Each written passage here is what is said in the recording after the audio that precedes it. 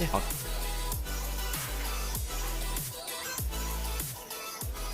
Welcome back to Norwalk Havoc Primetime. All right. Yeah. Round of applause.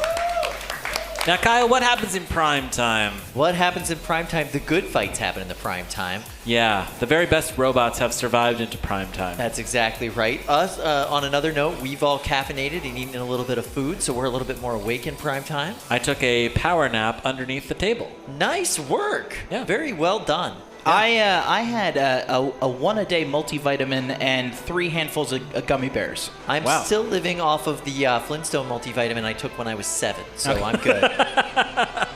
What was the size of that multivitamin? I don't know, but those things were hard to chew, man. Yeah. Those were difficult. Yeah, listen, back in the 80s, like, you know, multivitamins, very chalky. Very chalky, yeah. Yeah, and they were really just like, here, kid, we put some sugar in this. Right. Enjoy. Yeah. Now Chew it's that like, right up. oh, what is this, a gusher? Yeah. Now it's like a gummy. It's amazing. My kids will sneak vitamins, for sure. The world is so much better today than it was when we were kids. You know, and our parents said the same thing to us, and we didn't believe them. Yeah, good. All right. Nice. Yeah, so primetime, best robots, best fights. In primetime, at some point tonight, we are going to be crowning a winner of the 3-pound, 12-pound, and 30-pound brackets. That's correct. Now, very exciting, Darkside here is still in the brackets, still alive. You made it to prime time, buddy. You made it to primetime. That's amazing.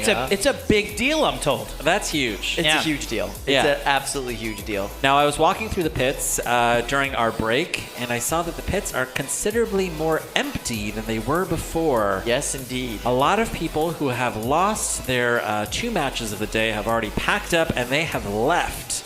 So where we started with 130 robots, there's maybe 60 left. Wow. That's very significant. That still means we've got a lot of fights to go through. If you've been with us all day, thank you so much for joining us Jameson again. Go there, checking out the gun show. There we go. Hey, Calvin. Yeah, there it is. Yeah. Now, we've got a little pause here in the action while we load up these boxes. Now, also, between here in the last 30 minutes, we've also replaced the floors in the Beetaweight boxes. Oh, yeah, they look beautiful. So I get a nice shot here for all of our sponsors. Our sponsors this month include Send Cut Send, Yep.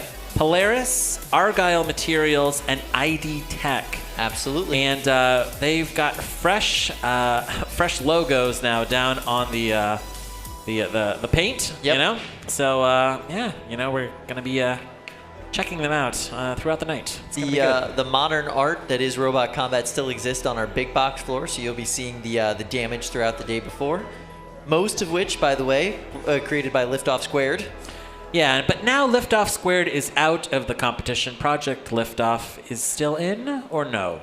I believe Project Liftoff Yeah, is Project still Liftoff in. is still in. They're in the loser's bracket, moving their way right along. Yeah, there we go. Yep. All right, it looks like we are loading into box 1 right now. Mantella versus Djem So. This is going to take a little bit of extra time because I don't see a cage manager here yet. They'll get there. But yeah, this is going to be a good fight. This is going to be a good time. Okay. All right. Yeah, we've got a little bit of time here. So let's kick it over to the YouTube live chat. First off, if you are watching on YouTube, go ahead and subscribe to the channel, like this video, and hit the notification bell. This is my first time ever saying that before. That is all your right? first time ever saying that, yeah. I watch a lot of YouTube, so I hear other people saying it. By the Smash way, that like button. yes, Smash that like button. Smash it. And Smash follow that us. notification bell. Follow us on all of the socials. We're at Norwalk Havoc Robot League. That's Yeah. at Robot Havoc Robot. Wow. Norwalk Havoc Robot League. I Here can we talk. go. I Yeah. can talk today. Here we go. That's on Instagram. That's on Twitter. That's on what's the one? TikTok? TikTok. Yes, TikTok and on the Facebook. So we cover multiple generations there. We've got everybody down. Hey, what's going on? Speaking of TikTok, Lindsay, she's the one that turned me on to TikTok, I got to tell you. Yeah. I'm not ashamed to say I love TikTok. There's a TikTok for everything. It makes sense seeing how Lindsay is the youngest out of the 4 of us. That's all true, right? yeah. I She still turned all don't of us- understand TikTok. She turned all of us old farts onto TikTok, so we really appreciate that. Yeah. It's like we'll just repeat what we did with Facebook with TikTok. Yeah. Okay. Good. Yeah. Yeah, we'll make everything for the olds eventually. That's the plan. So if we have any questions here in the YouTube live chat, feel free to drop them in, and Lindsay will feed them to us throughout primetime, because the action goes a little bit slower here as the field gets narrower and narrower. Yeah, for sure. Yeah. So if you have any questions for us, feel free to send them here in the live chat. Lindsay, how I you doing have a back couple there? from the last time that I've been holding on to. Okay. Good. Yeah, let's hear them. All right, so I think that this one is a really interesting one. It's from Jerry11. Jerry11 wants to know, what would you consider peak Norwalk Havoc? I've got one immediately in mind. Yeah? Yeah. Waterproof sealant. Yeah, that is peak Norwalk Havoc. Yeah. Which, by the way, I'm going to make this public. If Waterproof Sealant does come back in December, the full team, I will call you by your proper name the No. entire live stream. Stop it. The entire No, live you stream. won't. Stop Yes, it. I will. I am making that promise right now. I'm If not you going to come make that back, promise. That's all right. You've already made enough ridiculous promises for yourself. Yeah, this that's one's true. mine. This one's All all right. for me. We've got Cage 2 loaded up, and over there we've got Judge's Dream. I see Hunter Yankaskus. Now, Kyle, a fan of Judge's Dream, gave me this. All right? Here we go. I don't know. I don't have a sign. All right. We've got Judge's Dream versus Bone Collector. This is Loser's Bracket, round 4. Gosh, look how shiny that floor is. Wow. Excellent Good job, job, guys. Ed and Six. team. Yeah, that was 5, fantastic. 4, 3, 2, 1. Fight, robots, fight. You know, the problem with Bone Collector, robots don't have bones. Yeah, that's true. They have robot bones. It does look like a piece of black plastic. I believe that is from Bone Collector, is I now agree. laying there on the floor. Yeah, it got ripped right off. The mini-bot from Bone Collector looking okay, but it looks like it's driving in circles. Yeah. That mini-bot has not been a factor in Bone Collector's fights. No, and that's really showing in their win-loss record for this particular day. Yeah. Bone Collector's mini-bot was absolutely disintegrated earlier in the evening. And yeah, without that mini-bot, Bone Collector is really struggling to capitalize here with Judge's Absolutely. Dream. Yeah. Judge's So- Dream doing a great job, though, just picking pieces and parts off of Bone Collector this entire match. Bone Now- Collector still getting their one save. There's the one save for Bone Collector. Let's see if that weapon comes back. I don't even know if they can drive. It looks like their frame is a little bit boy. out of sorts, and they're not able to get. Yeah, there's no traction no. with those wheels. Oh, no. Oh, well, here we go, Hunter. Hunter is coming in to capitalize. During the break, Hunter came over to talk to Show us, motion. and he is just the nicest, kindest, Tap coolest out. kid. Wow. Yeah, Until big you fan. get him behind these sticks, and then he's just vicious. A killer. Yeah. Total killer. That's amazing. All right, so Judge's Dream, Hunter Yankaskus survives in the loser's bracket, advances to loser's bracket round 5, and Bone Collector will be going home early. Now loading into Cage 1, I see Mantella versus Djem So. Now Mantella is a Team WPI, Team robot, and Djem So, built by Aaron Taggart. And they are still working there on Djem So to get the robot ready. It's had a rough day. Now, Mantella is their old bot. Okay. Yeah, because their other one's Nutella. Wow. Wow. I was gonna say Mantella does sound like a spreadable, right? Like something you would put on crackers It's a or great, cookies. yeah, it's a great product name. Yeah. I don't know if I would really be into it.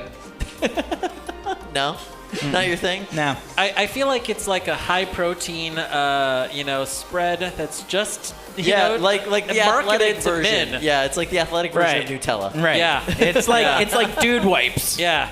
Do you want to put lard and bacon on your your toast in the morning, men? Spread Mantella. Lard and bacon? Yeah, you know, that's how you get the spread, Chris. I guess so.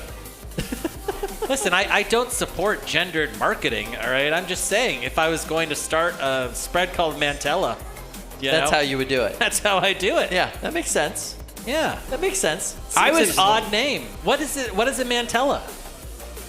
Is it like a frog thing? I mean, I have no thinking idea. maybe Ribot. We'll We have can to ask ask. Lindsay to Google that for us. All right, somebody go and Google what Mantella is. Let's see. Yes, I did. I guessed it. It was a frog. It's a dart frog from Madagascar. Interesting. All right, it looks like we're going to go over to 12-pound action. Oh my goodness, look at this. This is 12-pound sportsman action. Oh my goodness. Awesome. We've got Accident Tarkus. and Tarkus. Versus Accident. Who's driving Accident? Accident? That is a good question. I believe that is. Accident is driven by 7, Justin Smith, 6, while 5, Tarkus is 4, driven by Brandon 3, Bennett Young. 2, Hey, I know that guy. 1. Fight, robots, fight. Oh, good speed from Tarkus right out of the box. And this is a sportsman class fight. For those of you who are uninitiated, a sportsman class fight is no high kinetic weapons. We are trying to get control points on each other. You're trying to outdrive each other. It's a great way to practice driving, practice combat without breaking the bank, without breaking your bot. You could presumably go through 10 fights with sportsman class without having to do a single repair as long as everything goes right. Tarkus is a new build from Brandon, and I saw his build report online earlier this week. Looks like Tarkus, a total of 10 hours or so of design and build, and he's really seeing some good performance out of this fairly rapid build here. Wow, yeah, 10 hours. That's not a lot. I know, I heard from several sportsman builders earlier today that they were concerned about the axe on Accident, particularly because there's a lot of things on the top of your robot that you don't want to have hammered if you can avoid it. It's interesting. There's not a lot of throw on that axe, right? It's just kind of going right into that front tip of your robot. You really like it when there's, a lot of arm. Is that right, Kyle? Yeah, I want to reach the center of the bot. You know what I Yeah. mean? That's where all the juicy stuff is. Now, I would say, we saw earlier today the Casey Jeremiasons, right? And I think that they could have easily run 12-pound sportsmen, and I think it's pretty cool that they entered as 12-pound full combat. Yeah, absolutely. And that foam held up so well Yeah. in full combat. That was great. Yeah. I think if you saw a foam bot in 12-pound sportsman, Austin would just cancel 12-pound sportsman. You know what I mean? Like, we wouldn't see it ever again, I think you're probably right. Listen, Sportsman's a great way to fill up time. It's great fights. It's great driving practice, and we get to see some creativity from these builders. Yeah. I'm all for it.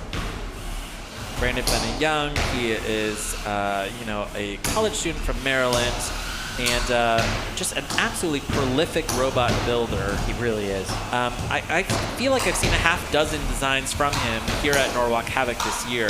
Oh, there we go. There we go. There's some aggressive tapping from Accident. Yeah. Good hits from Accident, and Tarkus looks like it might be dead. Brandon, what happened? Did that work? Yeah, I think it just got axed to death. 10 seconds left. Is it going to go to the judges? Are there judges for 12-pound sportsmen, or is it just us? Oh, there's definitely judges. Wow, okay, 2-1. That's the end of the match. Accident, bring that hammer bot over to the door. This one goes to the judges. Fascinating.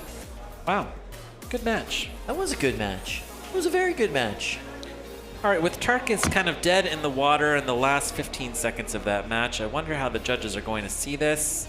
Let's start with Jack Tweedy. Yeah. Jack, your thoughts on this fight? Yeah, I'm going to go for Accident on this one. They had a lot of effective uses of their weapons, and it was definitely the only working bot at the end of the fight. All right, we've got one vote for Accident. Diana, your thoughts? I'm gonna go with Accident as well. All right, we've got 2 votes for Accident. How about you, Don? Yep, going Accident. All right, the aggressive taps ended up winning at the end of the day. Accident advances in the 12-pound sportsman bracket. Yeah, aggressive tapping for the win. Thank you guys very much. Appreciate it. All right. Thank you so much, judges. All right, so it looks like we're heading over into 3-pound action in cage 2. I see Alex Pezza over there. That generally means we get to see some Yes Chefery. It's like Yes Chef versus Hyena, losers bracket round 4. Now this is a surprising result for both Hyena and Yes Chef. These are two very well-driven robots. Yeah. Pretty aggressive, highly kinetic, weapons.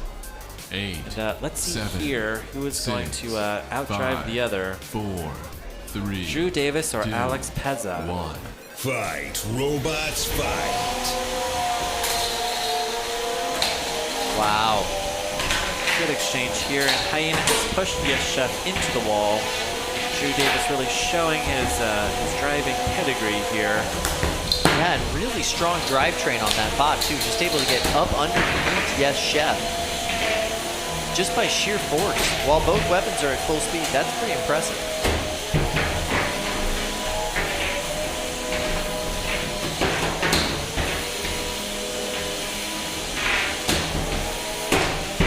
Oh yeah, good pop in the air from Yes Chef on Hyena. Hyena's found the side of Alex's robots. Yes Chef is now upside down. Doing everything he can to get away, get a better angle, come back at this problem.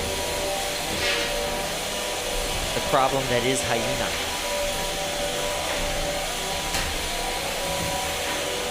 Hyena is pretty consistently getting around to the side of Yes Chef, although that is a big pop from Yes Chef on Hyena. It really was. I don't know if it's just the luck of the draw here, but Hyena keeps landing right back on its wheels, which is quite fortunate. And Yes Chef sometimes is finding itself on its head. Both these bots have been inverted half a dozen times each.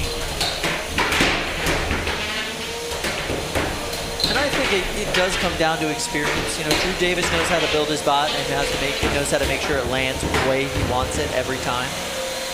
That's something you learn by doing these things over and over and over again. You know, we've talked about kind of the controlled driving of Drew Davis, and that really does, you know, it's basically kind of the opposite of Alex Pezza. I mean, Alex is kind of full send all the time. He is chaos incarnate, and I kind of love it. And what I'm seeing here is that, you know, Drew is able to modulate his driving. You know, he is considerably more aggressive in this match than we've seen with, say, Bison, for example. Yeah. Yeah, for sure. Just to keep up with that chaotic energy, he is definitely up the speed factor.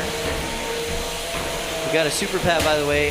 Go Ram Plan and a buddy business when real life Cosmo ? I don't know. That must be an inside joke, but I hope somebody got it.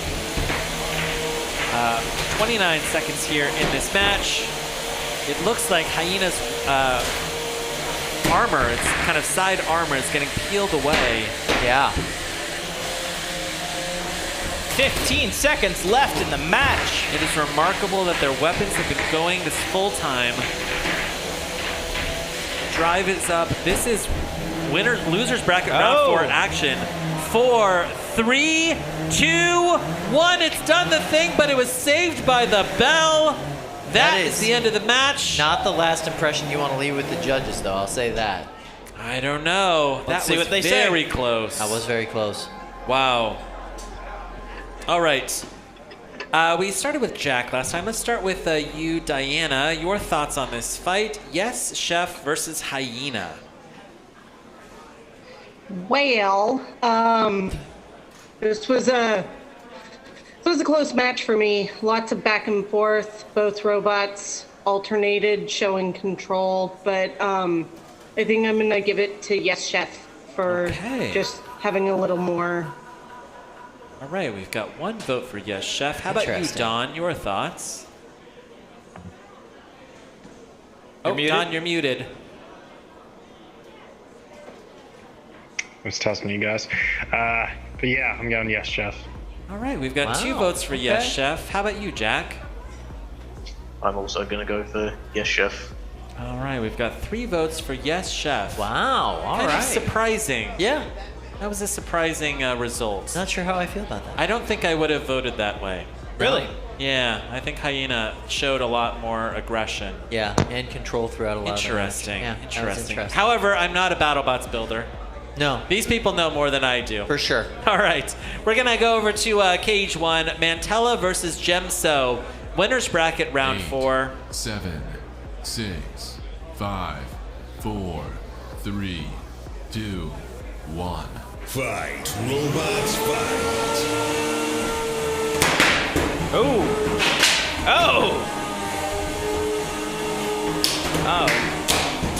Wow. Mantella just dominating this fight so far, hit after hit.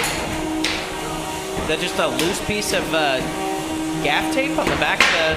I see a little bit of tape coming off the back of Djem So. Good eye, Chris. Now, Mantella so far today has just remained planted to the floor. Both of these weapons are fully operational. Mantella wants to get around to the back of Djem So. A little stuck there on that floor gouge. Is he able to go in, or what's he boy, doing? this is a fresh floor, Mantella. There is no excuse. Wow. He was waiting. He thought there might be a tap out, and he got one. Wow. Nice work. Why waste the energy if you don't have to? Well done, Mantella. Mantella survives in the winner's bracket. Djem So gets kicked down into the loser's bracket. Very impressive. That was awesome. Wow. In the chat, by the way, some fella named Castor Pezza, he's very excited for Alex. Interesting. Yeah, that's interesting. He's very excited. He says, yes, Alex. Go, yes, chef. Super excited. Same last name. Maybe there's some relation there. There might be. The internet's huge, Luke. Yeah, I mean, there's a lot of Pezzas out there on the internet. You think so? Yeah, of course. Yeah. Yeah, there's at least 2. That are big fans of Yes Chef? Probably 3 or 4. Probably. All right. We're going to go over to 12-pound action. The internet's practically a Pezza dispenser.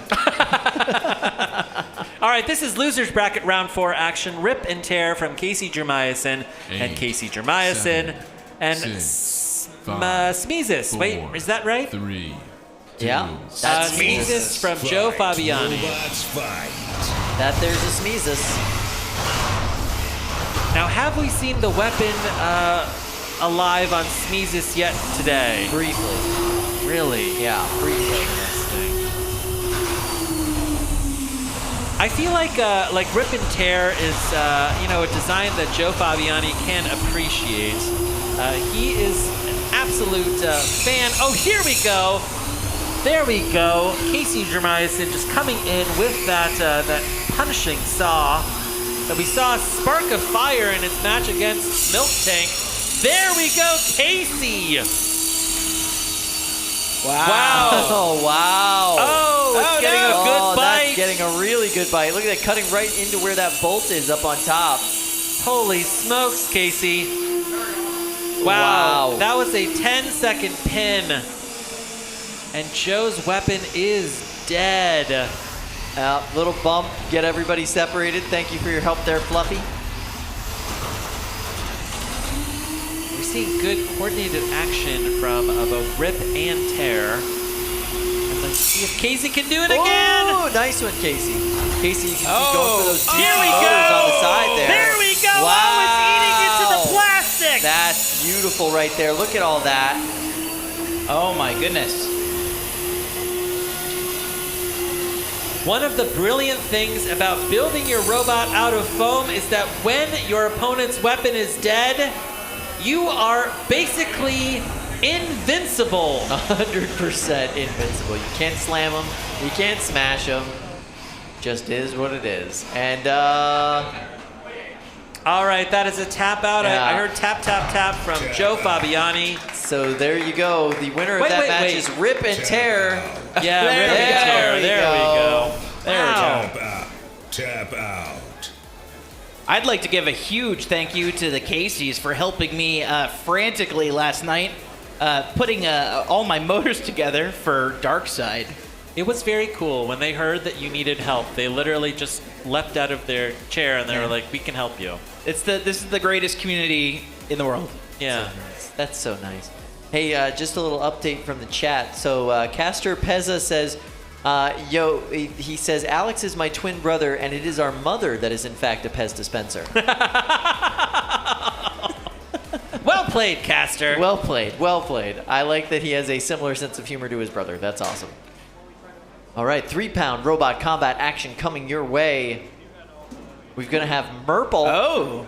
Murple versus 8, Pensive Prosciutto. 7, 6, 5, 4. These are two 3, circular-shaped 2, robots, circle-shaped 1. robots. Fight. Losers Robots bracket round fight. 4. One of them will be going home early. Pensive Prosciutto trying to get that ring spinner up to speed. I think this is one of the few times I've seen that ring spinner running today. It's really only been one other fight that they've had some movement out of it. Yeah. And it looks like it takes it a minute to get up to speed. Now Murple is not afraid of taking it straight to a horizontal spinner. Oh no, that doesn't bother them at all. Looks like the inside of the ring spinner is turning a little bit more than the outside. Yeah, that's not the way you want it to work. There we go. Interesting. 45 seconds down in this fight. Looks like the ring spinner might be dead. I think it might be. Now let's see if Murple can effectively lift here. Now I'm only assuming, I haven't asked the builder of Pensive Prosciutto, but I'm assuming that this is a 5-pound robot given its unconventional locomotion. So I can see why Murple may have trouble lifting it. Yeah. But really, I mean, we haven't seen much damage from Pensive Prosciutto in this match. No, this is going to come down to control and driving. And right now, neither of them can really get control of the other bot because, well, they're both circular. They both kind of roll off of each other as they make contact. And you can see Bryce trying to execute that lift. And just really, I think it may come down to a weight thing. Oh, and Murple has stuck itself under Bert. Oh. Interesting. Pensive Prosciutto a little bit of time to spin up. Pensive Prosciutto needs time to spin up, and Murple accidentally gave it that. A mistake that Murple was quick to correct. Yeah, Brycean Cask is here with Murple. This is his anti-horizontal attachment. 60 seconds left here in this match.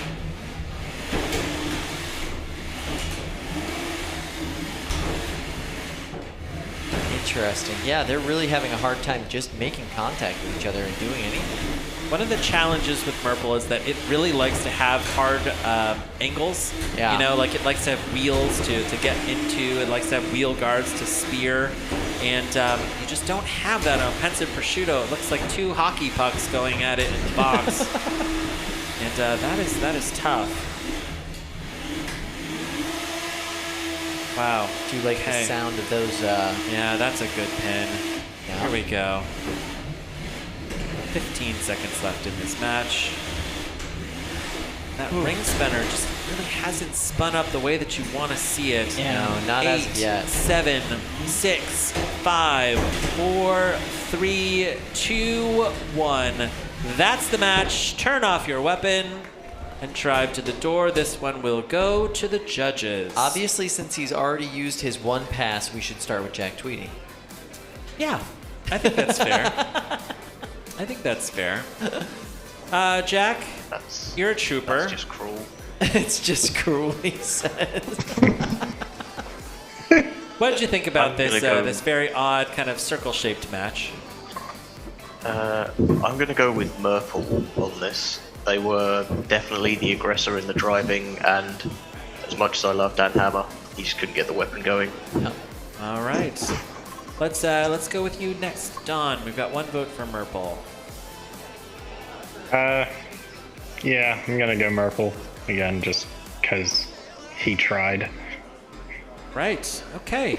You tried. He tried. Here we go. All right, Diana, your thoughts. Is trying enough for Diana? I guess we'll see. Murple versus Pensive Prosciutto. Sorry. I am also going to go with Murple. He was showing a little more aggression, and even though his weapon couldn't lift, Tap out. he was at least. It was not a tap out. I disagree with that. But yeah, I'm going to go with Murple. All right, we've got a unanimous judge's decision for Murple, Go, Murple, you tried! which advances in the losers bracket. This is our last time seeing Pensive Prosciutto for That's the right. day. Although I love a custom build, I love an ambitious build, especially Yeah. a shuffle build. Shuffle builds are awesome. I would love to see Pensive Prosciutto come back to Norwalk with a much more powerful ring spinner. I really do hope they come back and they ham it up. All right, we're going to go over to Cage 1. War Machine versus Red Hawk. Winner's bracket round 4. And, this is winner's bracket round 4. Red Hawk has had just an absolutely 7, dominant performance 6, here today. 5, 4, 3, 2. And they are facing a egg beater spinner here in War Machine. Yeah, War Machine has put on some great performances today.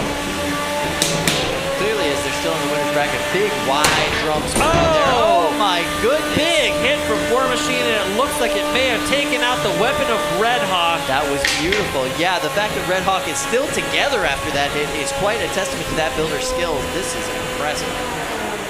Oh, there you go. That is a tap out. Red Hawk has tapped out. War Machine is your winner of that particular match. I am quite impressed. Wow, that was a big hit. All right. I was really impressed with the performance of War Machine there. Yeah, that was scary good. They're just getting better as this tournament goes on. Yeah. Now, Red Hawk has already qualified for the December finals. They have, Gets kicked down here into the loser's bracket. We're going to be seeing Josh, the builder of Red Hawk, at least one more time here in this competition.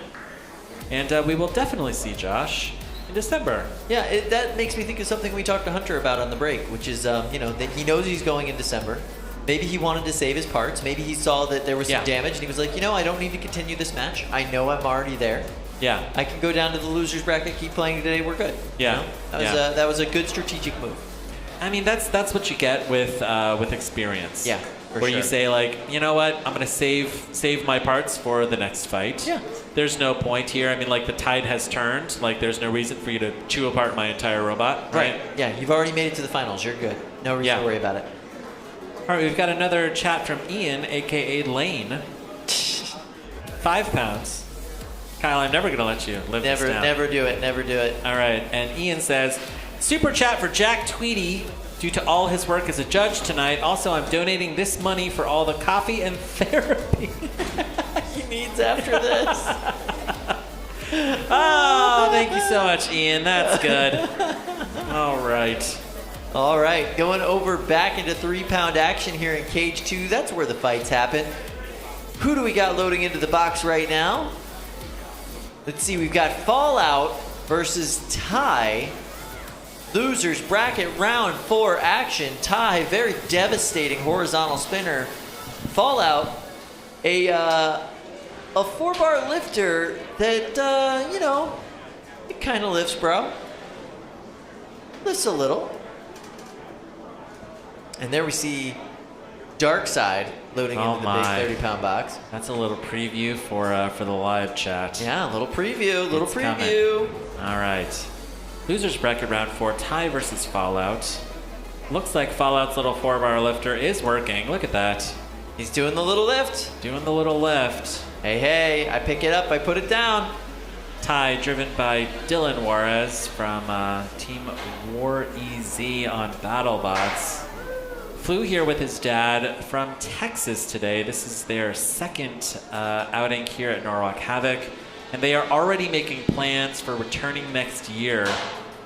They love this competition.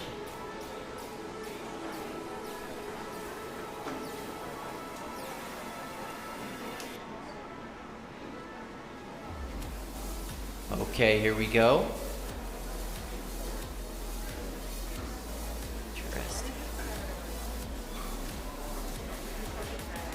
Sorry, we're having a technical difficulty in the control room. We're trying to get that fixed before we start this match. We want everything to go smoothly for these two competitors. Good. So, in the meantime, yeah. What'd you think about that little preview of our buddy Darkside? Well, I love to see that Darkside's lights are running, and I feel like the defining, moment was when you went back into the pits and helped him with his LEDs. They were working it out. They were figuring it out. Yeah. They had it most of the way there. Wow. Okay. And they have wrapped Darkside's plastic in red. Correct. And put the LEDs on the outside of the robot. yes. I feel like we are seeing iterative design in real time here. I think we're feeling they tried to get the LEDs working. They weren't sure if they could, so they went with the red instead, just in case. And then they got the LEDs working at the last minute. That's what I feel like happened. Interesting. Very strange. Okay. We'll see how it goes. Yeah. I wonder how the technical difficulties in Cage 2 are being worked out here.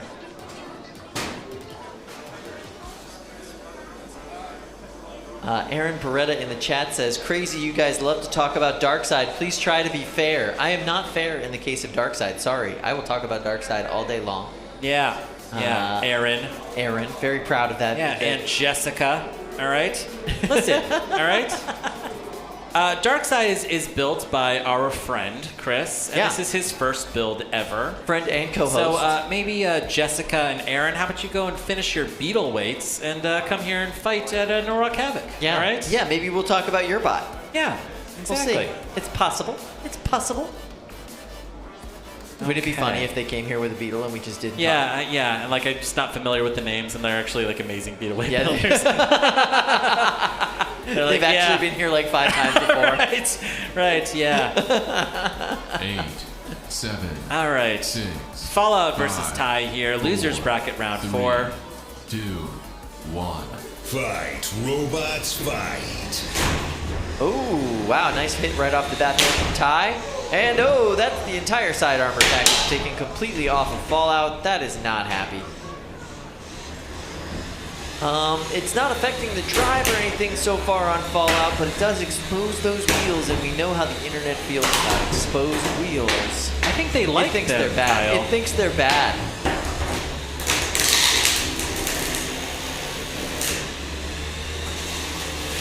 Wow, okay, chewing away the bottom of Fallout there. Ty is kind of having a casual match. Just taking the hits where it wants them.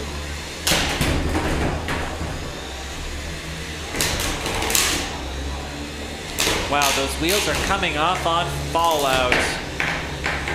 Wow, the left side of that robot does not look good. Ty is absolutely pulling apart this robot here. It really is. Losers bracket round 4. This may be the last time that we see Fallout. Will it die a valiant death here, Kyle? Quite possibly. Ooh, that was a big hit on Ty, and that was inadvertent. Let's see if Dylan here can turn his weapon into his opponent. There he goes. That's a big hit.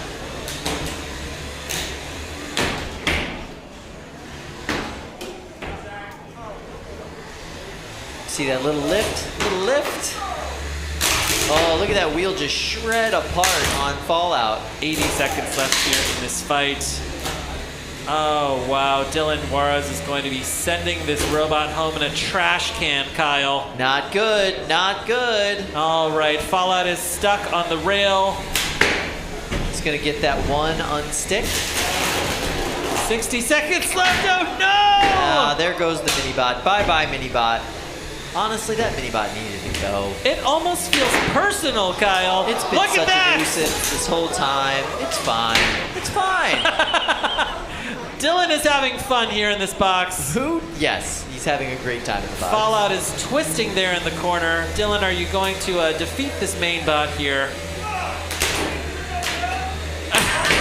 I just heard the driver of Fallout. I didn't hear no bell. Oh, boy. That is awesome. That is exactly what you want to hear. 20 seconds left. Oh, it is dead. It is dead. Look at that. Oh, my goodness. The armor is coming off. Slow motion. It's getting a show motion, but I think this one will go to the judges. I think so. Wow. And that is the end of the match, Dylan. Turn off your weapon. Knockout. Incredible. All right. Was that a knockout, or are we going to go to the judges' control? Looks like we're going to the judges. Yeah. Okay. He's yelling for judges. Yeah. Okay. All right, let's debate this one philosophically for a very long should we? time. Should we? Yeah. Or should we I don't just- know. It's pretty close. Should we raise hands? Yeah. Okay, we're gonna do this by hands. All right. All in favor of tie. TI, titanium. All right. We've got 3 votes for tie, Tank. and which advances And- with the unanimous judges' decision. To be fair, Jack's vote was for tie and milk tank. Don wants to say something. I was gonna tell Jack that Milk Tank wasn't in this match. It could have been. All right. He's aware, Was it? okay? All right. That was a judge's decision, unanimous judge's decision for tie. Yes. Dylan is doing great today. Very well today. That is Yes. a really well-built bot. It's a really well-driven bot. Very And as you well-driven. can see, it's a super destructive bot. They're gonna have to go in there with a shop vac to find all of the pieces of Fallout. Yeah, and Fallout's mini bot. Yeah, that was Yeah. gross. So we're gonna move over into 30-pound robot fights, I believe, next. Interesting. We had a little change up in there. Chris, what happened? Darkseid was in there. I saw Jack in there. I saw your opponent, but now Now Jack's there's no Jack. longer in there. Darkseid's no longer in there. What happened? Both bots had some last-minute adjustments to make.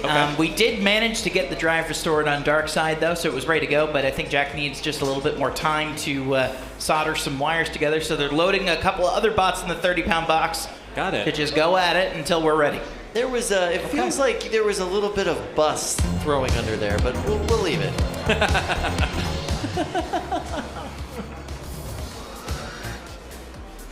All right, so we've got Tryhard versus SMEH. All right. This is winner's bracket, round 4. Ooh, that is Two- an interesting little rock, paper, scissors. Yeah. Yeah, two very, very well put together bots, two very powerful bots in this weight class. 2. Now you would imagine that if you had a Tombstone-esque bot, that it would not do well against a big chunky wedge like we're seeing in SMEH. It's true, but that is all UHMW on that wedge, and who knows what's underneath it.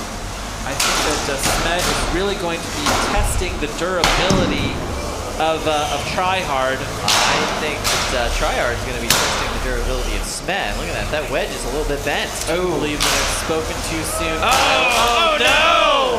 That's not Oh, happy. there's bits of plastic everywhere. And then Tryhard just dancing around SMEH, ripping pieces off. Just ripping the pieces off. And there's a tap out. Wow. Smart move on the part of SMEH. Tryhard did not have to try hard. SMEH's wedge was taunting and begging, its opponents to kill me. Yeah, bring it on. Bring it And on, I he think said. Tryhard just did. Yeah. Wow. Oh, boy. Okay. Tryhard remains alive in the winner's bracket. SMEH is going to be kicked down into the loser's bracket. Wow. Wow. SMEH. Interesting. Huh. I don't know. I feel like I can see a path to victory for Darkseid. I think you're right. Yeah, interesting. Yeah, it's that. It'll be a Tryhard with a vengeance. All right, it looks like Cage 1 is locked and ready to go. We've got War Hard.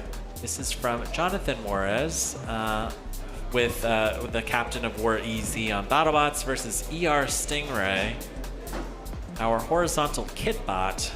Losers bracket round 4. One of these robots will be going home here in 3 minutes or less.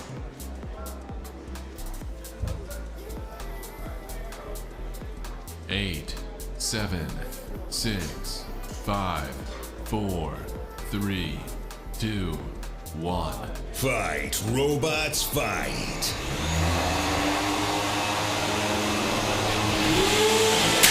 Oh! Huge hit from Warhard on ER Stingray. That is a good opening exchange. It really is. Jonathan is absolutely popping ER Stingray in the air here. And it looks like the weapon on Stingray could be down. Jonathan, just like his son, is also intent on killing the mini-bot. Oh, and the Minibot returns by high centering Warhard. Here we go, Minibot. That's a pin. Wow, that's a good pin. Oh! ER Stingray's come back around to the back of Warhard. Ouch. That is a 10-second pin. That's more of a pileup. Let's see if the weapon on Warhard will come back. Oh, boy. yeah. Wow, here we go. I love the carbon fiber on Warhard. It's such a cool looking bot. You can tell that the entire bot is custom. And it looks like one of the wheels, perhaps, on ER Stingray is a little lower than the other one. It's kind of at a strange angle, Kyle. Very strange angle. Yeah, it's not exactly facing the way you want it to be facing. It's a little off kilter. Yeah. Looks like it's kind of spinning there. Jonathan coming back, trying to finish off the job here with the main bot. The weapon on ER Stingray is down. The sound of the drum that you hear is coming from Warhard.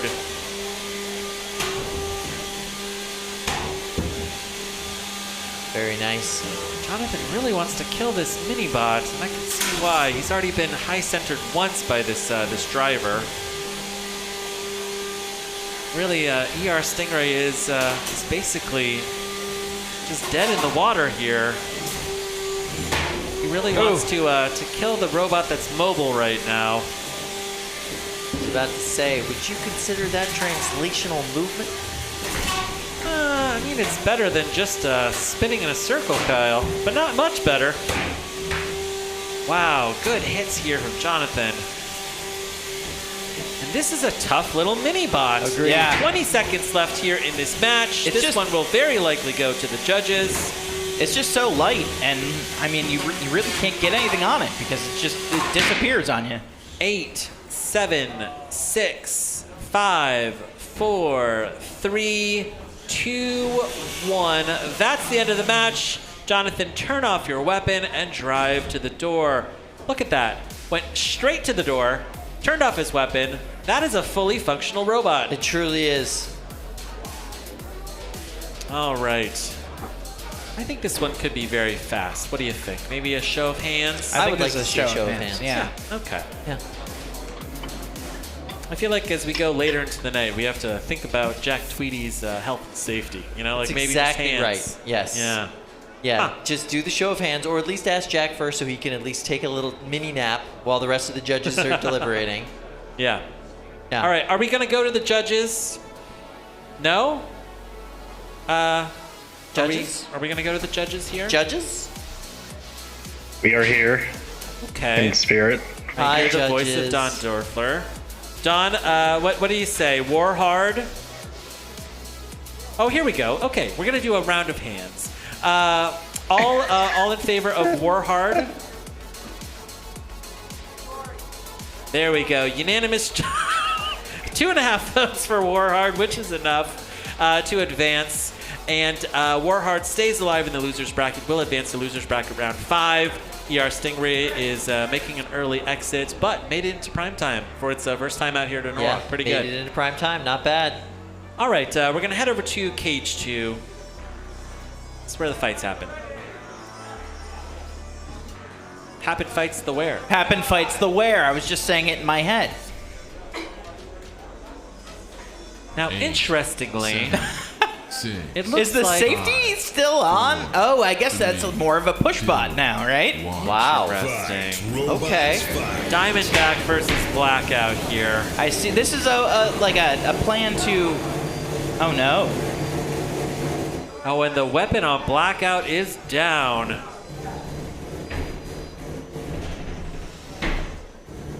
The weapon on Diamondback It's has just been sluggish today. It's happening. It's there-ish. Yeah. What did Jack Tweedy say about Corey Nason's bots today? The weapon's imaginary. Yes. Right? Yeah. It is imaginary. I agree. Yeah, but if the weapon is imaginary on Diamondback, it is non-existent on Blackout. I haven't seen that. Oh, here we go. Whoa! The second I said it. Yeah. It's like they were Sometimes trying to that's- prove you wrong. Yeah. Kyle, I manifested it into existence. Oh, that new floor!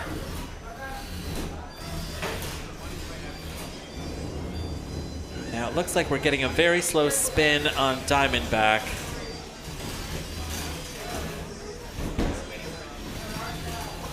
Ooh. Real weapons don't need judges, Kyle. This is gonna be at least the second time that Corey goes to the judges today. You know, accurately though, real judges don't need weapons. Oh, hey, there you go. See? Wow. Put that on the back of the t-shirt. You know? All right, 90 seconds left here in this fight.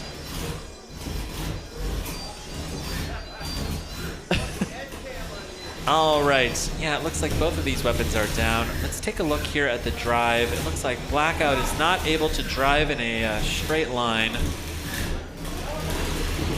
Yeah, this one will come down to just a pushing match. Oh, Blackout's weapon is back. Oh my goodness. There are chapters to this fight.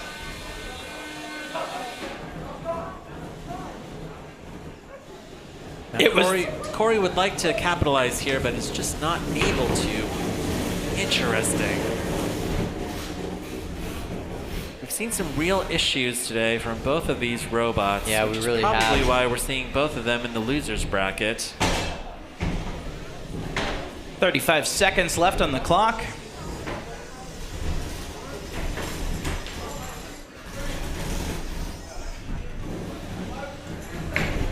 And you can see the belt just hanging loose on Blackout. That weapon is not coming back. Diamondback with 20 seconds left is going to need to show some pretty impressive driving here. Show motion. Ooh, we're getting a show they could motion. Be saved Whoa! by the bell. Let's see how this goes. Wow, referee's a little hot on that button. Here we I kind go. of agree, though. I have to say. 5, 4, 3. Knockout. Wow, that's a knockout. All right. With just Okay. a few seconds left. Wow. Diamondback is limping into losers bracket round 5. Hopefully Corey can get that weapon running. And Bert had some issues with the minibot there at the end. Did you see that? All right, we're headed over to 12-pound robot combat action. Oh my goodness. Kyle, What'd you see? What'd you see? it's Ram Plan. Ram plan. What's the plan, Kyle? The plan is to ram, and they're going to face Tuskin Raider, yet another Star Wars themed bot. Ram Tell Plan. me something, Chris. How do you feel about sand? I hate the sand. It's coarse. It gets everywhere. All right. Versus Tuskin Raider. Tuskin Raider is built by Sawblaze Captain Jameson Go, who dusted off this robot. This is an older design that he's run elsewhere. 8, Here. 7, 6, And 5, Ram Plan from 4, Business Cat. 3. It's an older code, sir, but it checks out. Fight. Robots fight. So this is a tiny little copy of a former BattleBot named Razorback, which was in the first 2 seasons of the ABC reboot.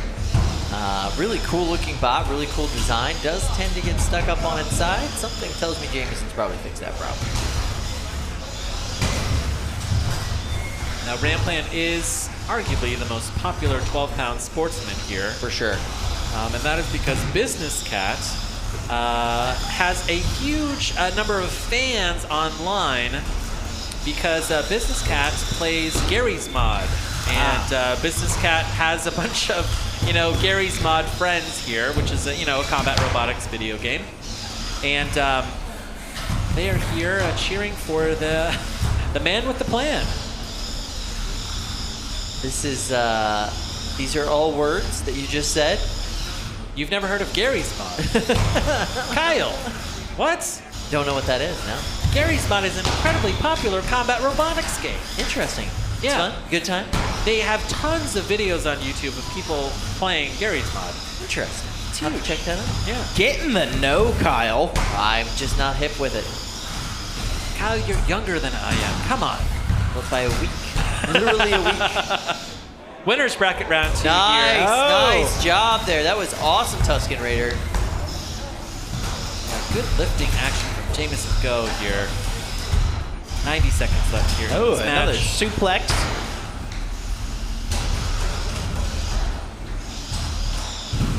Oh, good pin there. That's a good spear. Oh, wow. Tuskin Raider really doing some great work here in the back half of this match. Oh, my good pushing power, too, from Jameson Go and Tuskin Raider. Whoa. 1 minute left in the match. One of the most remarkable things about Ramplan is how that arm just can take so much abuse. It can lift two 12-pound robots at once if it wanted to. Yeah, it could. I would imagine that arm would get bent out of shape, but Business Cat really knows what it's doing. Here we go, Tuskin Raider. That's another good lift. Oh, this one's going to be tough for the judges. I hope that they've been paying attention. Wow. All right, Ramplan is on its head. Is it able to self-right? Will Tuskin Raider do it for it?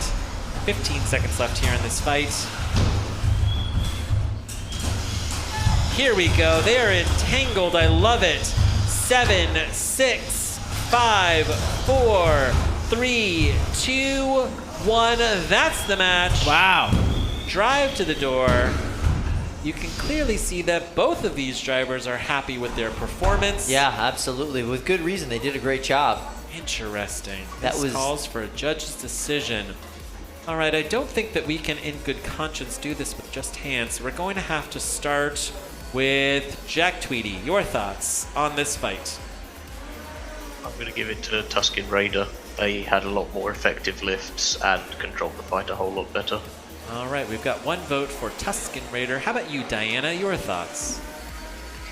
I'm also going to go with Tuskin Raider. They had more effective lifts, and it looked like Ramplan lost a drive on one of its sides toward the end, so I'm going to go with Tuskin Raider. All right, we've got 2 votes for Tuskin Raider. Don, your thoughts? Yeah, I'm going Tuskin Raider. He had more flips than the damage on the drive side for Ramplan. All right, we've got a unanimous judge's decision for Jameson Go and Tuskin Raider, who remains alive in the 12-pound sportsman's winners bracket. Yep. Ramplan, though, gets kicked down into losers bracket. We will very likely see it again. For sure. Yep. And Business Cat's fans, just stick around in the YouTube live chat. We love having you there. They're already there. Nice. They're very excited to be there. Yeah, I think they're also very excited that you just called Gary's mod a combat robotics game. Yeah, they all think that's really funny. What is it not a combat robotics Well, I game? don't know. You tell us, Luke. Yeah, you're the hip young kid. Tell us what's up. Yeah, it's a combat robotics game. It's like a mod of an existing game. That's like saying The Sims is a game where I can pick out curtains. 6, Oh, wow. 5, Okay. 4, All right. 3, I can also create a pool that doesn't have a ladder. All right, we're going to go over to Cage 1 here. Stoneforge versus Voxel, the losers bracket round 4. Wow, Stoneforge throwing out big hits right off the bat, showing some really great control with their drive. This has been an impressive robot so far in this tournament. But look at these hits. Voxel version 1 taking these shots just fine, but man, there's a lot of them.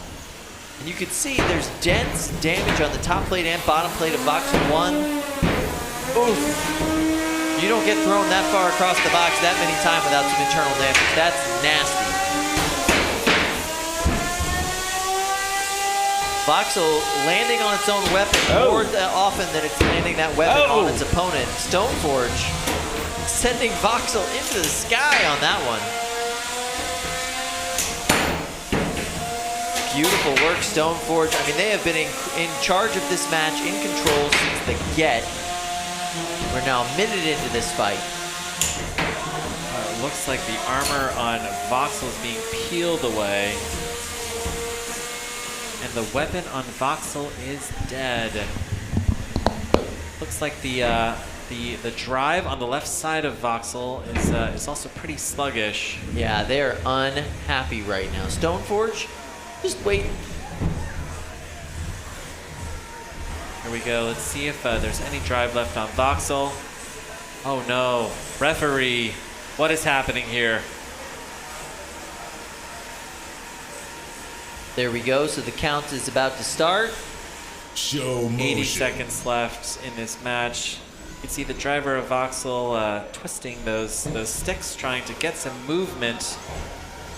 But it looks like the drive Show motion. is that translational motion. All right. That is a knockout. Knockout. All right, Stoneforge advances losers bracket round 4, and Voxel V1 will be going home. All right, Stoneforge having a great second life here in this tournament. That's really good. So what do you think? Do you think we're actually going to get to see that dark side fight coming up or no? I think so. Really? Yeah. I'm looking forward to it. Yeah. Okay, wow, here we go. Oh, I'm seeing it. Kyle, look over here in the big box. What are you seeing over there? Darkseid versus Jack. It seeing finally happened. LED lights that are supposed to be inside of a dark side on the outside? It's incredible. I like Good it. job, Kyle. Hey, I just helped a little. They did all the work. All right, we've got a shot here of what I believe is Djem So. Yeah. Yep, there we go. Little wave from Djem So's builder. Got Brandon Bennett Young there in the back. Working with, hard. Battery bag. We are going to head over to Cage 2, it looks like. I'm excited about Cage 2. It's where the fights happen, A, but B, we get to see Spartan again going up against Apex Predator, winners bracket, round 4 action. 6, Both these bots had a 5, really fantastic 4, showing today. 3, 2, Going deep into the 1. tournament. Fight. Robots fight. Here we go. Oh! Wow, huge hit from Apex Predator on Spartan's mini-bot. Wow. Spartan managed to remain squared up with its opponents. Both of these robots are being thrown across the box. Oh my goodness. So many robot parts flying around this arena, and we just started. Spartan is upside down, while Apex Predators remain on its feet. Wow, okay, that mini-bot is gone. Yeah. Now, is Spartan capable of driving Show out of motion. the I don't think so. out of this corner here? It looks dead. Spartan is being counted out. 2-1. That is a Yeah, they tap out tapped from right out. Spartan. Wow. Okay. Johnny So- Sumpas is going to be kicked down into the losers bracket. We're going to see Spartan at least once more today. Yeah. And Spartan has taken out some major opponents in the winners bracket, and we're going to see it in losers bracket round 5. All right, on over to the big box. 30-pound action. Oh, it's a glowing red Darkseid versus Jack, the lifter from Northwestern University. As you can see, they got rid of the titanium wedge on Darkseid, and they added lights. Kyle, what do you think? I think it looks great. It's a beautiful I wanted to robot. read this from the chat real quick. This is from Arcadian. First-time viewers discovered NHRL today. Watching it with my 9-year-old son Connor in New York. Loving it. Will be coming to your awesome event in February. Amazing. You guys are great. Thank you so much for joining us. I'm glad that you guys are having a great time and watching it as a family. That's Thanks, awesome. Arcadian. Thanks, Connor. Amazing. That's really cool. All right, looks like Cage 3 is ready to go. What are they doing? They're getting everything ready. Jackson, did you already hit the button? Which button? Losers bracket round 3, here we go.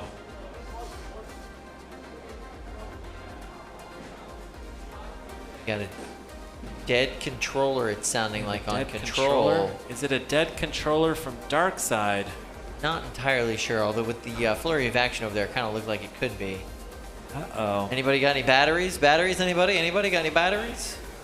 Wow, that is a rookie mistake. All right. We're going to pause the action here in the big box. I saw Seth go running off into the green room trying to find a battery very quickly. And I believe we are going to go to see one of our advertisers. Good. Yeah. All right. Good. Let's do it. Maybe?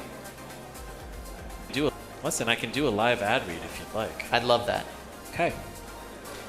All right, this hour of Norrock Havoc action is brought to you by SendCut Send. For laser cut parts in metal, plastic, or composites, check out sendcutsend.com. No minimum quantities, free design feedback, and instant quotes. All made here in the USA with free shipping anywhere in the USA. Thank you so much, SendCut Send, for sponsoring Norrock Havoc this month. Gotta appreciate that for sure. All right.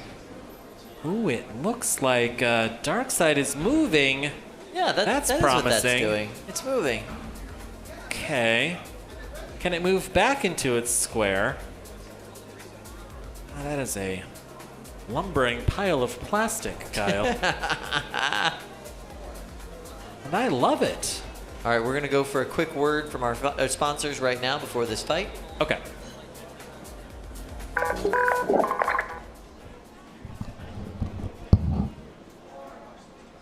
At Polaris, we build winning teams, where everybody plays a part and moves the ball forward. So if you want to work with people who pick you up in defeat and lift you up in victory, who relentlessly challenge the industry, their peers, and themselves to be better, and constantly open doors to greater learning, collaboration, and success. Work inside the company that thinks outside.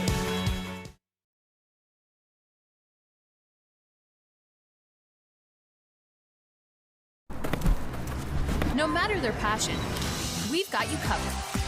Whether it's one-on-one tutoring or in a small group program, ID Tech provides online experiences they'll actually enjoy. Enroll now at idtech.com/TV. All right, Kyle, we're back to live action here. Glad to be back to live action. We're going to be heading over into the big box. We're going to see some 30-pound action here coming up. Looks like we've got fights ready to go in several arenas, so we're going to be popping on through it here coming up. Jack, sort of a sportsman-style robot. It is a titanium wedge lifter. Not a flipper, but a lifter. And then this is Darkseid. What happened to those wheels? 7, Those 6, front wheels. 5, 4, Perhaps 3, they had to make weight. 2, Who knows? 1. Fight, robots, fight. Okay, I don't see the weapon on Darkseid. That is concerning. Yeah, I'm curious as to how Jack's gonna flip Darkseid. Darkseid's a little floppy. Can Darkseid turn at all? A little bit. They gotta do that forward and backwards thing to do it. You know what I mean? This is like a 19-point turn here. Yeah. Oh, there we go. Nice move, Jack. Nice move. Let's go, Jack. Yeah, I wish I saw that weapon on Darkseid. Jack is not a flipper, or not a... Jack is not a flipper. Jack is a lifter. But that is a very aggressive lift, I will say. It moves very quickly. Is the weapon coming to life on Darkseid? It is! Oh, yeah. Huge reaction from the crowd. Oh my goodness! Barely missed it there. Oh, Darkseid's just become very dangerous. It's definitely dangerous. A little sketchy. Oh no! Reach out! Oh. Huge hit on the top of Jack. And then weapon back up to speed on Darkseid. Jack still waiting to get a good opportunity on one of those wheels. Oh, the wheel is gone on the right front side of Darkseid. Yeah, if Jack just hides in that corner right there, Darkseid can't get to it. But question, can Jack move? Oh, yeah. That's a good question for Drew Davis. Yes, that Jack can move. Shamooshin! Oh my goodness! Looks like Jack got wedged underneath the side panel. Jack is not showing motion. Chris may have just won his first fight at Norrock Havoc. That is amazing.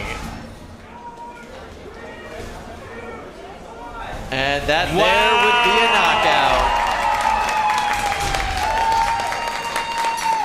I'm gonna point this out. Your friend Chris, my friend Chris, yeah, just beat some kids from Northwestern. Yeah, that's pretty good. Yeah, Chris barely graduated high school. Wow, that's great. That's awesome. Very well done. Very and well high fives done. all around. Wow, Team Darkside. All right, they've advanced here. Losers bracket round 3. That's a pretty legitimate win there. Amazing. Amazing. Yeah, amazing. That's really funny. All right.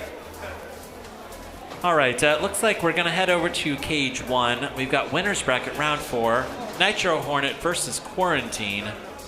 These are 2 undefeated robots. They've been fighting now for the last 8-9 hours and have not yet lost a match. And one of these robots is going to get kicked down into the losers bracket in 3 minutes 8, or less. 7, 6, 5, 4, 3, 2, 1. Fight, robots, Good spin up right out of the box with Dylan McCarthy and Nitro Hornet.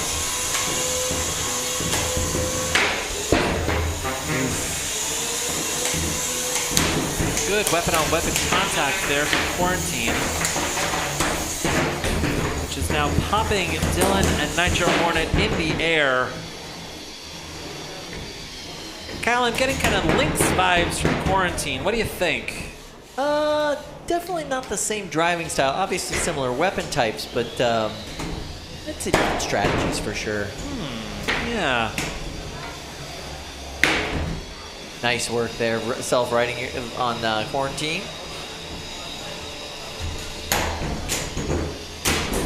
Wow, good hits here.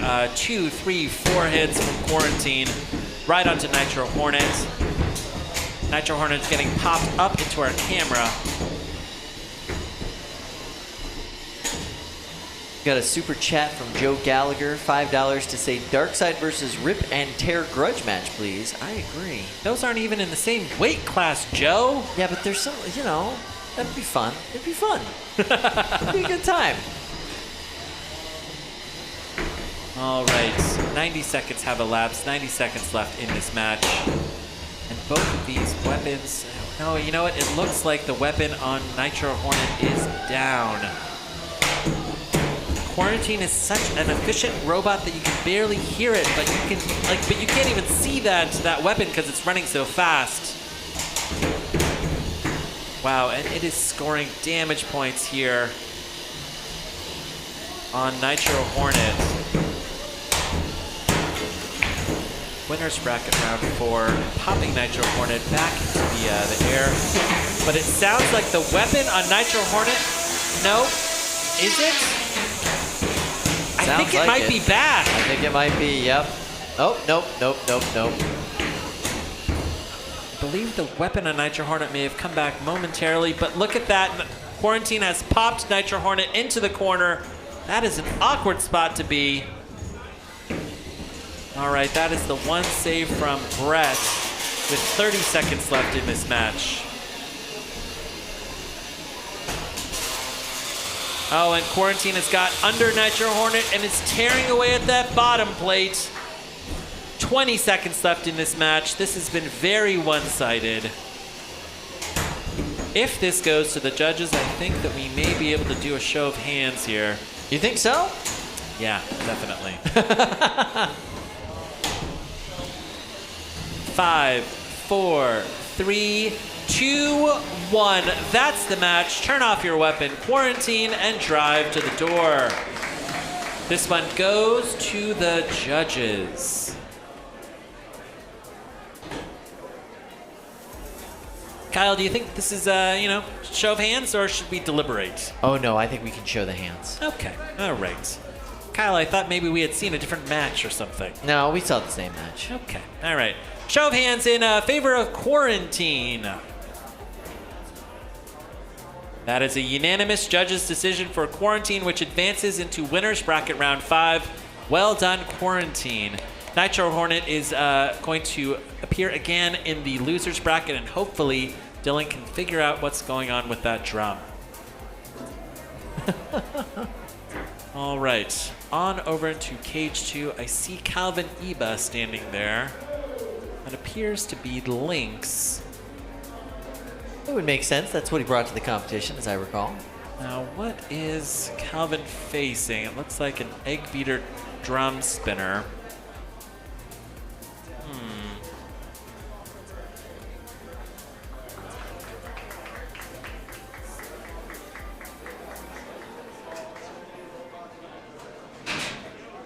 I think that this is our last call for merchandise up at the merch table. Oh, interesting. Go If get you're your in the merch. audience and you're like, oh, wow, I really love these NHRL shirts. I really want an NHRL hoodie. I want a wanna, Voxel shirt, you know what I mean? Buy a Voxel shirt. This is your last chance to go check out merch and, yeah, support the league. All right, heading over into Cage 2.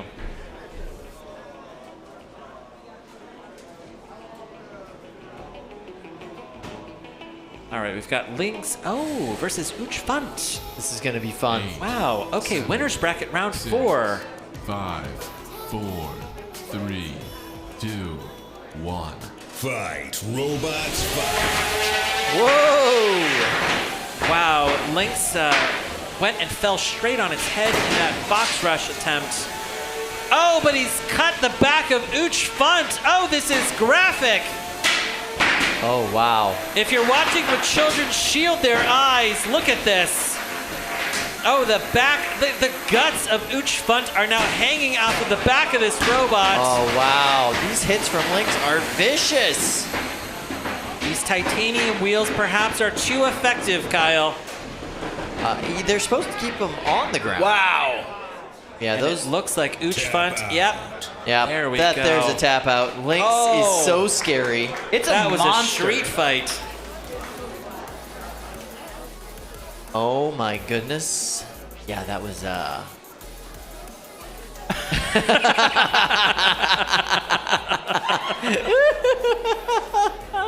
I'm so glad that those photographs are just making their way around today, Luke. Yeah. I hope that's a T-shirt in December. I'm delighted. This is great. Yeah. All right. Okay. We're gonna go do some 12-pound appreciate robot it. fighting action with or without Luke's face on it. We're not sure yet. We'll find out when we get in the box. We're gonna have Necromancer going up against Rip and Tear. Wow. This Losers is bracket round 5. an interesting combination of folks. All right. 8, 7, 6, 5, 4, 3, 2, 1. Fight, robots, fight. Necromancer built by Zach Grandy, who was here with his friend from the University of Buffalo, but it looks like the weapon on the Necromancer is dead. Dead on arrival. Nice. Will this be an opportunity for Casey to come in and capitalize and start cutting apart the top of this robot? It's quite possible. And what Casey needs to do is work together with the other Casey and pin the Necromancer so that he can come down with this big hammer saw. I think it's just a saw. I don't know. I think really- everything's now a hammer saw, Kyle. Now that's a good pin! There we go! Good shower of sparks there. It Wow. moves very slowly. I think that Rip and Tear might be qualifying for the 12-pound bracket in December. I think you might be right. I mean, like, they have been going through this loser's bracket. Incredible, and look at that. Wow. Just sinking that hammer saw straight into the top of the Necromancer. There is just so little any type of drum can do against that kind of armor. Well, there's so little that a drum can do if the drum is dead, Chris. Look at this. The Necromancer's drum is totally down. This is the luck of the bracket. They've faced opponents that they've been able to defeat here. Well, I mean, your bot's going to have a little bit more longevity when it's packed in about 5 pounds of packing foam. Yeah, that's true. That is true. I mean, honestly, you could ship this bot as is to Right. China. Yeah, just throw that in a cardboard box. Ship it anywhere you want in the world. And it'll come out totally ready to go. Probably the Yes, battery ready would to stay go. charged.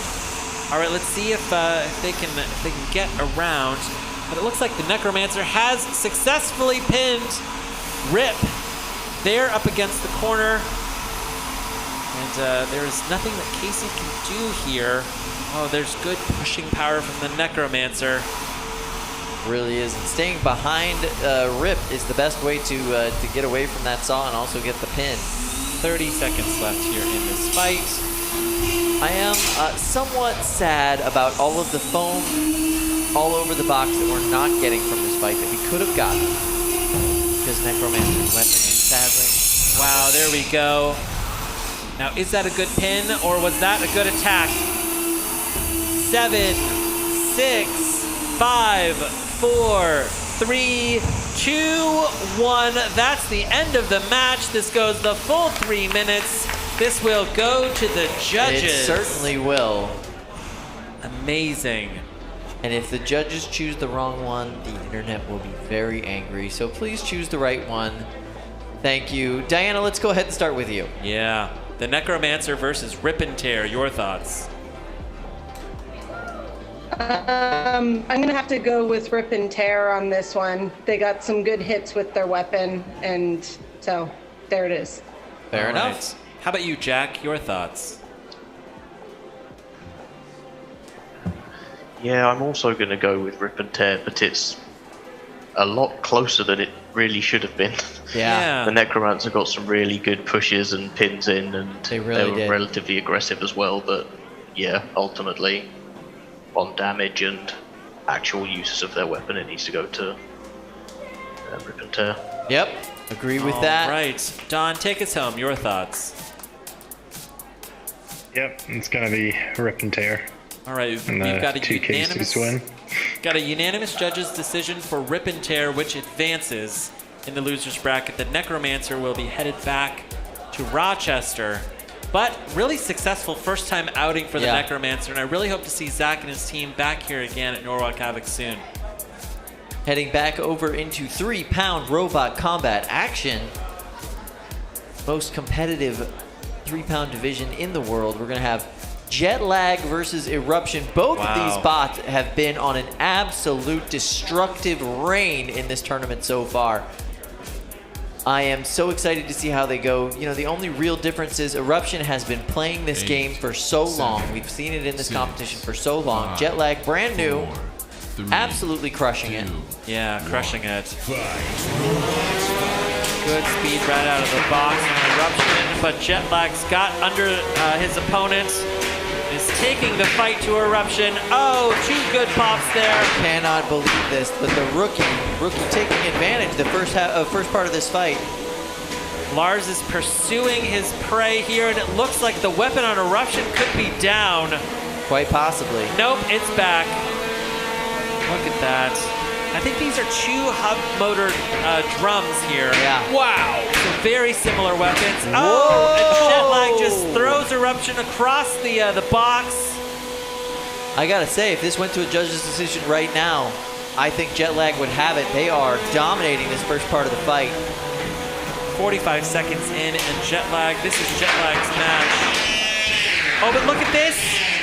Is Jetlag, oh, it was doing the thing momentarily, but Eruption came over and very helpfully helped it down.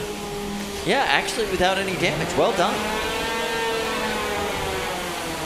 So it looks like the left side of the drive on Jetlag is not working. That does change the calculations of this match quite a bit. Yeah, it does look like 1/2 of the drive on Jetlag is impaired. Eruption, well, now Eruption's upside down, but they were 100% operational before that happened to them. It is gyro dancing and gyro walking for Jetlag from now on. We'll see how that changes this whole calculation to who's going to win this fight. Now Lars, the driver of Jetlag, is trying to use this this one dead wheel and still try and engage, which is incredible. Looks like very challenging. Do you think the weapon on Eruption is down? Will it come back? Kyle, let's see. I'm pretty sure it's down. I don't see anything happening. The weapon on Eruption is down. This one might go to the judges. This is going to be an interesting one for them to call. Look at all this debris inside of the box. This has been an incredibly destructive match. The weapon on Jetlag is still running. Wow. That's a good pin from Eruption. Eruption can hold that pin for 10 seconds. I gotta say, I'm very impressed with with Lars's gyro dancing driving with this bot. It's not easy to do. He's still able to keep that weapon mostly towards his opponent. Wow, and this is showing a bit more control too. I mean, it's hard to show control when one half of your drive is dead. He's doing everything he possibly can. This is his first beetle weight. Yeah. This is his first beetle weight, his first time at Norwalk. I mean, this is just very impressive driving. You know, up against a veteran like Eruption. 8, 7, 6, 5, 4, 3, 2, 1. That's the match. Turn off your weapon. Jet lag.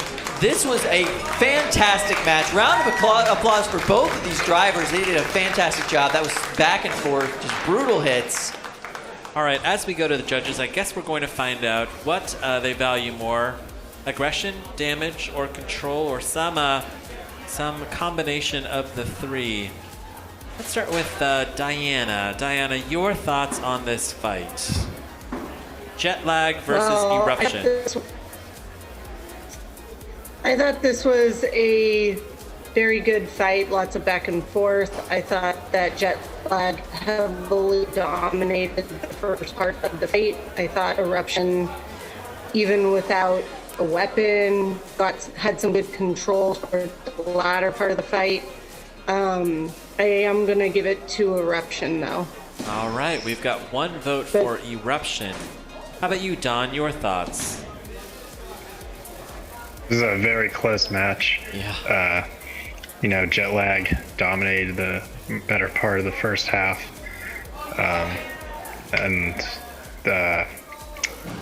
Eruption tried to come back. Well, he did come back at the very end. Try using strategy to get around him. I'm gonna go Eruption. Okay, we've got 2 votes for Eruption. Jack, your thoughts? I'm also going to go for Eruption. They were a lot more aggressive and had complete control of the fight once their weapon had gone down, and they just didn't really give their opponent a chance to do anything. All right, we've got a unanimous judges' decision in favor of Eruption, which survives winner's bracket round 4, and we're going to see Jet lag and Lars Elliott kicks down into the losers bracket, so we will see him at least one more time. Let's see if we can get the drive working on that robot for his next match. Congratulations to Eruption. That was a hard-fought victory. Yeah, that was really a slugfest. Yeah. These are the kind of fights that we want to see here in prime time. All right, we're going to head back over into the larger arena for some 12-pound action. I like the 12-pound logo. It's nice. We're going to see... Wow. Okay, never mind. We're going to see 12-pound sportsman action. So we're going to see Accident versus Draconid. Draconid, of course, is built by Seth Schaefer, one of Bloodsport's team members on BattleBot. Draconid, it's got a undercutter saw on one side and a wedge on the other. In this case, it's got the forks on the other. Saw is not allowed to spin at top speed. Oh, and the saw is gone. It's gone now anyway. So, did you steal all of his Loctite? Oh, my bad. I'm sorry, Seth. All right, we've got some good hits there from Accident. And really, without that saw blade, Draconid is now a push bot. And an effective one. Facing some pretty aggressive tapping from Accident. That's what Accident does. Aggressive tapping.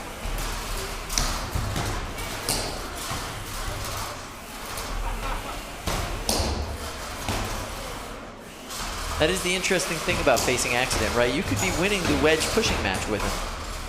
But he's still scoring points with the aggressive taps. For they are so aggressive and so tappy. Yeah, but good pushing power here from Draconid. Just really showing that it's got some good drive motors here.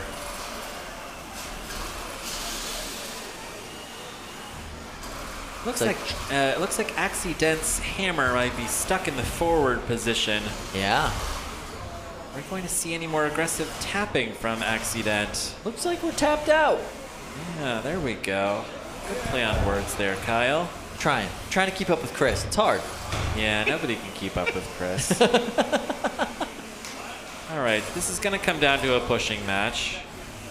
70 seconds left here in this fight.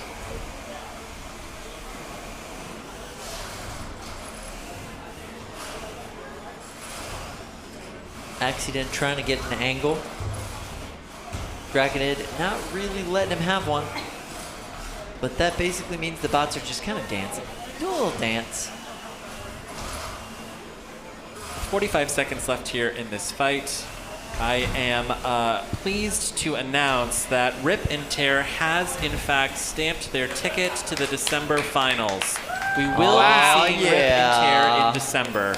That's incredible. awesome. No matter what happens in the rest of that bracket. Now, Gil, I would love to get a running tally of all of the robots that qualify as they do. I know that 12 pound is already pretty far along. And yeah, I know that we're also going to be stamping some 30 pound tickets here too. 10 seconds left here in this match. Draconid versus Accident. 6, 5, 4, 3, 2, 1. That's the match. Drive to the door if you can. This one goes to the judges. I feel like all sportsman class matches basically go to the judges, don't they? That's the point. Yeah. Literally the point. Yeah. All right. Well, this was an odd one. It's a sportsman class, so, you know, we're just doing it for bragging rights. That's true. Maybe we can start with Jack. Your thoughts on this fight? Yeah, I'm going to give that to Accident. They got a lot more use out of their primary weapon and they got a couple of pins in, and so there's not really any other way I could give it to Draconid. All right, we've got one vote for Accident. How about you, Don? Your thoughts? Yeah, both bots lost weapons, pretty much, and then Draconid couldn't really capitalize, trying to control the match, and then at the end, Accident used its hammer as a pull to control the match. So I'm going Accident. All right, we've got 2 votes for Accident. Diana, your thoughts? Make it 3 votes for Accident. I agree with what Jack and Don said. The aggressive tapping and the aggressive jousting at the end sold it. All right. Aggressive jousting. I like that. The Hammerbot Accident survives into winner's bracket round 3, while Draconid gets kicked down into the loser's bracket of 12 pound sportsman. Interesting. Very, very interesting. All right, we're going to head over to Cage 2. Back to the Beatles. Oh, we're going to see some fun action in Cage 2. So we've got loaded into Cage 2 Bison and Anger Management. Wow. Whew. Okay. Once again. Yeah, the mini bot of Anger Management is running my face. I don't know how I feel about this. It's face armor. Yeah, there we go. Please keep that mini bot alive. And Anger Management, of course, the miniature version of Tantrum from BattleBots versus Bison, run by Drew Davis, 7, Pain Train team 6, member Drew 5, Davis. 4, 3, 2, 1. Fight, robots, fight. That's an awful lot of mini bots here against one control bot. If this punching arm can work, we may see a squash match here. I think you're right. Man, that is a really nice and low fork that is coming off of Anger Management. They're able to get right underneath Bison's wedge, no problem. Oh, I saw some pretty incredible hits in the test box yesterday. Oh, there we go. Nice. From Anger Management, that punching spinner is absolutely effective. Oh, yes! and hitting Bison onto its head. Can Bison self-right? Not from that position. We've seen this many times before. They get stuck in that position and they are not able to self-right, so they got some help. Bison is up against the rail, and Anger Management is coming in to help it down. A little friendly fire, and Luke's face seems to be a little bit marred there.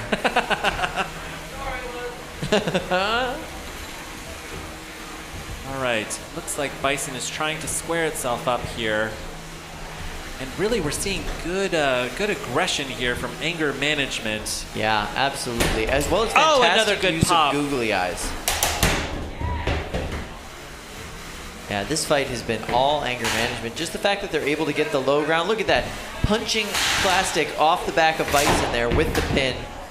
That's beautiful. Plastic and vinyl adhesives going everywhere.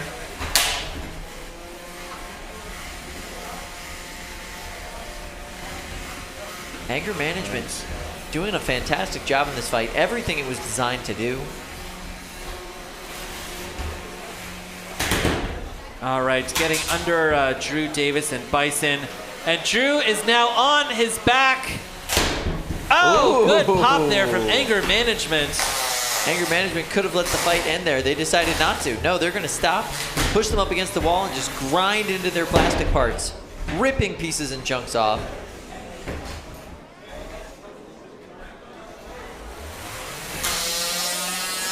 "45 seconds left here.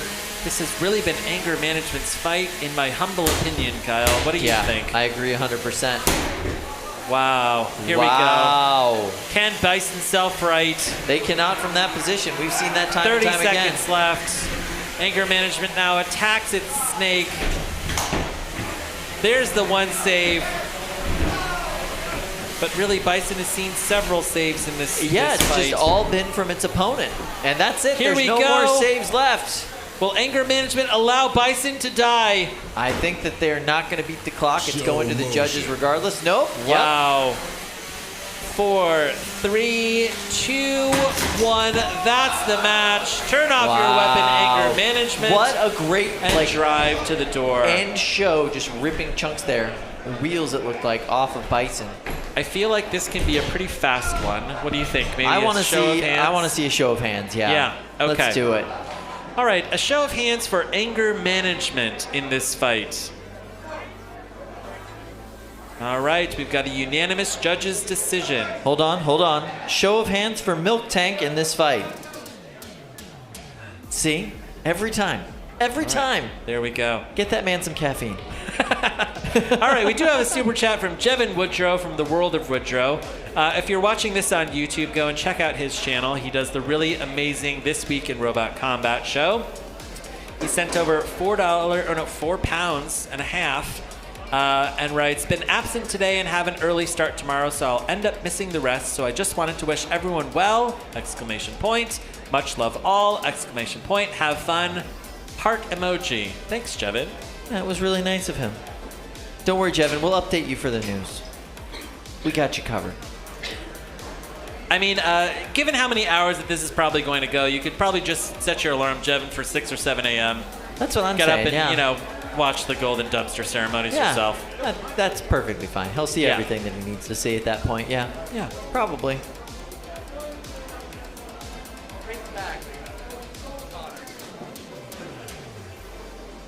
I love it.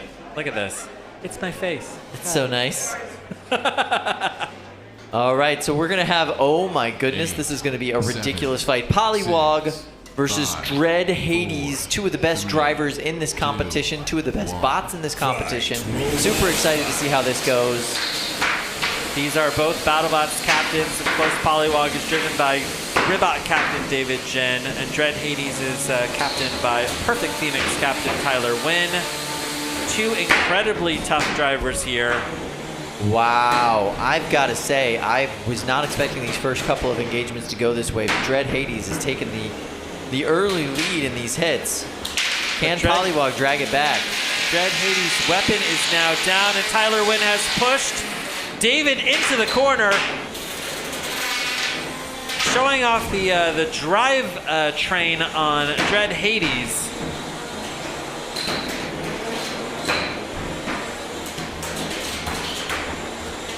Polywog returns with its own control here. Really, with the fully functional weapon, Tyler Wynn has a tough road to climb. Absolutely.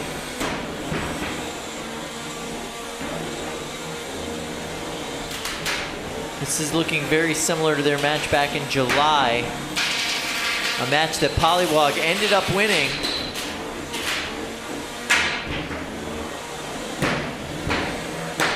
Now, Kyle, I'm looking for the weapon on Dread Hades because it looks like it's coming back. It does, yeah. I think it has sparked back to life. And The weapon on Polywog Dread Hades is running, I think. Polywog doing a good job not letting that weapon get up to speed, though. Just staying right on top of Dread Hades.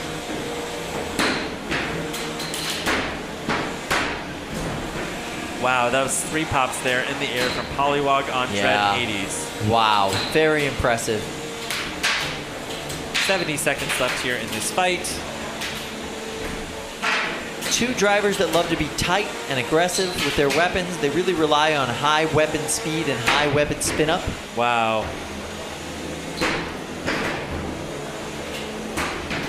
That gyro flip there from Polywog to get back into position was just so well put together. It's so hard to control those flips with just the gyro strap at force of your weapons, but that looked like perfectly timed by David Jin. Just a master course in driving here. Look at this. The weapon on Dread Hades is back. It's been up and down all match long. Nice. 33 seconds to get as many points as he can. Tyler taking full advantage of his weapon being back up to speed. Incredible. This is a brutal match between 2 of the best competitors here at Norwalk. One of them will have to go down to the losers bracket. At this point, it looks like we're going to be going to the judges with both bots working, both weapons working. 8, 7, 6, 5, 4, 3, 2, 1. That's the end of this match. I can't believe you did that to our poor judges. In the last 10 seconds, it really was Dread Hades. It was all Dread pushing, Hades. Polywog into the corner, pop after pop. This is going to be tough, I think. Yeah, I think so too. We're definitely not doing a show of hands for this one. No. Let's go ahead and start with you, Don. Why don't you tell us your thoughts on this fight? How did that go? What the heck just happened? Yeah, it was a very close fight. Polywog dominated the better 2/3 of the fight, I think. Just getting its hits in and stuff. I don't think the weapon comeback from Dread Hades was enough to overturn the match. I think that it's Polywog. All right, we've got 1 vote for Polywog. Jack Tweedy, your thoughts? I'm in the same boat as Dom. Polywog dominated much more of the fight, and Dread Hades didn't get any lasting damage done in the last 40 seconds or so, it really didn't do enough to come back. All right, we've got 2 votes for Polywog. Your thoughts, Diana? I am also in agreement with Don and Jack. I'm going to go with Polywog. All right, we've got a unanimous judges' decision for Polywog, which advances to winner's bracket round 5. Tyler Wynn and Dread Hades will be coming back in the loser's bracket. Yeah, that was a tough fight. That really could have gone either way. It was super impressive performance from both of those teams. Really good job. All right, so we're going to go with Voxel versus Fully Defined. 7, 6, Ooh, this is going to be a good match. I think so, yeah. A wide drum versus a wide dustpan here. Fight, robots, fight. Wow, good speed right out of the box from both of these robots. And Voxel has popped Fully Defined in the air now twice. Now, once those forks on Fully Defined get bent out of shape after just a couple of hits from Voxel, you're going to see more and more of thover pops, those big end-over-end flips. And they're going to get easier and easier as they just have more engagement with that weapon. Huge pops in the air from Voxel. And Voxel has remained absolutely planted to the floor, just taking the fight straight to Fully Defined. Fully Defined looks lost out there, Kyle. Yeah, no, it's very hard for them to come back from this. Those forks need to be able to get underneath the opponent, and unfortunately, Voxel's very wide drum has bent them completely up. You can see right there, they are not flush with the floor anymore. Kyle, it looks like there's some plastic that's come off of Fully Defined. And there's a little belt there too. Maybe that's a belt. Yeah, it could be a belt. A drive belt. Not really sure. I mean, we haven't seen Fully Defined's weapon really do much in this fight. Looks like the weapon may be down. I think you're right. Yeah, totally down. The weapon does appear to be down on Fully Defined. Wow, look at these huge pops in the air on Voxel from Voxel on Fully Defined. Here we go. That's a good pin. And it looks like Voxel is on its head. All right. Now with Voxel on its head, it's going to see if it can gyro back. There it goes. Wow. Beautiful Ooh. drive. Beautiful move right there. Absolute control from Voxel in this fight. Yeah, absolutely. Minute and 9 seconds left. Let's see if Fully Defined can grab control. You can see right there, nice pin, getting them right up against the wall. Beautifully done using Voxel's weapon against them. Another one there. Little bit of a comeback. Yeah, that was a good show of aggression from Fully Defined, pushing that very wide drum straight into the rails on Voxel. And it looks like part of Voxel's drive could be down. 45 seconds left.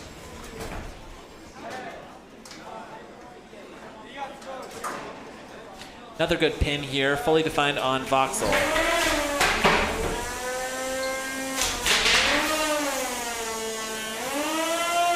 Oh, and Voxel is just spinning up. This is a good pin.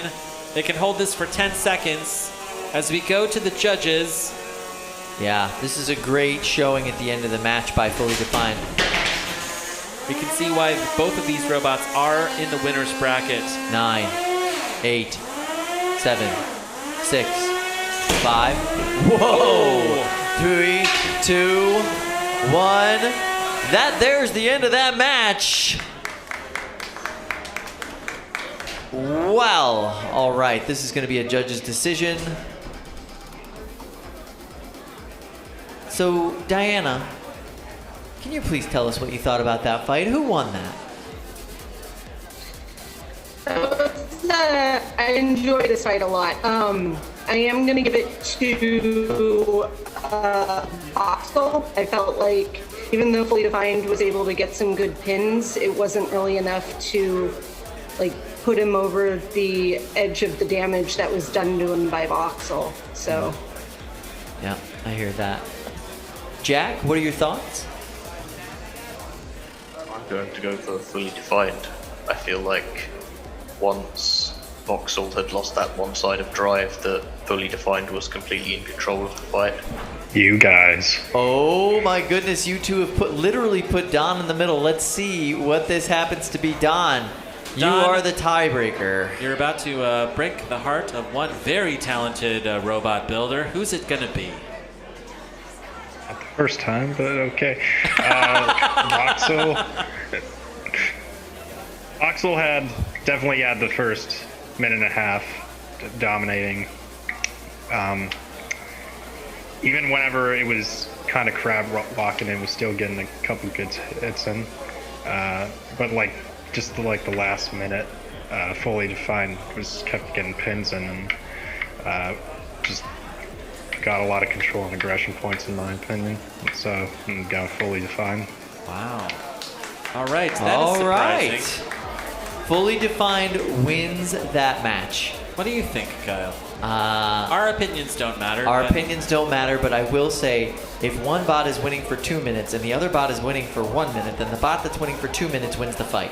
I feel like these judges, though, they weight the last minute more heavily because, it's not That's the first human minute, nature, it's yeah. the last minute. Yeah, it's human nature. And truthfully, in a real fight, it is the last minute that matters, right? You could be winning the fight the entire time, but in the end, you get knocked out, you lost the fight. Voxel didn't get knocked out, though. It got pinned a couple of times. Got pinned quite a few times, yeah. I don't think I would have voted that way. Yeah, well, real fights don't have time limits either, right? So there's that. Yeah, that's fair. Yeah. All right. It looks like we're loading into Cage 1. That's good. Let's load into Cage 1. More 3-pound robot fighting action.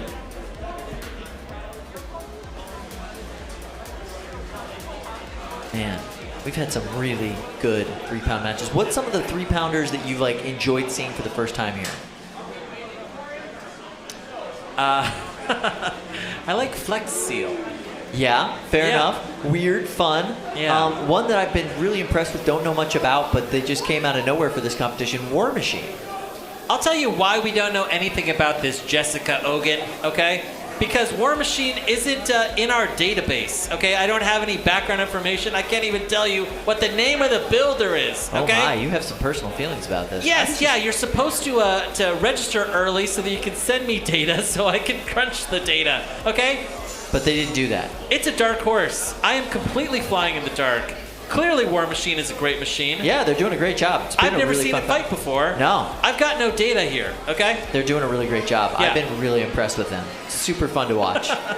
I'm actually not that upset. I don't know why I'm so fired up right now. Yeah, you're very fired up. I noticed I don't know. that. I'm hitting like my third wind or something. Is that what it is? Yeah. And you want to be competitive with this woman, Jessica? No, Jessica's great, all right? she's cheering on her local Texas team. I think that's great. Yeah, absolutely. Okay. Those Texans, they get proud of other Texans, I hear. Yes. Yeah, exactly. Yeah, everything is bigger in Texas, even the win record, you know? So, like, War Machine's doing great. Yeah, I think War Machine's doing really well. It's been fun to watch. Yeah. I'm sorry, I didn't realize that would cause such an emotional stir. No, here's the thing. I love data. I love to like study these robots as much as I can before the event competition starts. When somebody shows up and they just throw a robot in the box, and I've never seen it before. You do. You get visibly nervous when there's a bot that you don't know anything about. I will say that. Yeah. I mean, listen, I take this seriously. Yeah. You know? Well, that's good. It's, it's a good thing. It's like if you showed up at BattleBots and you're like, oh yeah, I just drove this thing here, and yeah, it's gonna pass safety. They used to do that in like 1998, I heard. I guess that's true. Yeah. All right, Lindsay, let's hear it. Lindsay. Lindsay's mic is off. Saz, can you turn on Lindsay's mic? Hold on, Lindsay. You're good now. Hello. All right, yeah, let's go. There I am. All right, so I have some questions from the chat. Okay. People are submitting questions. Oh, good. Let's have at it. Nice. So this is from Ian, or as we also know as Blaine, who stepped out for the night. It's very late where he is, but he wants to know, will UK entries be allowed now that the travel restrictions have lifted? Good question, Lane. I will say yes. Yes. I don't see any reason why not, yeah. And as I was saying earlier in the evening, I am part of a secret Facebook group of UK builders, and they are coordinating when and how they are going to come here to Norwalk Havoc. They want to test themselves and see if they can climb the mountain here in Norwalk. Oof. It's going to be hard. Us Colonials know what we're doing when it comes to these 3-pound robots, I'll tell you what. Yeah. However, these are the best beetleweight drivers in the UK. I'm interested. Interested. So wait, are you saying perhaps there might be some K2? Maybe a drizzle? Maybe a drizzle? Possibly. Whoa. I've heard rumors. Yeah. And the reason why they set up this group is so they can figure out, are we going to fly together? Are we going to fly on the same flight? Are we going to book an Airbnb together? Well, are they staying at your house? Is that why they put you in the group? I mean, listen, I've offered, but nobody wants to take me up on it. Okay? You have a lovely house. I've stayed the night there I've got a massive house, okay? You got plenty of room for everybody. I could probably host half of the UK beetleweight builders. That'd be great. Okay? Everybody else gets sleeping bags in the basement. Yeah, that's right. Yeah, but, I just keep offering, and they just leave me on red, Kyle. I'm sorry about that. Yeah. At least they invited you to the group. I have no idea that this even exists. I don't even know if I have the authorization to invite anyone else, Kyle. Interesting. Yeah. I wasn't asking for an invite. I was just, I was saying, at least they invited you, even if they won't stay at your house. I don't know. Yeah. I think, like, the idea of coming to New York City, staying for, like, the weekend or staying for a couple days and then taking the train here to Norwalk is very cool. Like, it's a they really want to cool go idea. eat some flat pizza and like, I feel like if we built Beetles and we took them to the UK, like, we could hang out in London for a couple of days and then, like, drive out to the countryside, go fight in Bristol or whatever. Yeah, that sounds You great. have a big backyard. I feel like they could test the bots in your backyard. That's safely. true. Yeah. I also have a pond in my backyard, so if we do end Battle up launching boats. Battle Boats... Yeah, Battle Boats. Yeah, I mean, test pond at my house. Battle Boats test pond at Luke's house. I'm into this. Yeah. This sounds like a great plan. All right, I do see a lot of builders crowded around here at Box 1. Oh, speak of the devil, War Machine, the Texans. War Machine from All right. Texas. Listen, I don't know anything about your robot, but I love it. Okay, I hope you do I've really been well. trying to get information. Okay. Good. Versus Mantella, Team WPI, Team Ribot here. This is going to be War Machine's toughest fight yet. This is winner's bracket round 5. We've entered winner's bracket round 5 now. That's good. I gotta say, Lindsay did ask for information about War Machine. Do you know what she learned? Okay. Jesse's, somebody Jesse knows cuts parts for them. Oh, wow. That's it. Okay. Yeah. All right. So we have information now. I see why Jessica's so interested in this team. Yeah. That's great. Yeah, it's nice. 7, Jessica, you're all good in my book. All right? 4, 3. All right, so these have been two top competitors here today, making it all the way to round 5. Mantella versus War Machine. I have no idea how this fight's going to go. Both of these bots, very dominant. War Machine, nice pop there on Mantella.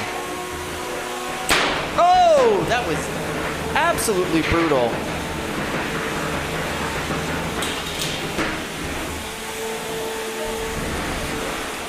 There's a tap out from the WPI Ribot team. Wow. Fast tap out. Wow. Wow, the Texans are just tearing through this field. Yeah, that was brutal. Advancing to winner's bracket round 6. Incredible. All right. So they'll be going on to winner's bracket round 7. I'll say, I would love to maybe talk to the builders of War Machine later. Love to learn a little bit more about the robot. Yeah. I'm sure that Jessica would love to see, her friends on the live stream. Yeah, maybe we should ask them what they think about Darkseid. There you go. There you go.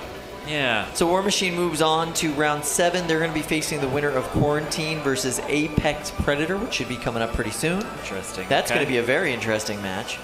On the other side of that bracket, we have Lynx versus Eruption coming up next. Woo! Okay. That's going to be fun. That's going to be a big dog fight. Yeah, Polywog, they're going to be taking on Fully Defined, also going to be a fun one. Didn't Polywog just take on Fully Defined? Oh, did they? That's correct, yeah, so they should be moving up. So it's going to be Lynx versus Eruption. They will be taking on Fully Defined. That just hasn't been updated in our bracket yet. You're totally correct. Right. Okay. Oh, no, All Fully right. Defined, they faced Voxel, not Polywog. Oh, yeah, you're right. Yeah. Wow, I am this is late. Okay. All right, great. We've got a good shot of the pits. And speaking of Fully Defined, there we go, in the Metallica shirt. Everybody's working feverishly on their robots back there, trying to stay focused this late in the day. Everybody's been here since about 8 o'clock this morning, so we're all going on past hour 12 now. And you can tell by the dance, that's the I've been here for longer than 12 hours dance right there. Yeah, I've been building robots for the past 3 weeks every day dance. And look in the back, it looks like we see Star Child 30 all the way there in the back, but I don't see Brandon Zielinski. No, Brandon's taking a nap. Has he abandoned his robot here? If he did, I'm taking it home. I brought my van. I can fit that thing in there. Yeah.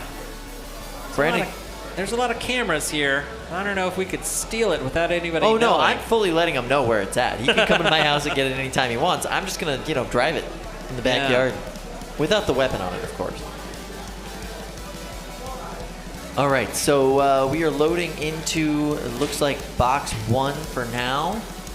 Box 2's having some technical difficulties. This is losers bracket round 5. This is Uch Funt versus Diamondback. Uch Funt, the Cybears competitor that has gone the longest here. Yeah.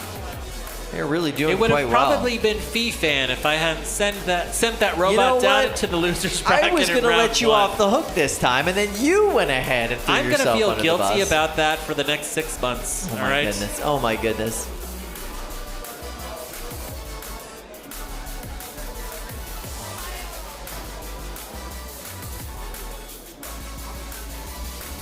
All right, so real weapons don't need judges. Real judges, however, they don't need weapons either.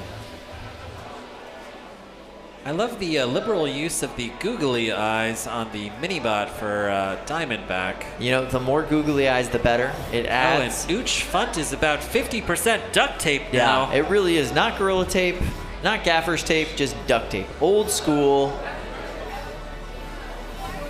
Oh. There you go. I do love the duct tape armor. Duct tape armor is where it's at. Gums up the weapons, if you will. All right. They're sending it in cage 1. 7, 6, 5, 4, 3, 2, 1. Fight, robots, fight.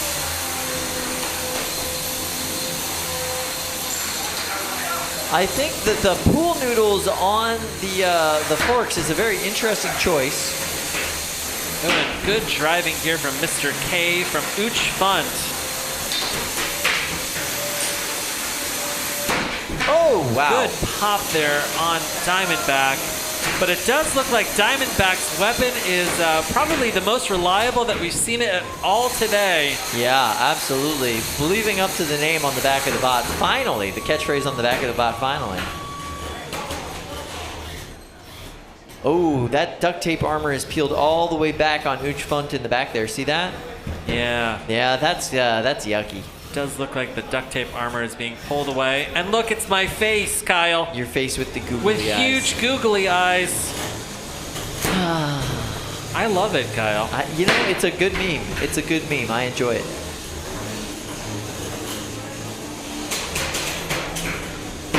Oof. Oh, good pop there from Diamondback on Uch Funt.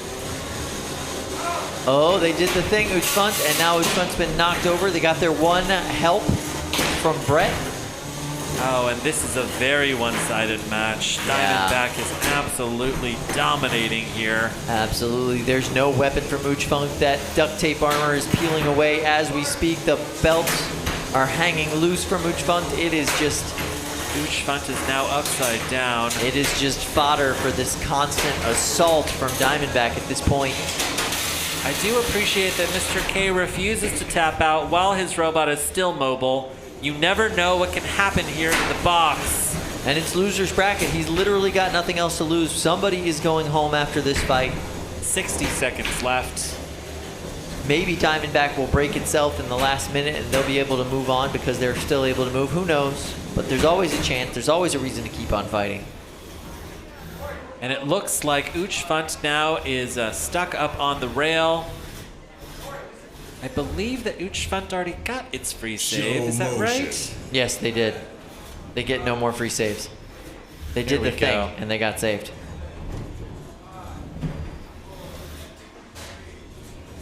Show motion.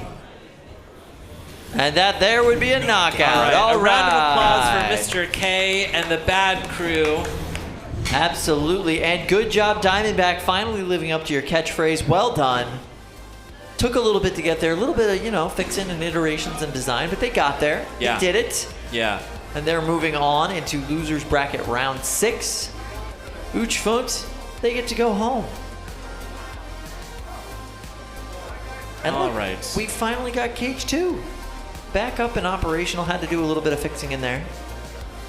In Cage 2, we've got Quarantine versus Apex Predator. This is winner's bracket, round 5. We are going very deep into the competition. And very quickly. Well done, everybody, adhering to that 20-minute time limit. Very well. I'm impressed. Fight, robots, fight.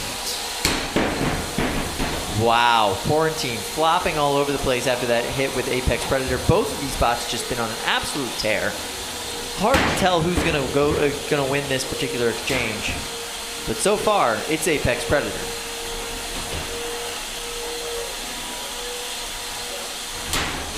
Ooh, good pop in the air from Apex Predator on Quarantine.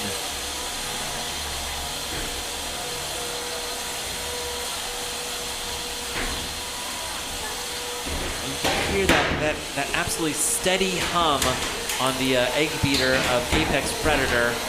Builder Ryan Kingman really knows what he's doing here. But also the weapon on Quarantine is so smooth that you can barely hear it. Yeah, it's so quiet. Don't let that fool you though, because both of these weapons are running very fast.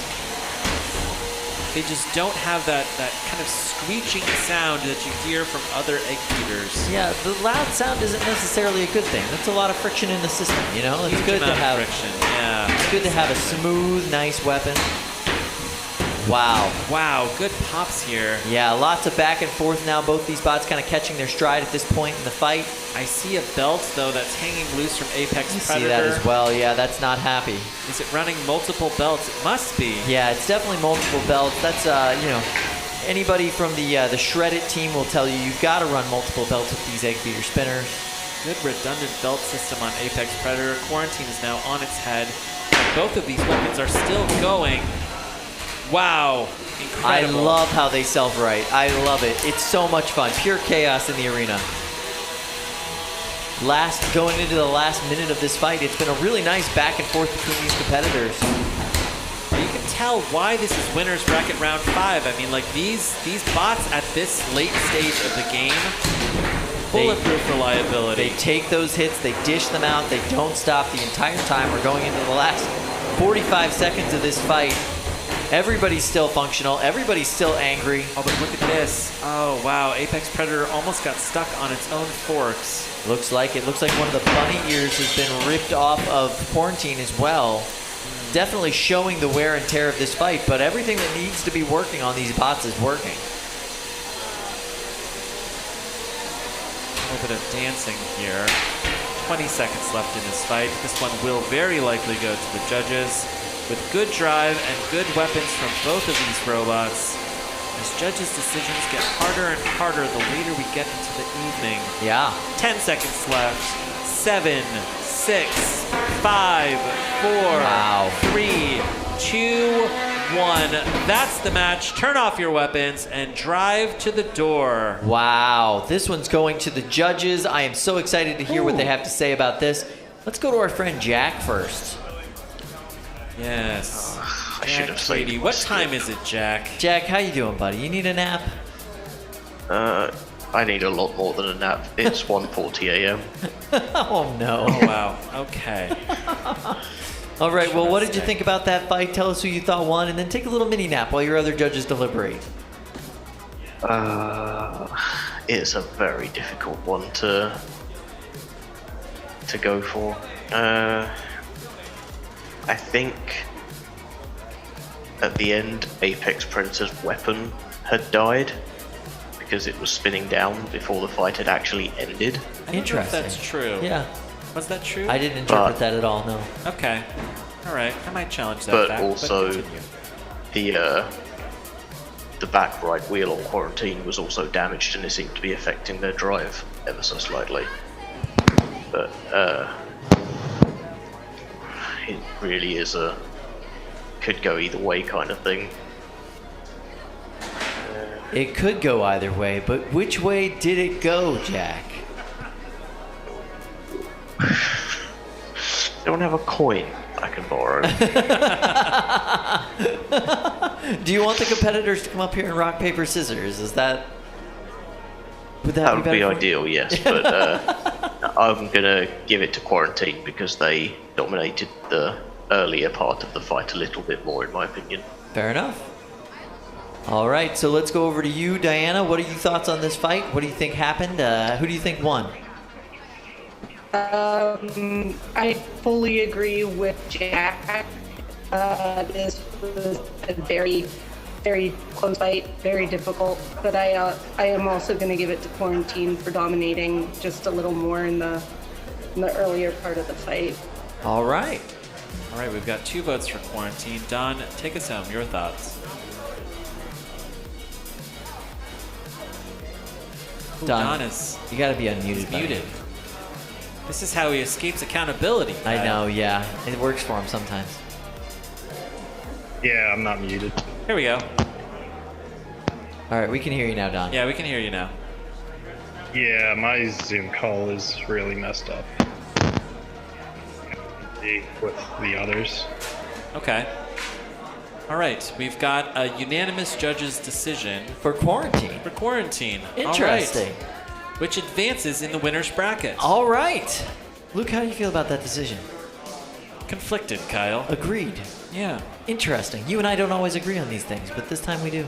Accident and Tuskin Raider will be facing off. 8. 12-pound 7, sportsman action, 6, winner's bracket round 3. 5, Wait a minute. 4, Accident is on both 3, pictures. Something is terribly wrong here. Fight, robots, fight. All right.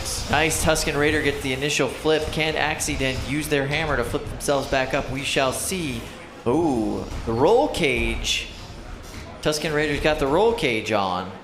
Oh! That's a was good suplex from Tuskin Raider. That was a beautiful suplex. Well done. Well done, Jameson Go. That was awesome. Now, is Jameson Go stuck? Oh, no! Is Accident stuck? Oh, my gosh. Wow! Look at that. Wedge into the floor. Wow, that was amazing. This is a lot of action for a Sportsman class fight. I love it. I'm really excited about this. Tuskin Raider is doing work, and I haven't seen any aggressive tapping at all from Axie Dent. No, they just got stuck in the floor face first. I wonder if that axe is dead. Indeed. Yeah, I do believe it is. I like this configuration for Tuskin Raider. I wonder why he went with it. It's not like there's any flipping capability on Axie Dent. It's probably if he gets flipped, wouldn't you say? Because it gives him a little bit more, room to self-right. Ooh, another good suplex there. No, that's exactly what I'm saying. Like it's for him if he gets flipped, but Axie Dent doesn't have any possibility of flipping. Yeah, that's true. Well, I mean, he has the possibility of flipping himself, Kyle. He's doing it all the time. Yeah. So you can see one of Axie Dent's little forks sticking there. Yeah. The floor. Axie Dent not able to self-right with that hammer. The hammer's not doing the things that it's supposed to do at the moment. We are seeing a very squashy match here. And wow, Tuskin Raider almost stuck the other fork in the floor. That's a pretty neat trick. Let's see if he can do it again. Oh wow, here we go! Ouch! Ooh, Yeah, great action here, 12-pound Sportsman. This is a great squashy match. No back and forth. This is pretty much all Tuskin Raider. Yeah, if this one goes to the judges, I think we can just do hands here. I mean, it should go to the judges. That's what they're for. Hey, you never know. You think there's going to be a knockout? Jamison Go could just leave his opponent on its head. I don't think that hammer is doing anything now. Jamison wants to keep Jack awake, so he's gonna make sure that Jack has to be a little bit involved. Okay, that's my I'm a little concerned for Jack Tweedy. I know, me too. I had a thought, just kind of was off the top of my head. Maybe if we had a second robot builder in either, Don Dorfler's house or Diana's house. Maybe we could replace Jack Tweedy. I don't know. Just throwing it out there. It's up to Jack. He's the one that's chosen this life. You know what I mean? He's a grown man. All right, that's the end of the match. This one will go to the judges. I think that we can just do a show of hands here. You think so? Yeah, it's a close one, Kyle. It's a close one. Yeah. All right. Oh, wow. Everybody's a little off right now. Look at that. All right, we're going to need to see hands from the top of the screen. All right, so... Don is now out of the Zoom call. Okay. Ah, all right, well, let's see if we can get 2 votes here. Votes with hands for Tuskin Raider. Raise them high. Oh, there's 1 hand. There's 2 hands. All right, that's enough for them to advance. Jamison Go remains alive in the winner's bracket, 12-pound Sportsman class. And we're going to work on getting Don Dorfler back. We got a super chat from Nathan Sterrett. He sent us $5 just to send a hype GIF. Yeah, that's nice. It's a GIF. Is it a GIF? It's a GIF. Really? Yeah. It's a GIF, huh? Yeah. Interesting. Yeah. If you drink cappuccinos and you ride around on your unicycle, all right, it's a GIF. Yeah? Okay? You think so? Yeah. Interesting. Yeah, if you have strong opinions about pronunciation of words. Yeah. No, I'm kidding. It's a GIF. Okay. All right. On over to Cage 1. We've got losers bracket round 5 action. Nitro Hornet versus War Hard. Ooh, these are good matches. This is why it's prime time, Kyle. These are the best matches of the night. I love it. I'm so excited. Jonathan Juarez and War Hard versus Dylan McCarthy and Nitro Hornet. 8, 7, 6, 5, 4, 3, 2, 1. Fight, robots, fight. Good speed right out of the box from Jonathan Juarez, and it looks like that drum on War Hard could be down. Oof. Nitro Hornet just doing a lot of work right there. This is classic Nitro Hornet. Bobbling their right on above top him. of his opponent. Now, can Jonathan fire up that weapon?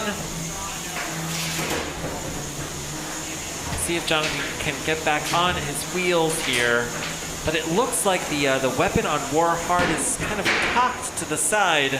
Yeah, it's definitely off of its bracket there. Not It's a little off kilter. Yeah, not the place you want to look at that. Oh, yeah, it's dragging. It's completely broken off the bracket on the right side there. Oh, on that left no. side. Oh, and the weapon is high centering half of the robots. Yeah, that is unhealthy. Dylan McCarthy, are you going to allow your opponent to die? I don't think so. He really wants to earn a solid knockout here. I don't know if he does. It seems like he turned his weapon off. He's just going to get the shoving match in, probably win the judge's decision. At this point, though, I don't see why Warhard doesn't do the old tippity tap. Oh, here we go. Warhard's wheels are back on the ground. Yeah, that weapon's just dragging now, but at least they got the wheels on the ground. That's where it's at. Dylan, if you've got that drive, that drum still up, let's see it. Or else we're going to start to say that both of these weapons are down. I think they might be now at this point, yeah. He would have fired it up by now if that was the case. Yikes, Kyle.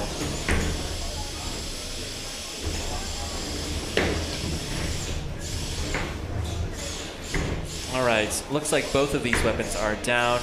Got pretty good mobility from Warhard, even though its weapon was dragging on the floor earlier. It looks like that save from Bert may have helped out the geometry of the weapon. Wow. Wow, it looks like that's a good pin there from Warhard on Nitro Hornet. I can't believe it with this weapon that's just dragging on the floor. I mean, we're seeing great mobility from Jonathan. Yeah, wonderful mobility from Jonathan, but Jonathan is now wearing Dylan's as a hat. Dylan's bot as a hat. And boy, look at that smile creeping up on his face. He's really happy about that. That's excellent. This is Jonathan's happy place, Kyle. Yeah, wearing other bots as a hat.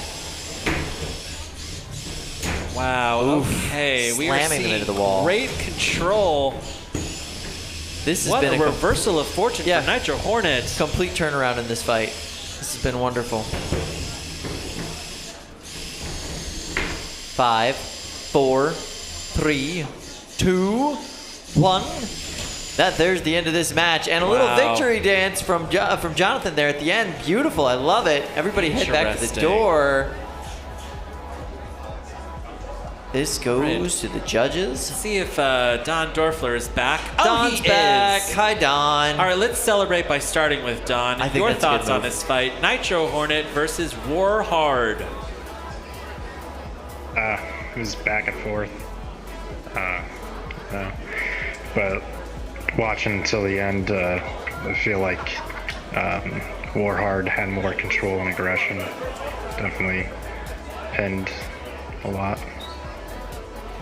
All right, we've got one vote for Warhard. Diana, your thoughts? I agree with Don. Warhard had more control and aggression when you watch all the way to the end of the fight. So. All right, we've got two votes for Warhard. Jack, your thoughts? Yeah, 3 for Warhard.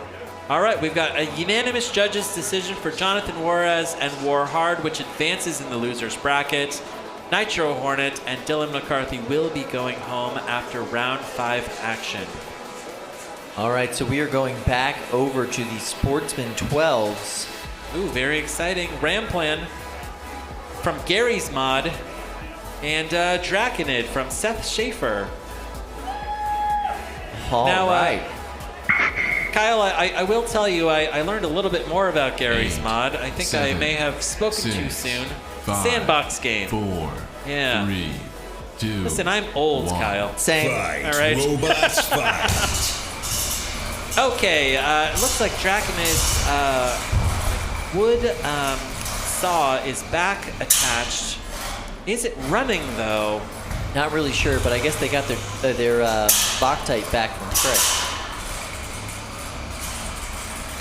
Kyle with Ram Plan. The plan is to ram. So far, no ramming. A little bit of flipping with that arm, though.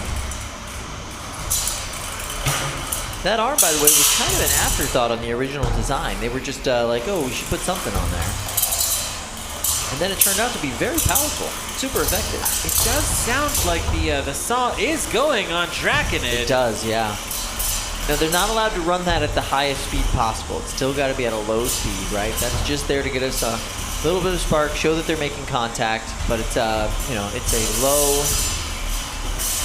low kinetic energy weapon. Wow. Okay, Ramplan has successfully flipped Draconid. Now Draconid is back over on its head. It is again an undercutter. Ramplan is holding its little arm up in the air. Very smart there. Yeah, keep it away from the onslaught of that saw, which has been working very well this entire match.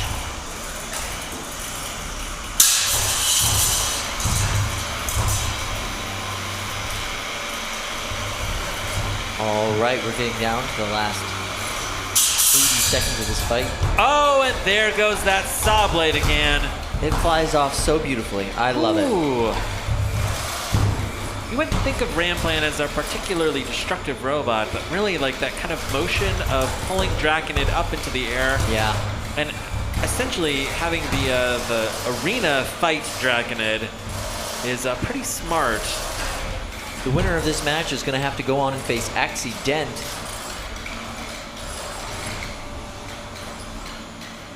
It does look like Ramplan is struggling a tiny bit with the drive here. Yeah. 40 seconds left. Ramplan is doing some pretty good flips, but I'm not exactly sure why. Because it looks cool. I think so. I think so. Okay. Seth has been bringing Draconid to this event for quite some time. This is like the first time in a while he's actually gotten to fight with it, though. Yeah. I got to work on the Draconid pit crew at Motorama in 2019. I remember that. It was pretty fun. 10 seconds left here. 8, 7, 6, 5, 4, 3, 2, 1. That's the match. Drive to the door if you can. This one will go to the judges. Wow, all right. So this one goes to the judges. Let's go ahead and start with our friend Jack Tweedy this time around. Jack, what are your thoughts on that fight, bud? Ooh, Jack is a lot muted. more effective lifts and controlled the pace of the fight a lot better than Draconid did. All right, so that's a Ramplan vote for you? Yeah. All right, fair enough. Diana, what are your thoughts about that fight? I am also going with Ramplan. All right. Don?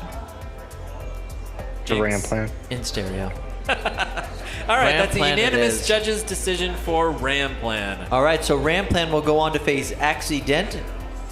That'll be the last fight in the loser's bracket. They will then go on to see who faces Tuskin Raider in the finals Interesting. of the Sportsman division. Just want to make sure we talk about it so we don't accidentally miss it this time. I know. Yeah. I don't know. I feel like with Sportsmen, you know, like they're really just here for fun, you know, just for bragging rights. But you got to remember, these guys are most of the time when they come to these competitions fighting for bragging rights. So that's Kyle. Jet lag versus 8, Murple in Cage 7, 2. 6, 5, This is going to be an 4, interesting fight. 3, 2, 1. Fight, robots, fight. We've seen really good driving from Lars today from Jetlag. This is a brand new build from Lars. He's going to be tested with Murple, though. Excellent driving on the Murple, as always. Really fantastic driving from Brycian, Cascus, and Murple. Oh, but Lars has successfully kind of gotten Murple over onto its side. Really has, taking advantage of that my. hockey puck shape of Murple to keep them rolling and moving around the box. Now, if Lars can just stay on top of Murple as it's on its side, it's going to continue to rack up those control points. Yeah, as well as the damage points. This is really impressive. I don't know if you can really damage Murple, though. I mean, maybe you can tear off its arm, but that is very difficult to do. Very difficult. It's a super well-built bot. Yeah.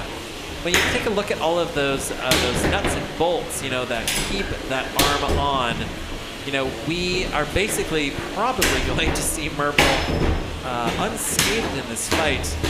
Really, Jetlag is staying on top of Murple and not allowing Bryce any room at all to breathe.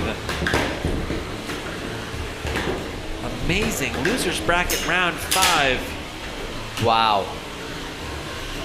feel like we are crowning Norwalk Havoc royalty here. Lars Elliott, just an absolutely dominant driver. Yeah, it's very impressive. I mean, to show up at Norwalk and have this dominant of a performance with your first ever beetle weight is unheard of. Yeah.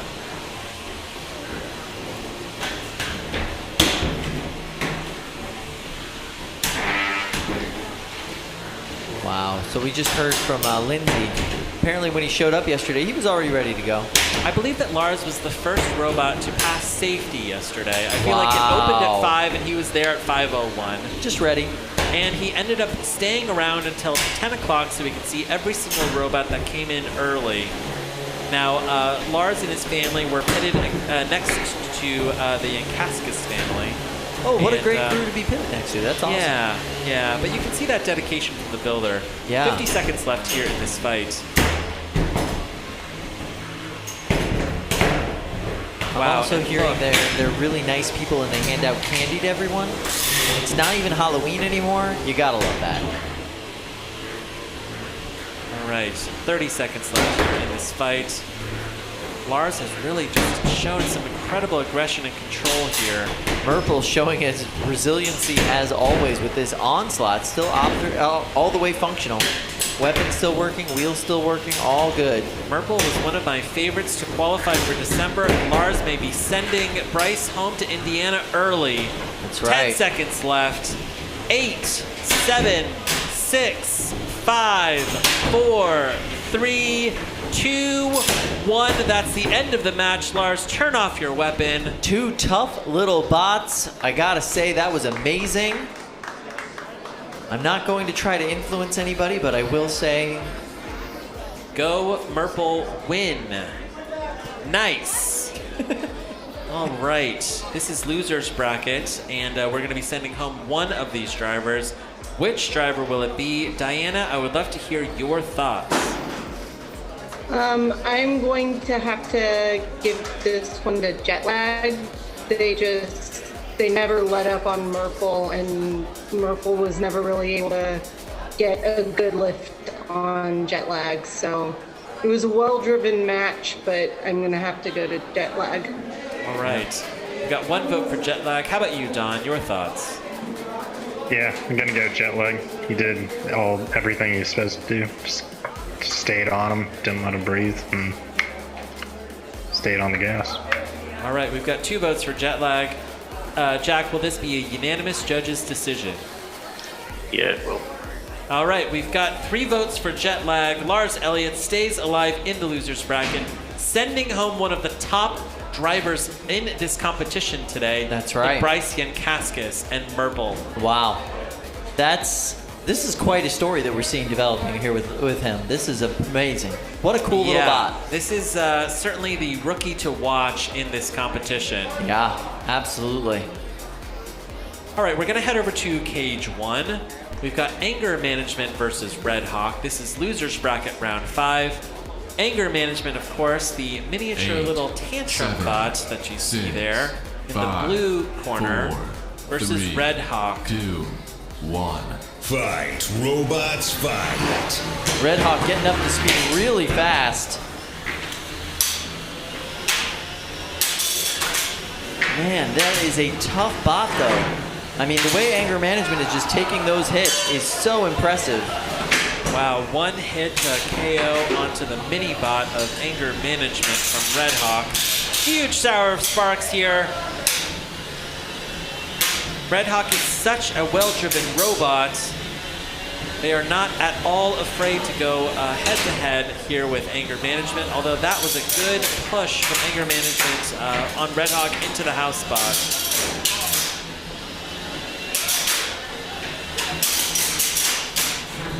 Oh my goodness! Anger Management is on its head.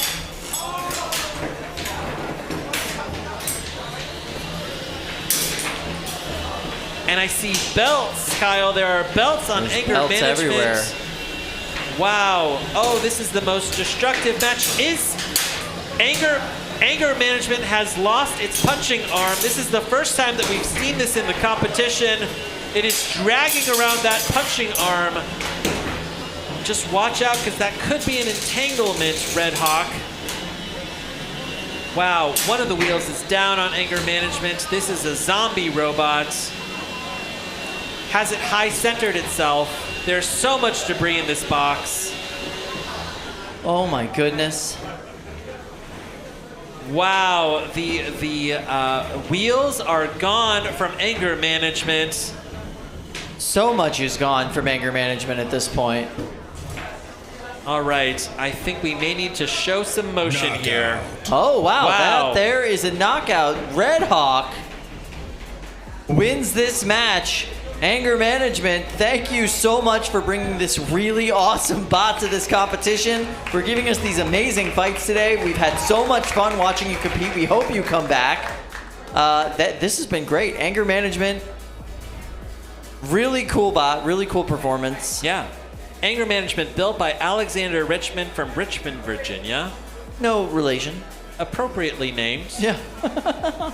and really has built a absolutely beautiful 3-pound version of Tantrum. Yeah, really beautiful 3-pound version. That was amazing. And it held together so well. It was so much like its namesake in so many ways. Yeah. Just man, that last onslaught. I mean, really good attack from Red Hawk there. They did such a great job. That bot has been getting better and better every single competition that we've seen them in. Yep. And man, they broke their weapon on them. Yeah. Red Hawk has already qualified for December. Yeah, they're just here for funsies. And Josh is here just trying to get a golden dumpster. Listen, this kid has been chasing the golden dumpster for years here at Really Norwalk has, Havoc. yeah. He really has. And that was an absolutely dominant performance, taking apart the mini bots, taking apart the main bot, and a really tough opponent in anger management. Yeah, yeah. A perfect example of somebody that started with a kit bot, improved and iterated and added and changed so much. It's like the ship of Theseus. It just changed eventually over time into something completely original. Yeah. It's really cool. Yeah. Really cool machine. That was a fun losers bracket competition. You know, at this point, it doesn't matter if it's a losers bracket or if it's a winners bracket round. It's going to be an amazing fight. Yes. If you've made it this far Yes. in, it's going to be an amazing fight. So yeah, really excited to see how this tournament shakes out so far. This is a very strange tournament in the 3-pound bracket. I don't think anybody thought it was going to get here and be this way, but I'm really excited to see how it goes. Yeah. All right, we are going to head over to Cage 2 action here. It's where fights that happen.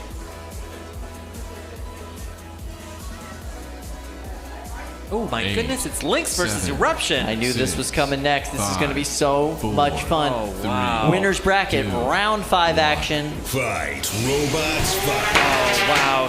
Two Very of the fast most start from destructive Lynx. weapons here. Yeah, fast start from Lynx. A little bit too rushy on the box rush from Lynx. Yeah, those titanium wheels are really digging into the floor here.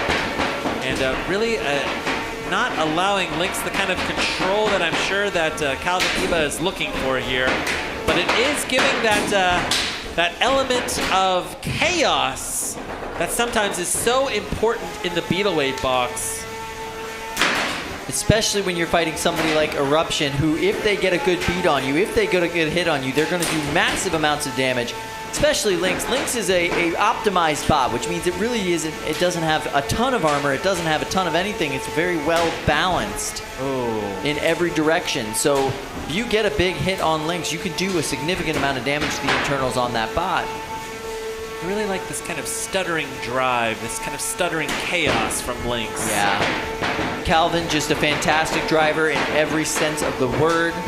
Really thoughtful in the way he takes his hits, really thoughtful in the way he confuses his opponent and plays defense. Now these titanium wheels are great for straight lines, and they kind of struggle a little bit when you have to turn.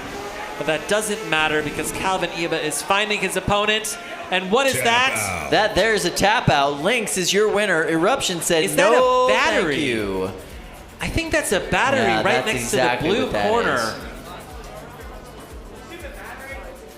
Wow, Yeah, that's what that is. Lynx may have cut through and dislodged the battery from Eruption. Wow. Amazing. Yeah. Wow. Okay. So Lynx moves on. Eruption goes down to the loser's bracket. I am so sorry to the loser's bracket. Yeah, there you go. All right, so Where's that bring us in there? So Lynx moves on. They will be they will be facing the winner of Polywog versus Fully Defined. Okay. Yep. That's going to be an interesting matchup. War Machine and Quarantine will be fighting in the round 6. Right. So the winner of that match will go on to face the winner of Lynx and whoever they end up fighting against.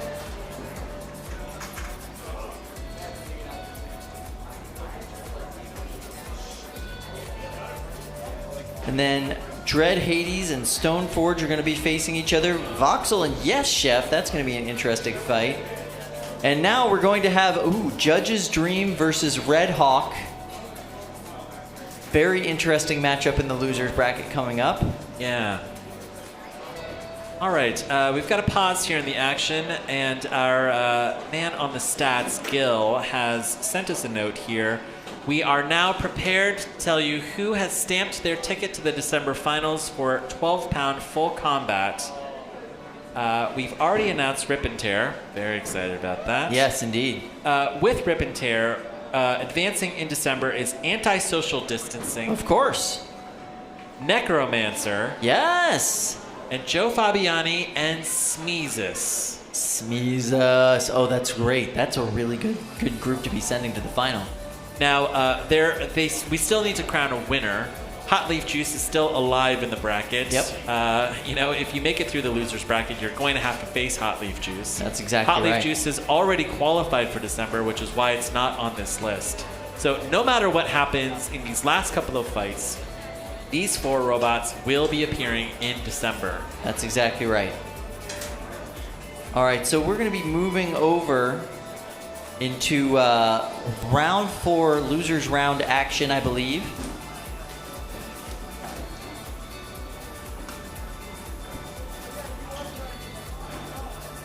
Possibly in the 30-pound division. Let's see. We've got a couple of things happening at once here, so I'm not exactly sure which is going to hit first. Yeah. Kyle, let's just hang out for a little bit. I'm into that. Yeah. All right. Do we have any good questions from the YouTube live chat?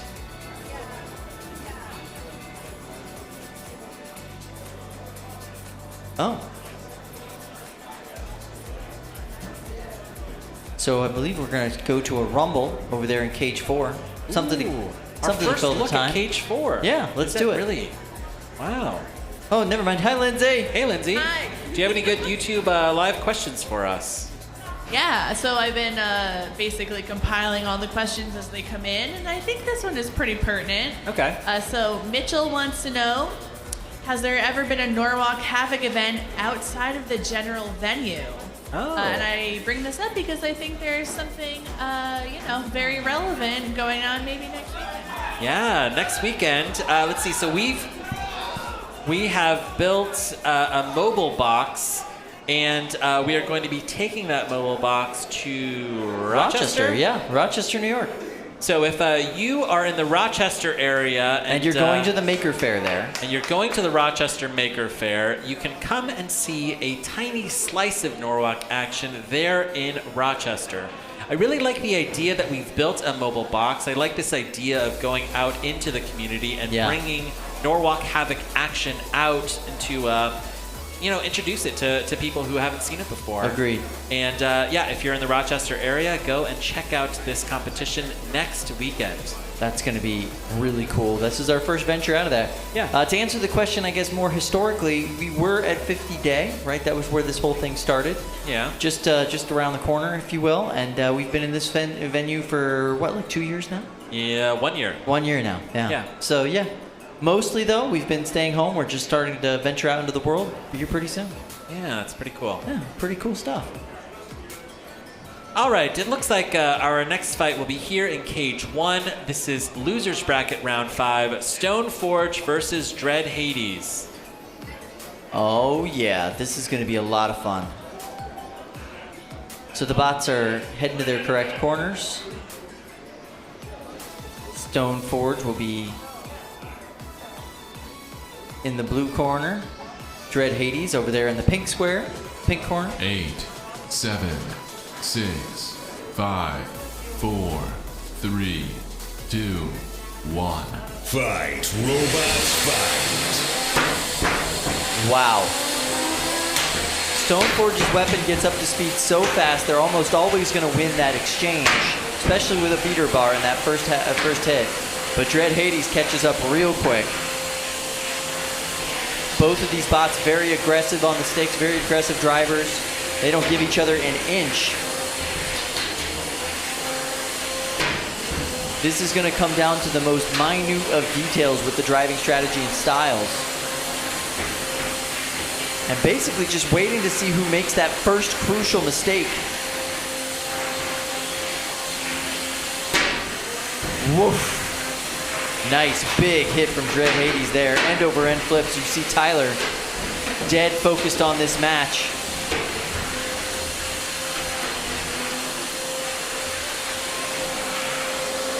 Whenever you see Tyler driving, he is like a man possessed, fully absorbed into his bot. Almost seeing the world from his bot's perspective.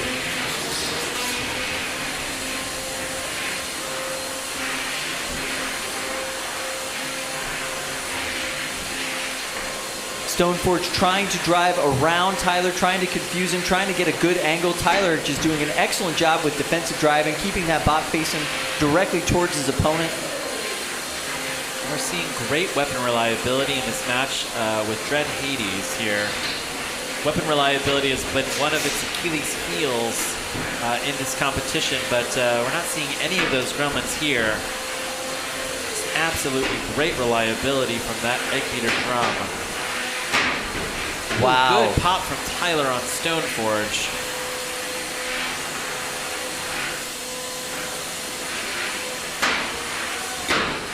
And now you see Tyler starting to be a little bit more aggressive. He's figured it out. I think he's figured out Stoneforge's tactics a little bit. He's trying to adjust to them and take the fight to him. And he's being effective at it so far. Ooh, good hit there. Dread Hades on Stoneforge. Really, the tide has turned in this fight. Stoneforge is now on its head. Dread Hades is pursuing. 30 seconds left here in this fight. Great drive, great weapon on Dread Hades. This one will very likely go to the judges. Seems like we've lost the weapon, or at least lost the power in the weapon on Dread Hades. He might wait until the last 10 seconds or so to fire it up, yeah.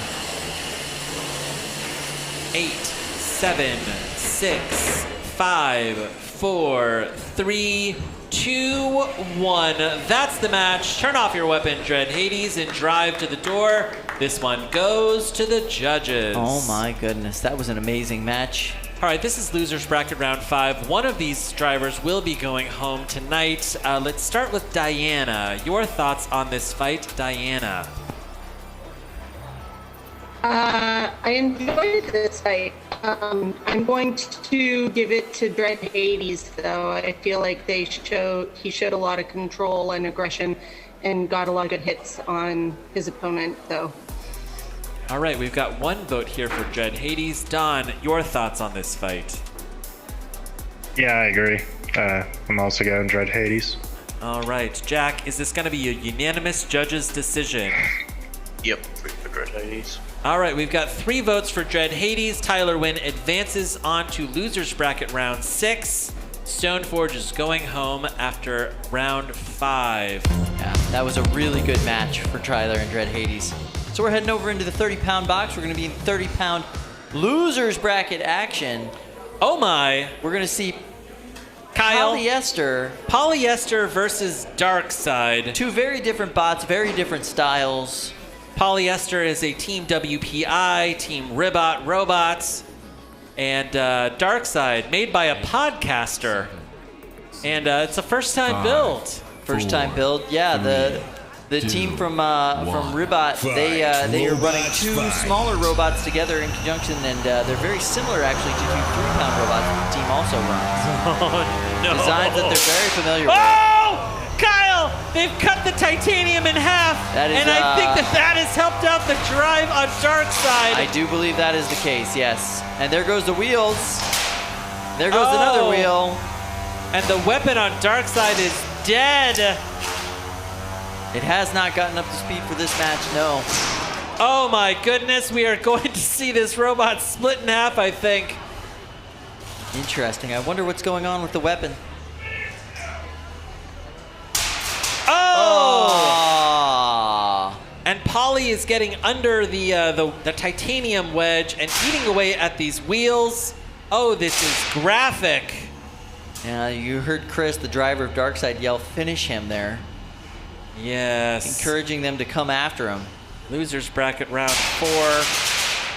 Kyle, the Catrones just want to go home. It's been a very long night. Wow. Oof. Wheels are just coming off here. Oh, this is a massacre. Where is that weapon, Chris? Now, is Polly stuck? I think it is. It might be. I think it's stuck underneath that side. Yeah, that side of the scaffolding that is Darkseid. Oh my, look at that drum on Polly. Oh, this is terrible. All right. I feel like I haven't seen motion in a while, judges. Yeah, Sorry, referees. I'm wondering where the show motion is. Oh, the weapon is back! Oh, yes! Briefly.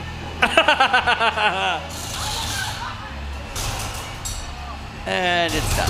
Oh my. Polyester is intent on breaking apart this robot. Oh, and Darkseid's getting counted out here. 5, 4, 3, 2, 1. There's a knockout. That is a Polyester knockout. moves on in this tournament. So Wow. Polyester will face James 2 in the next round. The winner of that match will then go on to face SMEH. All right. I have an exciting announcement here in the audience. I'm sure that you're going to like this. We are now ready to call who has qualified in 30-pound full combat for December. Now, qualifying there, we have Polyester, which we just saw. Cool. We have SMEH. Very cool. So now we have 2 robots from Joe Fabiani. We have James 2. And excellent. Round of applause. Darkseid! Darkseid is going to December! Oh my goodness. Can you believe it?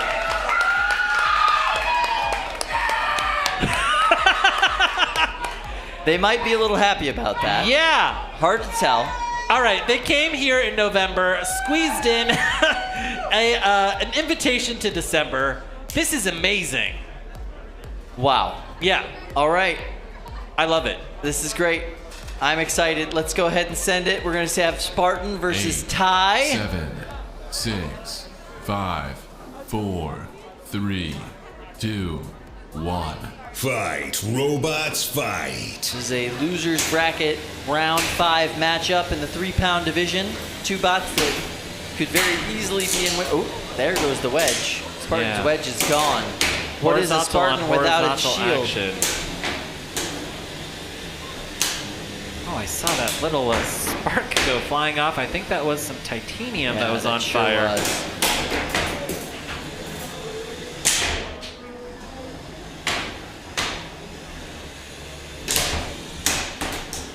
Spartan's really having a rough time.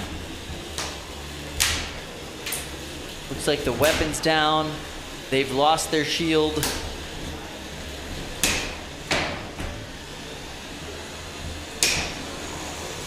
But there is no quit in this spot. They still want to go in for these hits. Oof, nice one, Ty.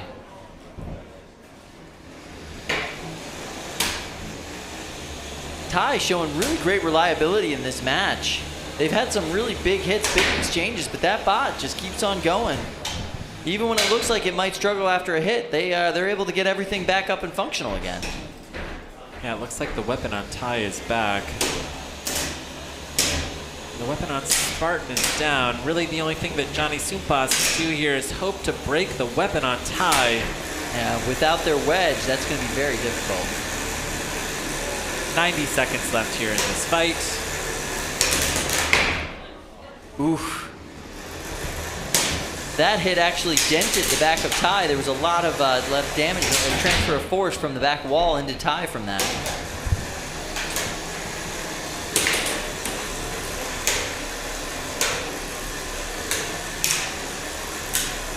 $60 seconds left here in this fight. Ty's weapon is run now for 2 minutes.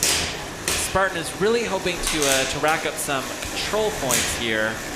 I don't know if that's possible here. Dylan is driving Ty pretty well.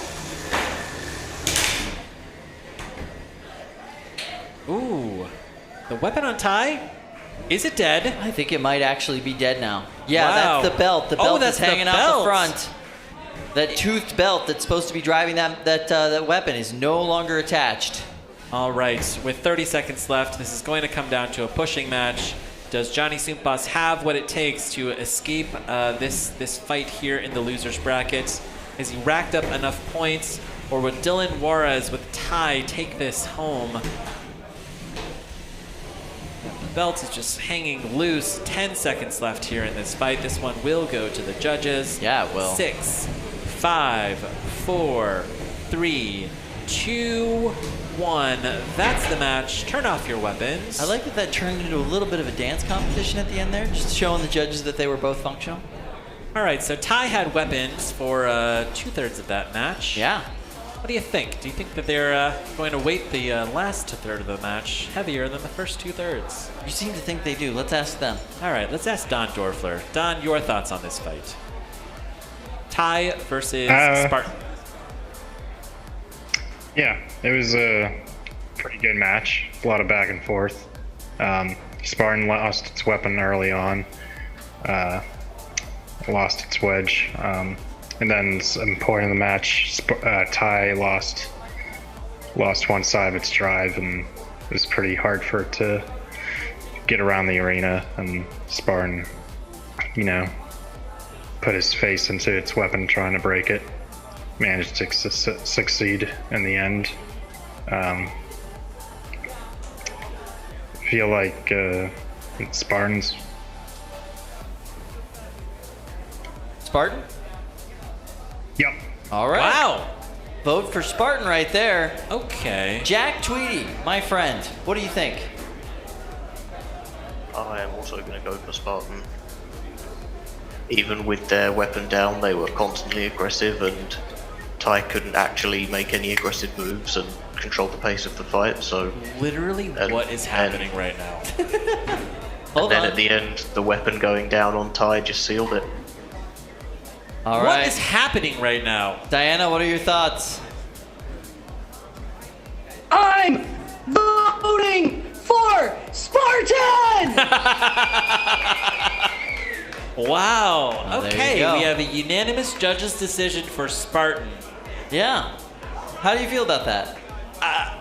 Terrible? That doesn't make any sense at all to me. Yeah, I agree. I felt like Ty won that Did one. we see the same match? We did. They didn't. How can one robot go for like 2.5 minutes, I have no idea. fully operational and tearing apart its opponent, and the robot that lost its weapon like immediately And its wedge. and its wedge? Yeah. The two things he could have used to be offensive in that fight. Okay. Yeah. All right. I'm gonna just sit in my feelings for a little bit. Let's just let it go. Let's let it go. Yeah. And we'll just be happy for Spartan. Okay. All right. I have an update as well to the 30-pound advancements. Okay. We have also heard from our statistician Gil that we will be advancing Tryhard as well. Well, yeah. So Tryhard will be joining the other 4 robots in December. Tryhard has stamped its ticket to the finals. Interesting. Okay. Yeah. Great. That's good news. So Tryhard has stamped its ticket? Amazing. Yeah, that makes sense to me. All right.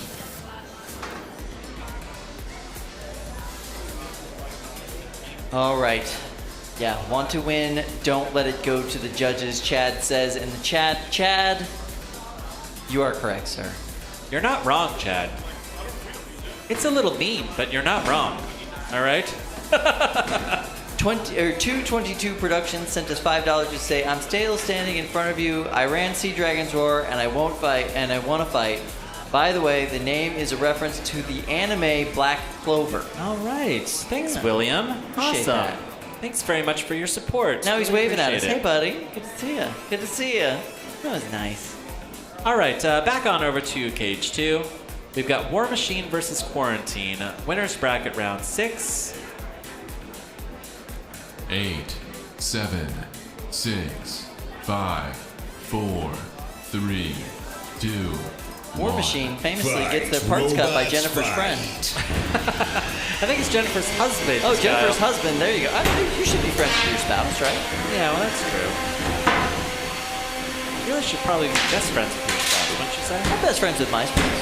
Yeah, yeah. Best friends with my partner, I would say. Yeah. Yeah, that's great. What's going on in this fight, Kyle? Right now, it's two bots kind of dancing around each other, trying to get a hit in, and nobody's really getting one. Whoa, there you go. All right.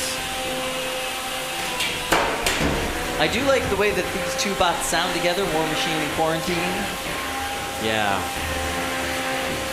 Does make the calling a little bit easier here. That flows nicely, you know? Oh, and War Machine has popped Quarantine in the air. War Machine, this Texas robot, this mysterious Texas robot, really trading blows here with Quarantine. Ooh, good hit, Quarantine, on the back of War Machine. Oh, another huge hit! And is that the weapon from War Machine? That is indeed what that is. It's all gone now, and that is Wow. a top out. Quarantine wins! All right, wow, and that is a pretty decisive win. And you can see War Machine's egg beater drum there on the floor. I'd love to see an instant replay of that. In the meantime, we have a super chat from Chassis Fab. Chassis Fab. Yeah, Chassis Fab. This is Jonathan Juarez, Exactly. Kyle. He's for more easy. I think the judges are tired. Yes, perhaps. Ooh, a Little little bit of sleepy. shade from bit Jonathan of- Juarez. A little sleepy. Listen, I don't disagree. All right, let's get this replay here. Wow, whenever you kind of just flying out of a robot, you know that we're going to be seeing a replay. I would love to see some super slow-mo of how that happened. Yeah, let's see if the production team... How is your super slow-mo getting, production team? I want to see that. This is winner's bracket round 6, so no matter what happens, War Machine will be advancing into the loser's bracket. We're going to see War Machine at least one more time, so fear not, Jessica. Your friend is still alive. But this is a pretty damaging fight. Yeah, it really is. Whenever you see a drum get popped out of its weapon housing, the big thing that you're really looking for and you're worried about is, will they be able to put that drum back in the same housing? You know, or did something get bent out of shape? So many things obviously got bent out of shape. I can't wait to see the super slow-mo of this. Oof! Here we go. Let's see it. Let's see it super slow-mo. Oh, wow. It came off in the air. Yeah, wow. Impressive. Quarantine is looking like the machine to beat here. Yeah. All right.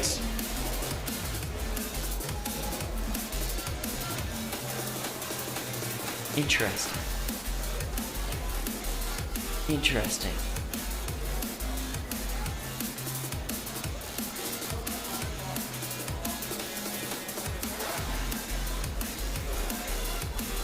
Mike, NRC, judges made the right call. Ty was down its weapon, half of its drive. Spartan still had full drive and was ahead in control and with aggression being about even. Interesting, Mike. Interesting. Maybe we could spark a little debate in the YouTube live chat. I think there already is a debate in the YouTube live chat. Folks have strong listen, feelings. I will take this to my grave. I think that Ty won that fight. Interesting. Yeah. Interesting. I mean, here's the thing. Okay, if you've got a weapon that's running for most of the fight, Yeah. and you are constantly putting your weapon at risk, Yeah. that is aggression. Yeah, that All right, would be aggression. you've racked up all of the aggression points. Yeah, you don't think the aggression's about even.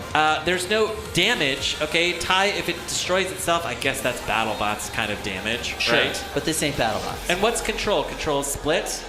I would say so. Yeah. So, yeah, okay, you've got damage split. Sure. You've got maybe control split. Sure. But Ty gets all of the aggression. 100%. Whew. All right. So Listen, here we I go. get fired up, Kyle. We're going to run over to that 12-pound arena, okay? All right, 12-pound action here. We've got losers bracket round 6, rip and tear. They're going to go against anti-social distancing. Ooh, these are two robots that have already qualified for December. They are here fighting for the golden dumpster. Losers bracket round 6.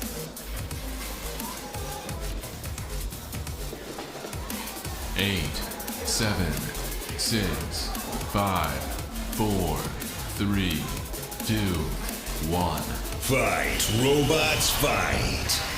Ooh, we got a good box rush from antisocial distancing, but it just hit the wall on its own. Doesn't look like the weapon on antisocial distancing is running. What incredible luck for Casey Jermiason and Casey Jermiason. Yeah, the Caseys are really coming out on top of this one. That's fantastic. They have faced a lot of opponents in this 12-pound full combat bracket that are essentially sportsmen, Kyle. Yeah, it's true. It's true. With their tiny little saw blade. Now let's see if Casey can line up the saw blade here and land a hit. I'm hoping we see some sparks by the end of this fight. It does seem like Casey is trying to really angle the front of his bot there. Super hard to catch up to anti-social distancing. Yeah, anti-social distancing is a zippy little bot. Casey and Casey, they need to really be working together here to corral. Oh, here we go. That's a good pin. That's a good hit on the top of anti-social distancing.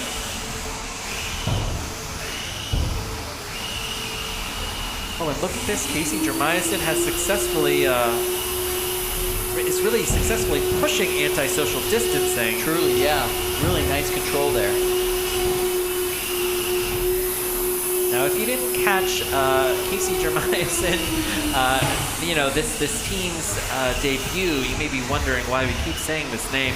It's because they're a married couple, and they're both named Casey. That's right.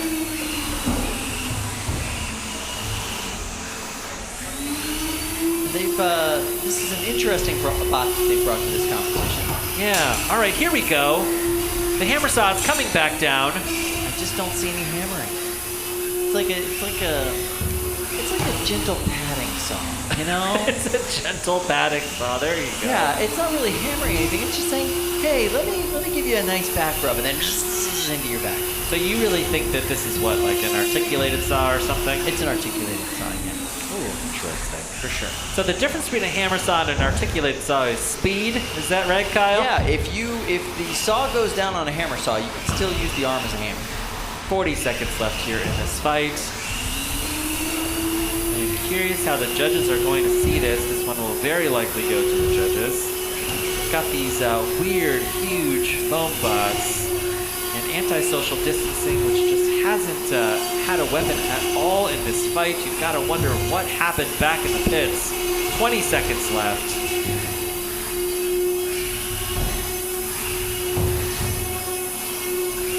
Yeah, right. this one is going to the judges. 7, 6, 5, 4, 3, 2, 1. That's the end of the match. Turn off your weapon, Casey, and drive to the door. You know, for a bot called Antisocial Distancing, they really did a good job distancing themselves in this particular match. Yeah. They just stayed maybe far, distancing far away. themselves from the win, Kyle. Maybe. All right, let's start with Don Dorfler. Your thoughts on this fight, Rip and Tear versus Antisocial Distancing. It was an exciting one.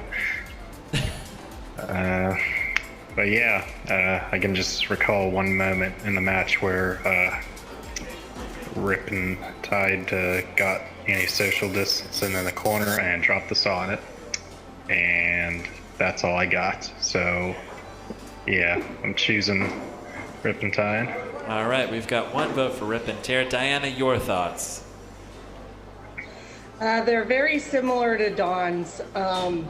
This antisocial distancing did a good job of not letting Rip and Tear get more than 1 or 2 drops with the saw, but unfortunately was not able to do much damage. Yeah. So I'm going to go with Rip and Tear. All right, we've got 2 votes for Rip and Tear. Jack Tweedy, will this be a unanimous judge's decision? Yeah. All right, we've got a unanimous judge's decision for Casey Jermiason and Casey Jermiason, who advance with Rip and Tear, really showing that sometimes a great offense is a good defense. True. Yeah. Very, very true. That's incredible. They've sent Antisocial Distancing home. Losers bracket round 6. Rip and Tear will advance.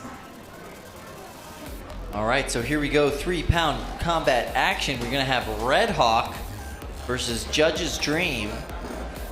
Now this is a 8, fight against 7, 2 very talented 6, kids 5, Yeah. who 4, both know how to 3, drive their machines 2, quite Very well. well, yeah. Fight, robots, fight. Good. Wow. Red Hawk has found the side of Judge's Dream. But is the weapon on Red Hawk dead? Looks like it. I don't see a belt. Is that weapon going to come back?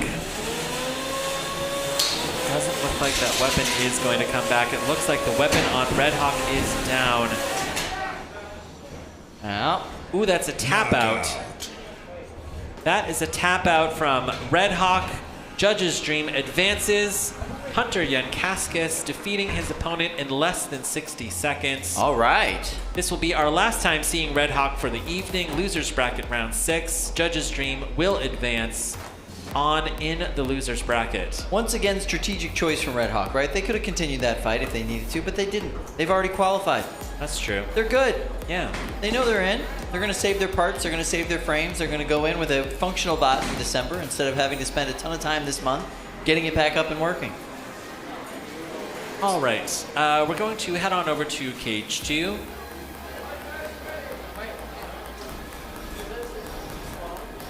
I see Corey Nason over there. And looks like there is a hub spinner. Oh, it's Jet Lag. Jet Lag versus Diamondback, 2 of the hub spinners today. 8, 7. Did Jet Lag 6, lose their last 5, match? 4, No. 3. Wait, why are they in the losers 2, bracket? 1. Fight, robots, fight.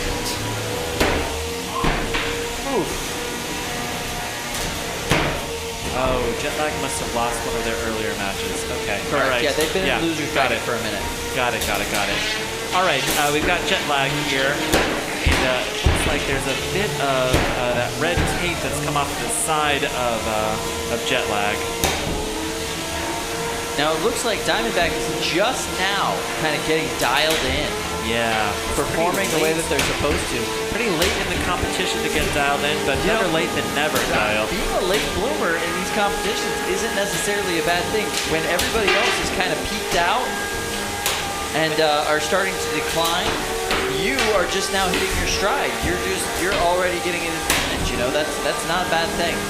One of the cool things here about both of these robots is that they are both hub motor drum spinners. And to see, this design go so deep into the competition, you're seeing, the reliability of this weapon type. Yeah. So on display. for brand new 9-year-old fans who just discovered the stream tonight, what is a hub motor? Okay. So traditionally, if you see an egg beater spinner, it is run by a belt. So there's a weapon drive. There's a weapon motor that sits inside of the body of the robot, and it runs this belt. But that belt can get clipped. So that's one of the challenges with that design. The challenge that you see with basically every other kind of fingertech egg beater. Now with this Weta kit, the motor is inside of the drum, so there is no belt to clip. The one challenge with it is that there's a lot of shock, that goes into that weapon motor. So as it lives inside of the drum, it's easy to knock it out. It's taking a lot of damage, as it goes along. I feel like I took a 10-second description and turned it into 2 minutes. I think you did a great sometimes I job. just start a sentence and I just kind of see how it's gonna come out as you go. Yeah, totally. All right. 30 seconds left here. Neither of these bots' weapons are working at this point. This is going to actually go to the judges. Neither of these bots like to go to the judges. Really, the judges are going to be looking for here control. Pinning. All right, with 10 seconds left, and we've got this shot here of Jetlag pinning Diamondback up against the rail. And leaving them there. Ooh, and look at that. Diamondback is stuck. And that's the end of the match. Wow. Ooh, that's a great last image to show the judges, isn't it? Yeah, listen, these judges love the last minute. Kyle, the first 2 minutes don't matter, all right, to these judges. There's so much salt that you're just throwing all over our table here, buddy. Diana, let's go ahead and start with you. Diana, what did you think about that match? I'm going to go ahead and I'm going to throw my skip in the ring right now. All right, Diana's going to be skipped. Smart. Smart? Smart. All Very right, smart. Don Dorfler, your thoughts on this fight? It was a pretty good match. A lot of back and forth in the first part of the match. And then after both of them lost their weapons around the same time, it was a big control fest. And I felt like Jetlag had the upper hand at that point. Wow, okay. We've got 1 vote for Jetlag. How about you, Jack Tweedy? I'm also going to go for Jetlag. Once the 2 weapons were down, it was the more aggressive of the 2 that's the one making the actual engagement, and towards the end, having Diamondback stuck in the corner was a big deal as well. All right, and on over to Scorpius co-captain Diana Tarleson. Will this be a unanimous judge's decision or a split judge's decision? Unanimous. All right. We've got Jetlag, which advances in the loser's bracket. Corey Nason and Diamondback going to be going home early. Yeah. But really incredible performance from both of those robots today. Jetlag was able to pull it out in the end. That was a really fun match. I would love to see those 2 fight again sometime. That was great. All right, so we're going over to 12-pound sportsman action. Ram Plan versus Accident. 6, 5, 4, 3, 2, 1. Fight, robots, fight. The winner of this will go on to face Tuskin Raider in the finals of this competition.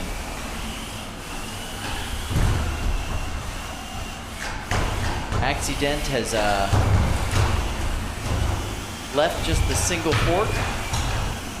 And Ram Plan, same setup. Yeah, except it's a single fork by design, Kyle. Same setup, single fork, single arm.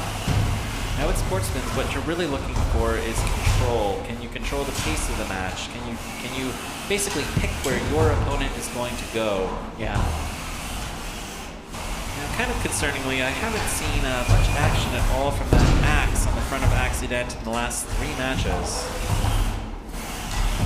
A good human comparison would be, like full combat. You're talking about like a boxing or MMA comparison, whereas this is more like a wrestling match. Maybe like sumo wrestling. Yeah, I think so. Yeah. Except for there is such a thing as sumo bot fighting. You know what I mean? You're actually trying to get the other bot out of the arena. That's true. This is more like Greco-Roman. Yeah, I guess that's true. It is not, however, professional wrestling. Nobody's coming in with a chair. Yeah, maybe it's amateur wrestling or independent wrestling, like what Santana does. Is that right? No, people still come in with a chair in independent wrestling. Oh, that's true. Pretty regularly. 90 seconds left here in this fight. I love during these sportsman matches, like we just go full like BBC nature documentary. Now here we see the sportsman class robots in their natural habitat, and they are pushing against one another in hopes of winning favor with the crowd. As you can see, Ramplan's weapon, fully functional. Accident is not axing or denting. There is no money on the line here. There is no golden dumpster on the line here. They're doing this for fun. For fun and for pride. 60 seconds left here in this match. Oh, I like this kind of like calm announcing guy. Yeah, this is nice. This is nice. Yeah. As we enter hour 12 of the live stream, I am fading, Kyle. Keep in mind, it is hour 12 of the live stream, but you got here, what, 8? Yeah, I was here at 8, Kyle. Yeah, I got here at 8:20. So yeah, you started driving at like 4, Kyle. Yeah, 4:30. Okay. All right, 20 seconds left here in this match. Here we go, 15.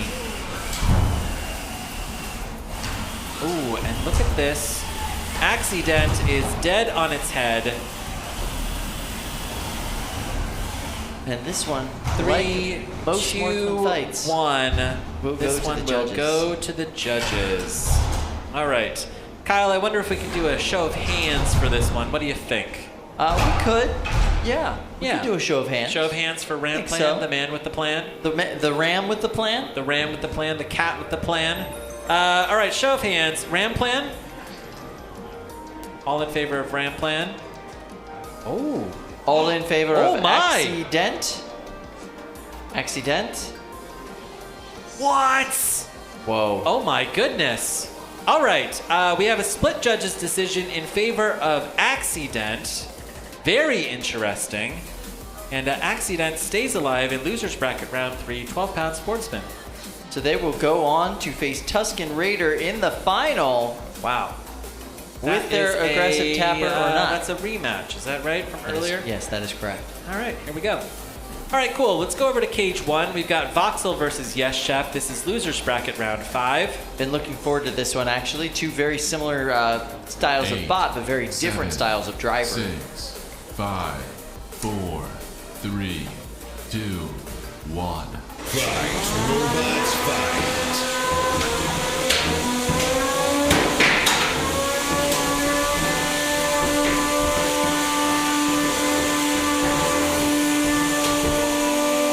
Okay. A little bit stuck over in the corner. Yeah, Alex Pensive, yes, stuck up on the rail momentarily. Now it looks like both of these bots. Oh no, Voxel was able to gyro itself back over. Yeah. And it looks like Alex could be dead on its head. Can Yes Chef move? Kyle, that's a no. That's a no, Chef. That's a tap out. All right. Yes, Chef says no. All right, that's a 40-second match there. 40-second win for Voxel, which stays alive in the loser's bracket. Alex Pezza will be going home early with Yes Chef, although that's a very deep run. Yeah, for very Alex. deep run. Good for Alex. So he's got a long drive tonight. Yeah. Going all the way to right. South Jersey. So he's got to make it down to the shore, you know? Yeah. All right. Now it looks like we've got a pause in the action here, Kyle. Yeah, which no means that bots. we are going to go to the YouTube live chat. What are we going to do there? Yeah, let's hang out with Lindsay. Let's see if there's any good questions, any good philosophical questions for us. Feel free to send them here in the YouTube live chat. And if you want to make sure that we will definitely see it, you can send us a super chat. It's true. Lindsay, if you can hear us, maybe we can pull up Lindsay. Maybe she has some good questions. I think I saw a good one earlier about weapon types. Hello. Ooh, I hear Lindsay. Yeah, disembodied voice of Lindsay. The ghostly voice of Lindsay. Yeah. Very cool. All right, Lindsay, Wow. do we have any good questions from the chat? Yeah, we have a few. Nice. So who built Fluffy, Bert, and Brick, and who gets to drive them during competition? Oh, that is a Comes up good every time, question. so let's get the definitive answer. All right, before we get into that, I just want to say that the house bots are so incredibly popular with the audience. Yeah, it's true. I feel like we should open up a line of housebot toys. You know, like we started the housebot t-shirt. I think Yep. that that's great. It is great. People really like them. I really want to get like a miniature, like metal housebot that I can drive around at home. Why do you want it to be metal? Well, because these guys are metal, you know? Okay, but they could be plastic. No. Cut out of metal. Okay? Okay. All right. Line of toys, I want to get, like kind of a larger one for Fluffy. Yeah. And then one for Brett and one for Bert. I like it. Okay. Who built them? Austin McCord. Correct. Yeah. Austin, the organizer of Norwalk Havoc, kind of the founder of Norwalk Havoc. This is his brainchild. Yes. He was the one who originally built Brett the Brick. The original Brett the Brick, and I do believe the first iteration of this Brett the Brick, the steel version of Brett the Brick, was his creation. Correct. And then he has passed the plans on to his minions. One of the most incredible things about the housebots is that they have such a long battery life. It's true. They can run for 12 hours. They can clearly do that better than we can. Yeah. Yeah, they do have to do battery changeouts, every 4 hours or something like that in there. Now, you can also see like the camera inside of each one of those robots. Yep. These are really like pretty cool marvels of engineering. Yeah. And they started off as actual cinder blocks, but we were going through so many cinder blocks in this competition that they finally upgraded them to metal. Yeah, which was smart. And there is some experimentation that goes on. For instance, there is a fire suppression system that they've been playing with Fluffy. Really? Haven't been able to implement that yet, but it's there. The Here's pieces what I of it are think. there. Okay, they should do both. Do the fire suppression system, but also the fire activation system. I think there should be a huge flamethrower on Fluffy. Wow. Oh, wow. Yeah. That's aggressive. Yeah. Yeah, okay. Listen, you can start the fire and put it out. Now, who gets to drive the housebots, Kyle? Depends on which match. I think they change it up a little bit, but Yeah. it goes back to the minions as we talked about earlier. Goes back to the minions. So yeah, these are the staff that are here. True. And now the interesting thing is sometimes you'll see Brett have like kind of a split personality. True. Sometimes very gentle, sometimes totally asleep, other times full chaos. Yeah. And that Very is really aggressive. up to whoever is driving the housebot at that moment. Yeah, at that moment, yeah. Yeah. All right, good question. And so, I mean, this comes up often too. People want to see grudge matches between Fluffy and Brett and Bert. How come we don't see that happen?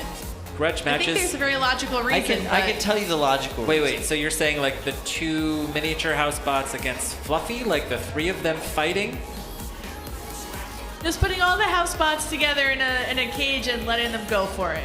That Do is you- a do you wanna terrible answer the idea. question? That's a terrible Hold idea. on, Okay. hold on. We have We have one of the minions. Sorry, identify yourself. Oh wait. Is it on? There we go. There we go. Oh, Yeah, there you go. All right, I'm Connor. I drive the housebots and stuff like that. Hello, Connor.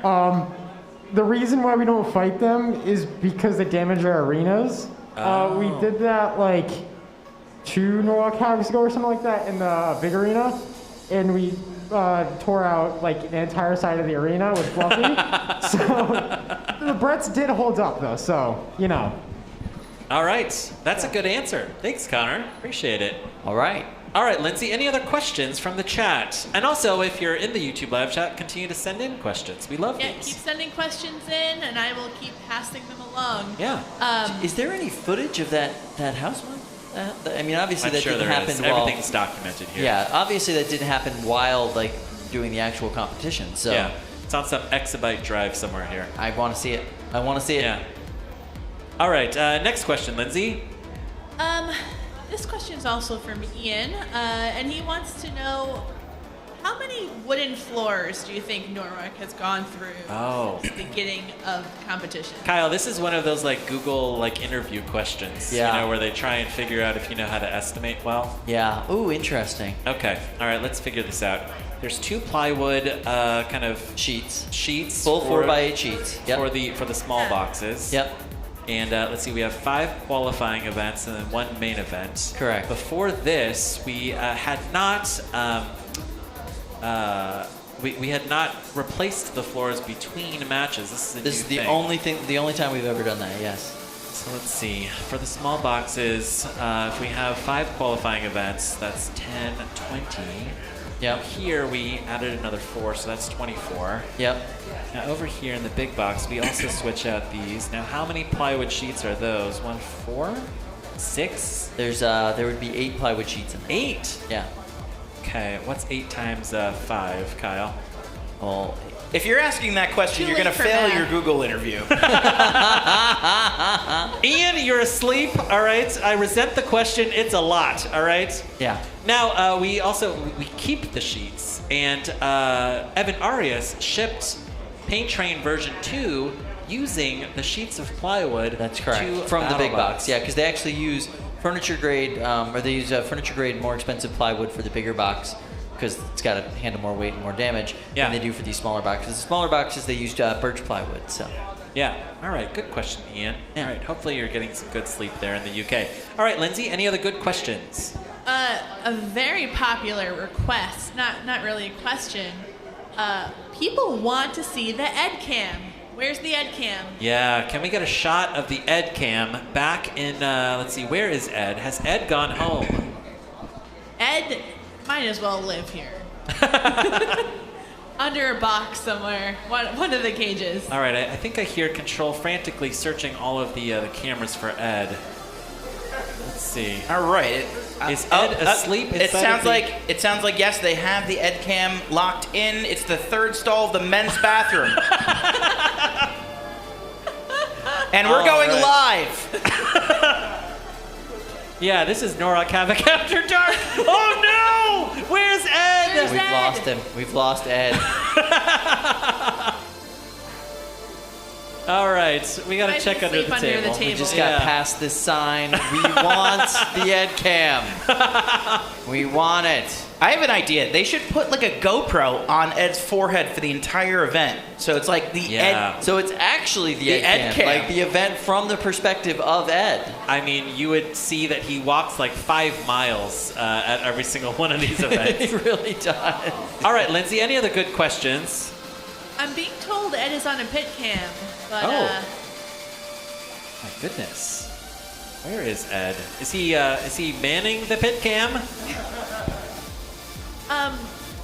so people are asking, who are your favorites to win in December in the different weight classes? Interesting. Favorites to win for the Beatles. Let's think back to all of our Beatles. I'll tell you who's qualified so far, right? Yeah. Silent Spring, Shred It Bro, Polywog, Voxel, Red Hawk, Eruption, Judge's Dream, Project Liftoff, Caldera, Samurai, Tothic. I think there could be a couple more that didn't compete today. There's Ed. Oh my goodness! Hi, Ed. We got an Ed.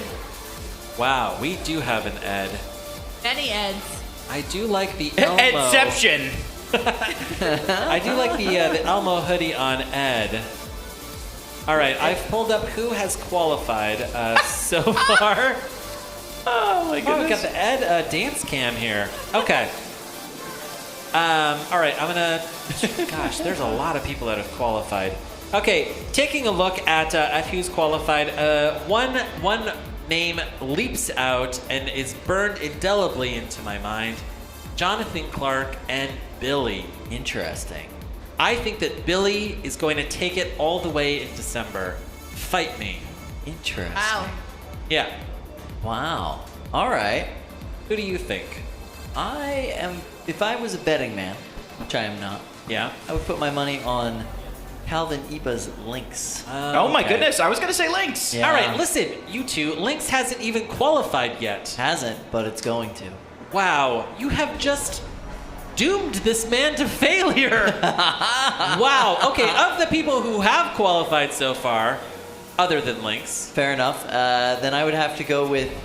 Actually, this is kind of odd to say, but I think Silent X. Silent Me too. X. Me Yeah. too. Over Silent Spring. Yeah, it's done really well this year. All right, Jameson Go is going to be driving home tonight, and does just that Silent X is just going to be, in his head. He does not want Silent X to win. He wants doesn't. Silent Spring to win. That's exactly right. All right. Listen, if Silent X continues to do as well as it does, it's going to get inducted into the Combat Robot Hall of Fame. I don't see any reason why it wouldn't. 100%. It's such a cool robot. And JMO's going to hate that. Yeah, he is. All right. I know. He looks at Silent X as like, what are you doing? Like, this is just like, this is my sandbox. Yeah. Like, Why do you love it so much? Yeah. This is just an You're not supposed to experimental take this seriously. platform. Yeah, I remember when he first brought Silent X, he thanked me after the competition for not referring to it as Silent Spring. He was like, "Thank you for not calling it Silent Spring. I don't want it to be associated with Silent Spring. Thank you so much for differentiating the two." But yeah. All right. Now, in the 12-pound class, I am going to cheat a little bit, and I'm going to go first again. Number 1, waterproof sealant. Waterproof sealant for the 12-pound class. I don't know if they're coming. I really, really hope that... if they come, I'm calling them by their real name the whole time. So... No, you're not. I am. We are going to get demonetized, Kyle. You know, we might, but I You're think going it's to worth single-handedly crash Norwalk Havoc. All right, don't we think- need that ad money, Kyle. I don't know if that's necessarily true, but We're I going to do get kicked off of YouTube. You can't be yelling that word. All right. I'll be very. I'll use the LK at the end every time. Listen. I'll emphasize it. I can't pronounce that word that well, Kyle.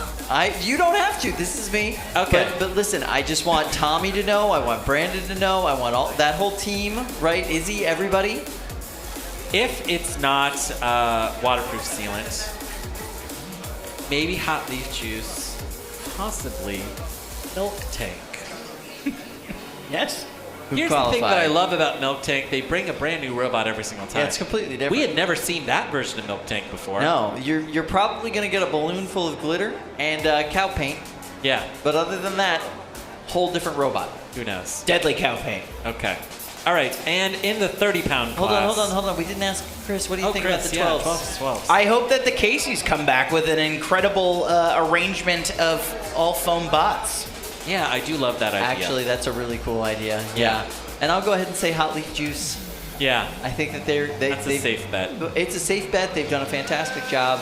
The bot keeps getting better and better. Lucy's obviously doing a great job captaining that team and designing and iterating on that bot. So yeah, I'm going with that. All right, now on over to the 30-pound weight class. You know, we've got favorites like Megatron. Got favorites like, Litterbox, Stop Hitting Yourself. Litterbox, a.k.a. Tryhard. However, Kyle, I'm going to call it right now. What you think? Dragon Princess. Yeah. I love Dragon Princess. Dragon Princess from Annika Yankaskis had some of the most incredible fights of the year. Yep. And, I feel like immediately, she came to just one competition with that robot. Yep. And that has become just Norwalk royalty. Agreed. Yeah, put it into the Norwalk Havoc Hall of Fame.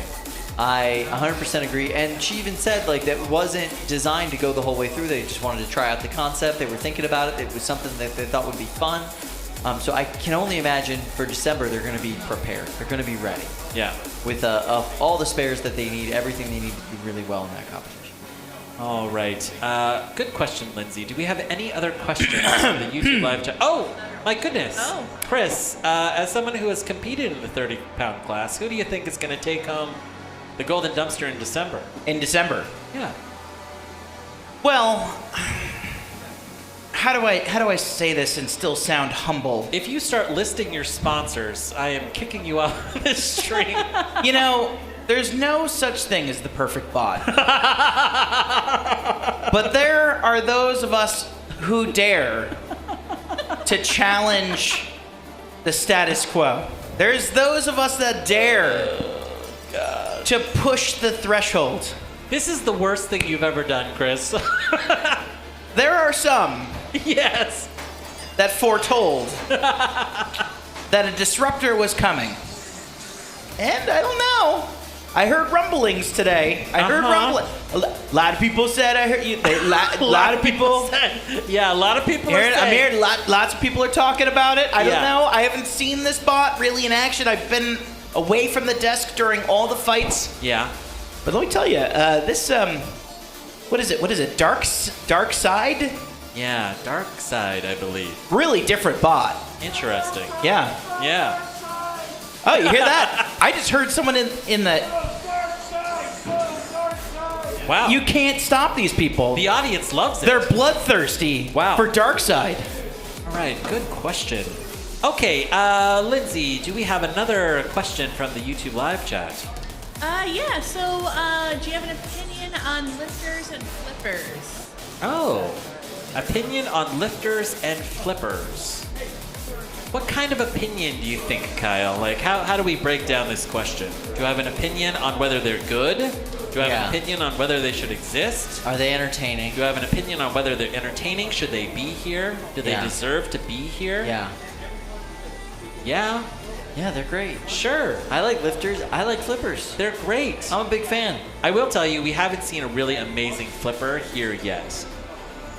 Yes, that is accurate. Yeah. What weight class do you think you could throw a really good flipper into?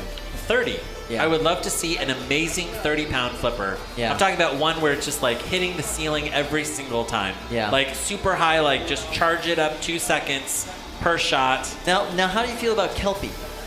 Kelpie's a really, really cool robot. Yeah. It had so-so reliability. Yeah, on the weapon. And here's the thing, you know, like when you just look at the scale of a beetle weight against the scale of the box, like you're not going to be hitting the ceiling with a 3-pound flipper. Yeah, no matter what you do. You need to have like a really big tank. Yeah.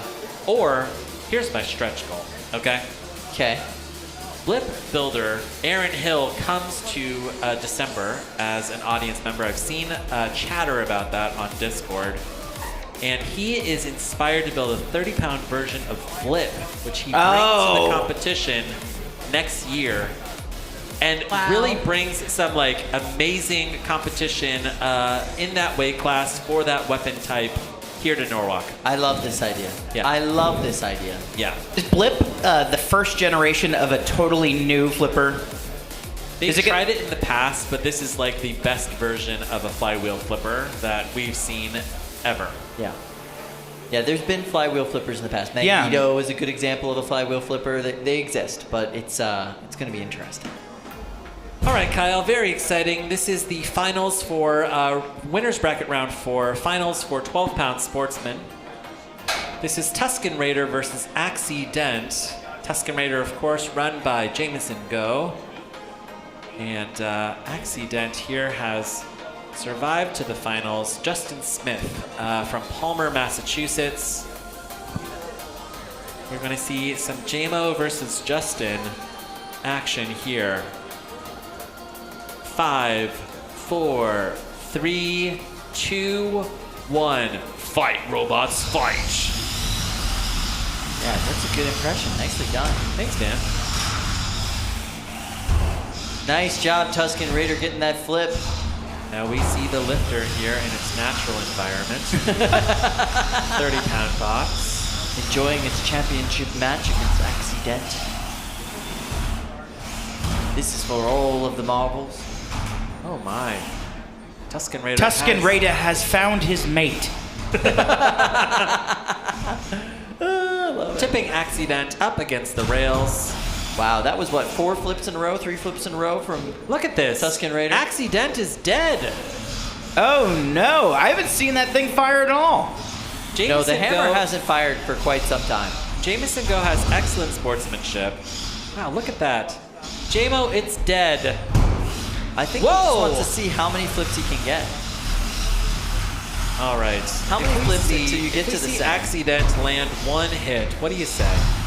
No. But I think we are going to see a flip a few more times. Yeah. I mean, this is incredible driving from Jameson Go.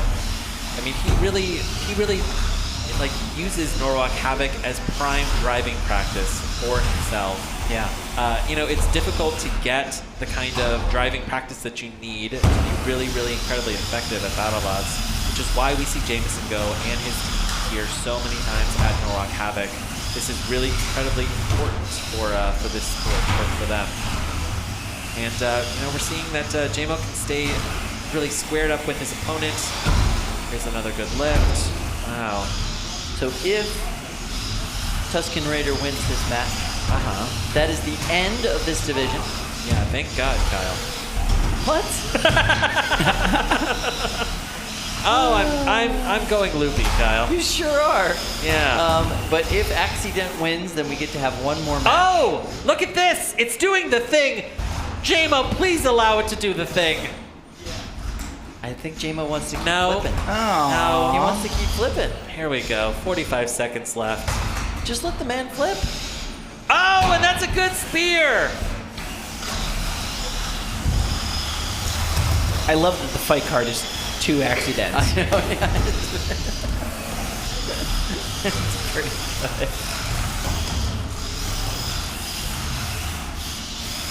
Got a good comment here from Razor259. May as well just call it E-Dent. That X is dead.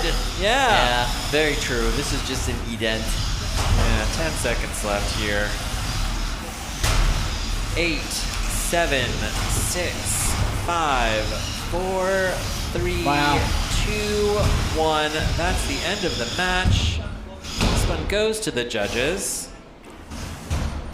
for, let's see, for bragging rights. 12-pound sportsman. Let's see, who is it going to be? Jameson Go and Tuskin Raider, or Justin Smith and Justin Smith and E-Dent. Just E-Dent. All right. Let's start with you, Don. Your thoughts here. Tuskin Raider or Dent? That was a pretty dominant performance by Tuskin Raider. So that's my choice. All right, we've got 1 vote for Tuskin Raider. How about you, Diana? I agree. It was pretty dominantly toward Tuskin Raider. All right, we've got 2 votes for Tuskin Raider. Thumbs up from Jack Tweedy, Tuskin Raider. There we go. Unanimous judges' decision for Jameson Go and Tuskin Raider. And Jameson Go has won the 12-pound sportsman class. We will not be seeing any more 12-pound sportsman fights here tonight. You okay with that? I'm great with that. All right, on over to Cage 2. We've got beetleweight action here. Eruption versus Judge's Dream. 8, 7, 6, 5, 4, 3, 2, 1. Fight, robots, fight. I feel like I might be a classical music fan, and Luke might actually just be really into metal. Judge's Dream launching Eruption all over the box right now. Eruption has had a great performance today, a ton of great hits, a ton of great fights, but right now they're going up against Hunter Yankaskis and Judge's Dream. Custom-built egg beater spinner with a custom-built egg beater. Wow. Ooh. Nice hit there from Eruption. Yeah, definitely Eruption stepped up a little bit. Yeah, stepped up on the aggressiveness. Uh-oh. That's a whole lot of weapons that just stopped. There we go, Judge's Dream back up and running a little bit. A little bit of Judge's Dream action.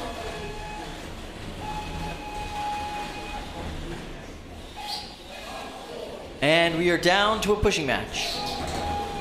With more than half this fight left. Oh, there we go, Judge's Dream's weapons back up, and ooh, looks like Eruption's weapon just went back up too. Nice big pop from Eruption, and there's a tap out. Eruption wins. Judge's Dream, the already qualified bot, they're going home. All right, nice work, Hunter. Had a good time watching him in the competition today. We'll see him again in December. Eruption, also going to be seeing them in December, and they'll be moving on in this competition as well. I'm excited to see it.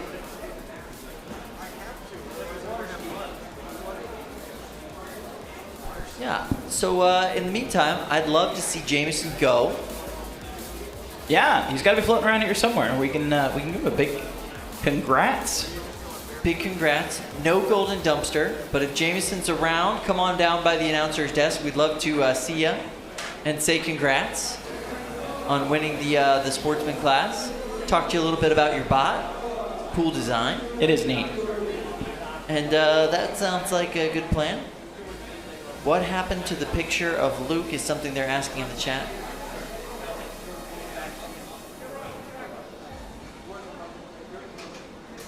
Oh, hey. Oh, yeah, there it is. Come on around, Jameson. So, Jameson, you went to work in that division today. Oh, you know, sportsman bots do as sportsman bots do. Sorry, say that again? It is not supposed to mean anything. I'm just making words. Yeah, I was, you know, this spot hasn't fought in maybe like 2 years. So I was really happy to see it still worked. And then it could do everything that I remember it could do. And sportsman class, I think everyone's starting to get a little bit more into it. It's great to see all these competitors, and I hope it only grows more and more. That's awesome. Yeah. So how long has it been since you've been, busted this guy out? How long has it been? It was before COVID, for sure. The last time it fought, it was when we were in the old building in Norwalk, and I threw it in a beetle weight rumble. There's actually there's scars under here from someone's beetle weight, probably from like one of the WPI folks. Right? Oh wow! Oh yeah. wow! Yeah, I see him now. Yeah, it's got the scars on it.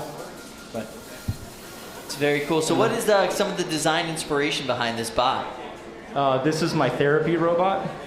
And that's, so what really motivated me to build it is after 2016, our first year of Sawblaze with BattleBots, we had the controversial judges decision. Yeah. And it was a shame because Razorback legitimately is a very cool robot. Our opponent was Razorback.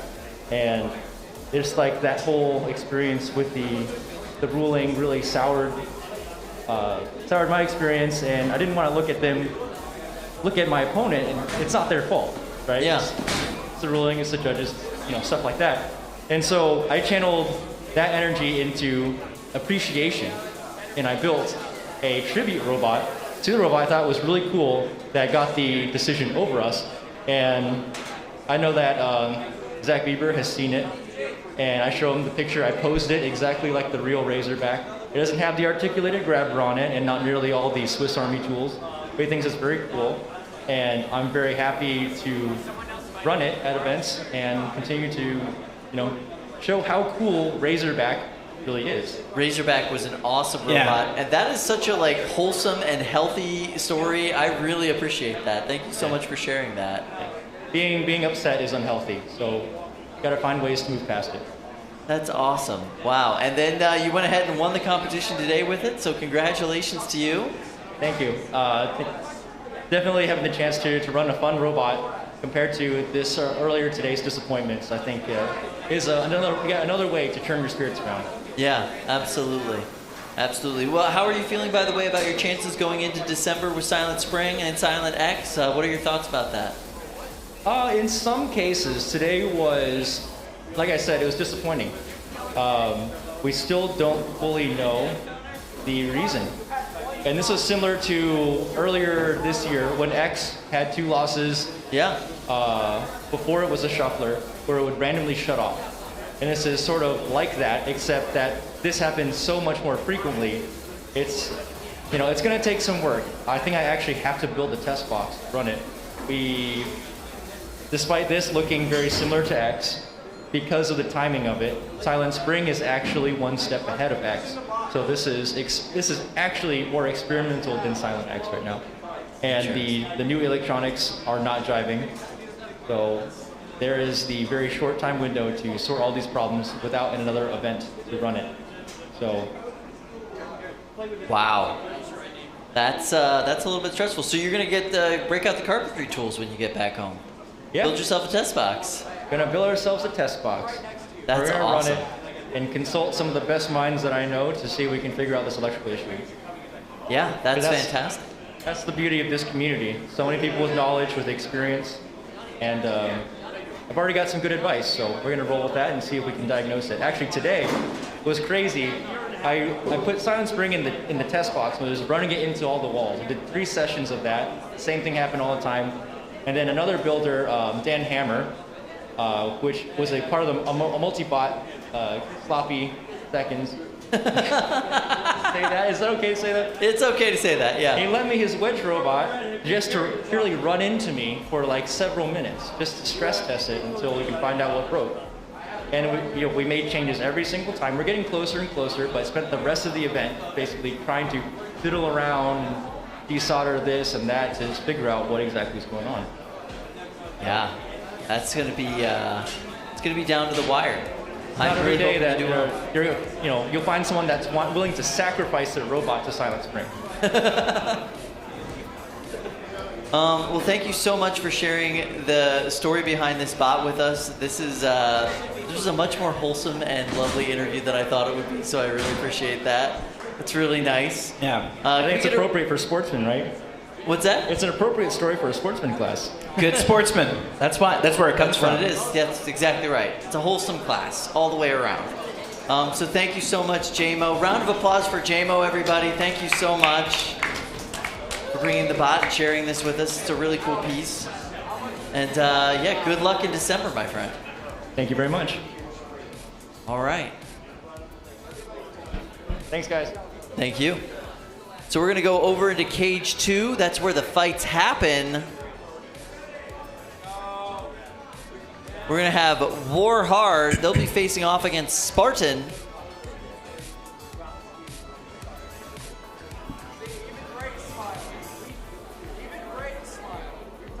Oh, good. Thank you for getting that out. 8, 7, 6, 5, 4, 3, 2, 1. Oh boy. All right, Warhard. Weapons off to a good start. Spartan kind of limping around the box already. Oh no, is that weapon done? Oh wait, there we go. Oh. No. Big wheeled minibot already thrown apart. Big wheels keep on turning. Yeah, I knew it was going there. I knew it was going there. That's a motor there on the floor.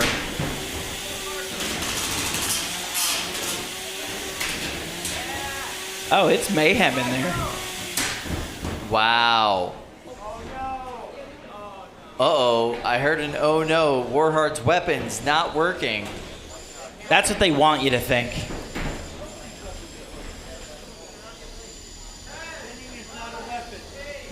There you go. They're yelling the countdown for the pin.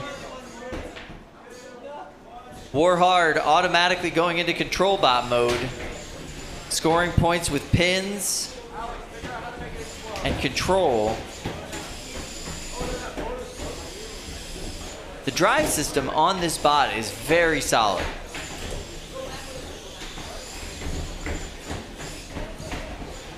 Spartan just trying to avoid Warhard at this point. Neither bot able to get weapons up to speed. And yeah. Wow. And that's a weapon on Spartan, by the way. It's up to speed now. Not exactly sure how that happened. Another pin?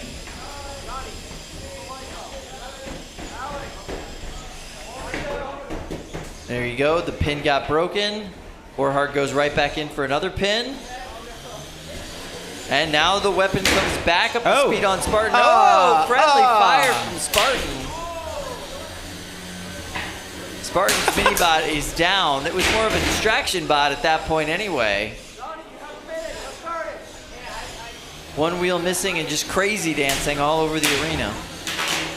Last 45 seconds of this match.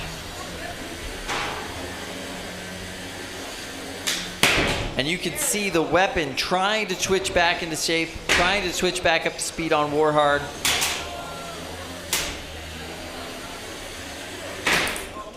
Perhaps one of these hits from Spartan will shake loose whatever is holding it in place, but in the meantime, Spartan, yeah, there it is. Oh, and there it went. We had the weapon for a brief second, and now it's gone.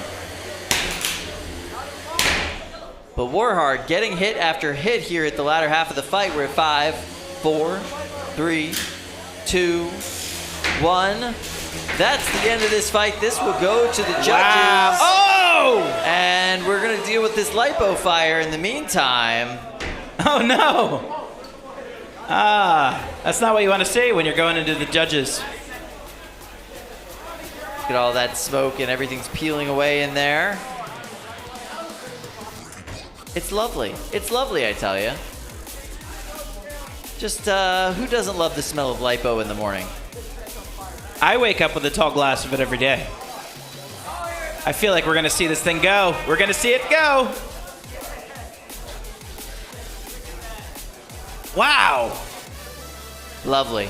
Absolutely lovely. It's like my roommate's room in college. That tells a very specific story. So the negative pressure system inside of this arena is going to suck all this lipo smoke out. It's definitely doing its job. You see the whirlwind in there.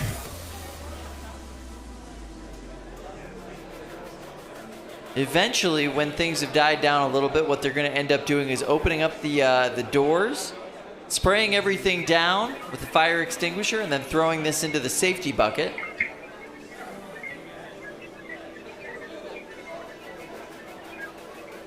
In the meantime, we're waiting to get our judges back.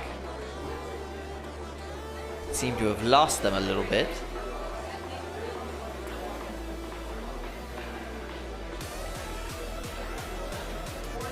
Got it.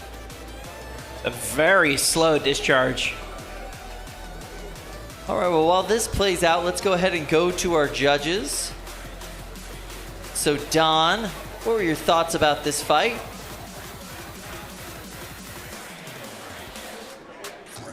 Don might still be muted. Let's see.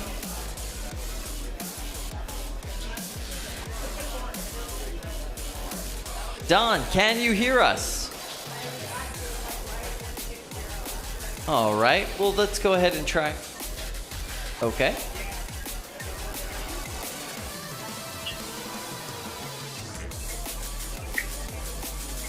Don, are you there? There is no Don.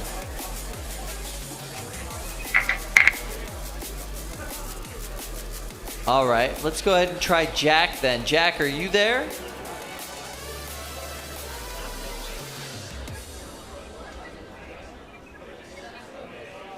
We hear anything? Oh, there we go. I hear somebody. I can hear stuff now. Awesome, Don. Good to hear from you. How do you think that fight went?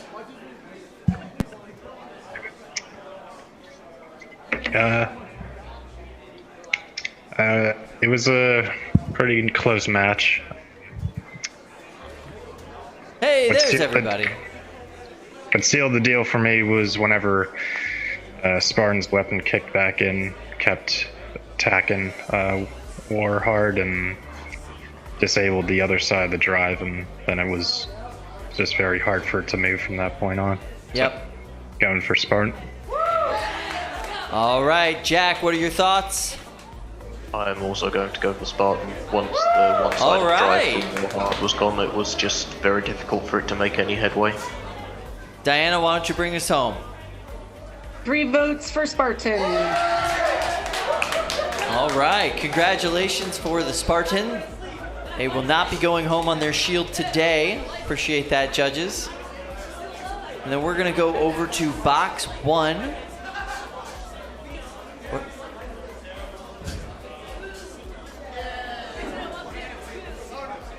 It's cage 1. It's where the fights are.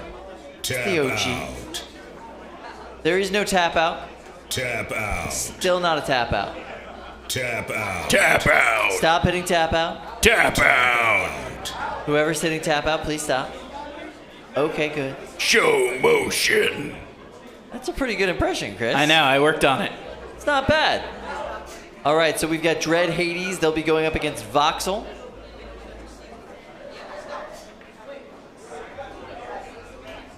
Eight, 7, 6, 5, 4, 3, 2, 1. Fight, robots, fight. And here we go. Oh! Oh my. Big exchange to open things up.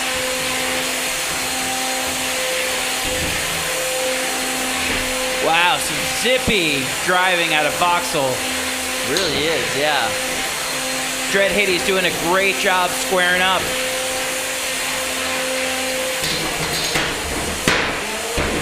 Voxel trying an interesting tactic to try to get around the extremely aggressive defensive driving style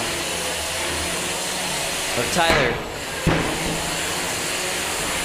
Seemed effective for a moment, but now it seems as though Tyler and Dread Hades had caught up to this method, and they are getting great hits on Voxel.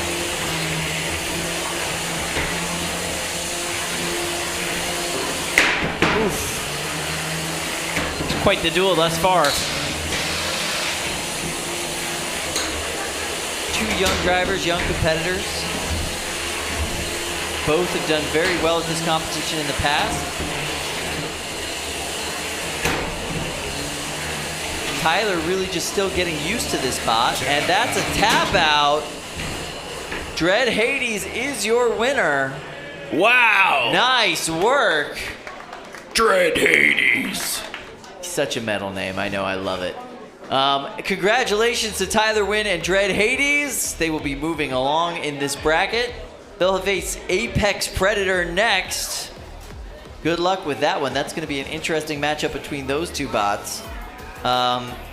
This bracket's shaping up to be very interesting. Yeah. Yeah, so it's Mantella and Jetlag in the other side of this bracket. So whoever wins that will go on to win the fight, or to face the winner of the fight between Apex and Dread Hades. So that's going to be a bunch of really interesting fights in that part of the bracket.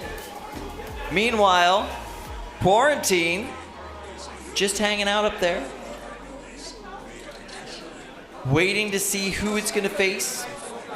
Polywog is going to face off against Fully Defined, and then the winner of that match is going to go on to face Lynx. And the winner of that match is going to go on to face Quarantine. Wow. It's going to be very interesting. A couple of great matches coming up. Yeah. Yeah, the 3-pound bracket still's got a lot of fun left in it. We'll just put it that way. In the meantime, looks like they finally got all the smoke cleared out of Arena 2. Gotten everything cleaned up.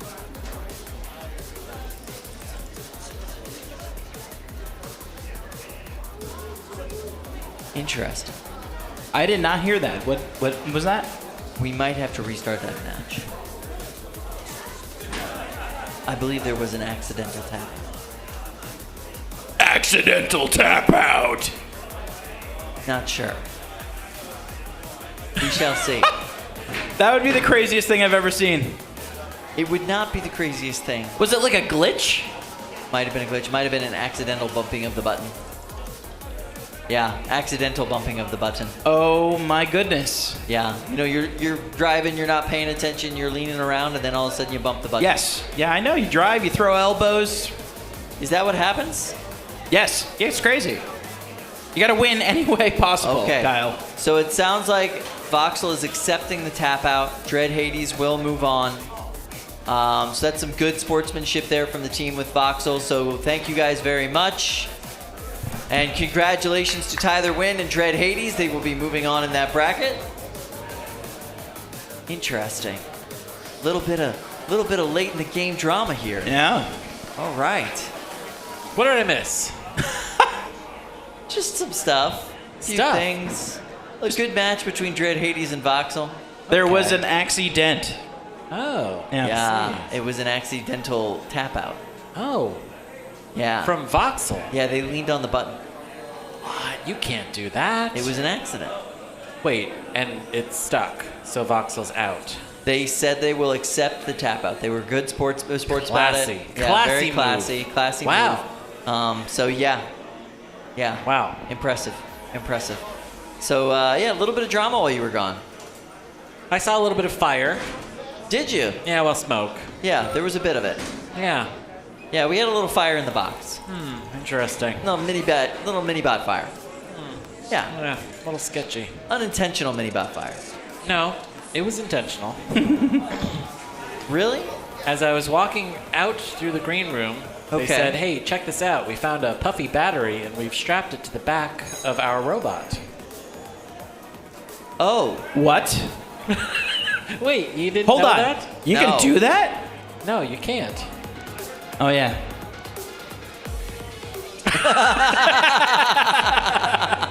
All right, on over to cage 2. We've got Mantella versus Jetlag. This is losers bracket round 7. 8. We have seen incredible driving from both Mantella and Jetlag today. Have. 3, 2, 1. Fight, robots, fight.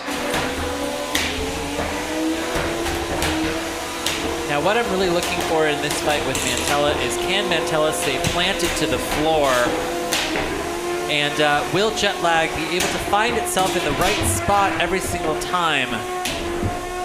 We saw some so-so drive from Jetlag in its last match. But it looks like they have worked out those drive gremlins here. Wow, and a little bit of duct tape armor on the top of Jetlag. Now Mantella is just, oh, wow, big hit there. Wow. Right into the camera. I think we lost it.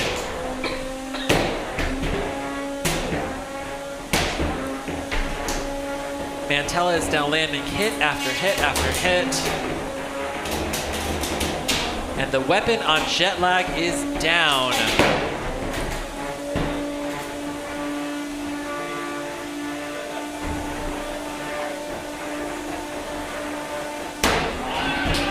Big hit there on, wow. Oh. And Mantella has, wow, okay, nope, they did not allow a Jetlag to die on its head. Mantella wants to win a knockout here, Chris. Yeah. 90 seconds left. You can see the entire WPI team celebrating cage side when that happened. Oh, and Mantella, oh no. Looks like part of its drive is locked up. Oh, wow. All right. That was almost the price of hubris there, Chris. Yeah, sometimes that'll happen. All right, good pushing power there from Mantella. Now they can hold this pin here for 10 seconds. And that sounds like the end of the pin. Yep. Let's see if the weapon from Mantella is going to come back. Oh, wow. They did 2 pins in a row. I don't know how I feel about that, Chris. That's the double pin. Oh, and it looks like Lars may have stuck himself underneath the rail. Will Bert come by to help out? I got it. Oh, no. And now Lars is just crab walking. 25 seconds left here in this fight. Mantella with yet another pin.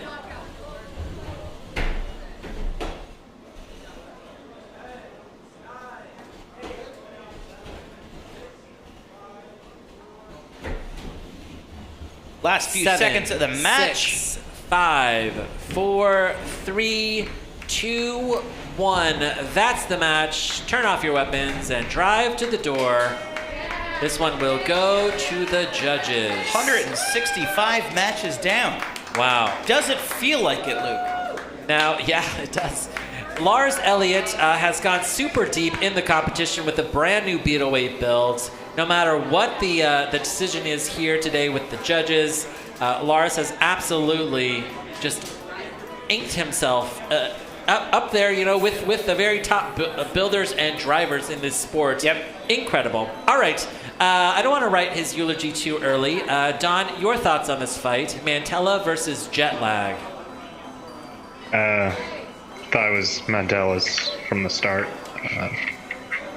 Just kept getting hits in, and then whether he turned his weapon off or it died, he did a good job controlling the fight after that. All right, we've got 1 vote for Mantella. Diana, your thoughts on this fight? 2 votes for Mantella. All right, we've got 2 votes for Mantella. Jack, will this be a unanimous judges' decision? It will.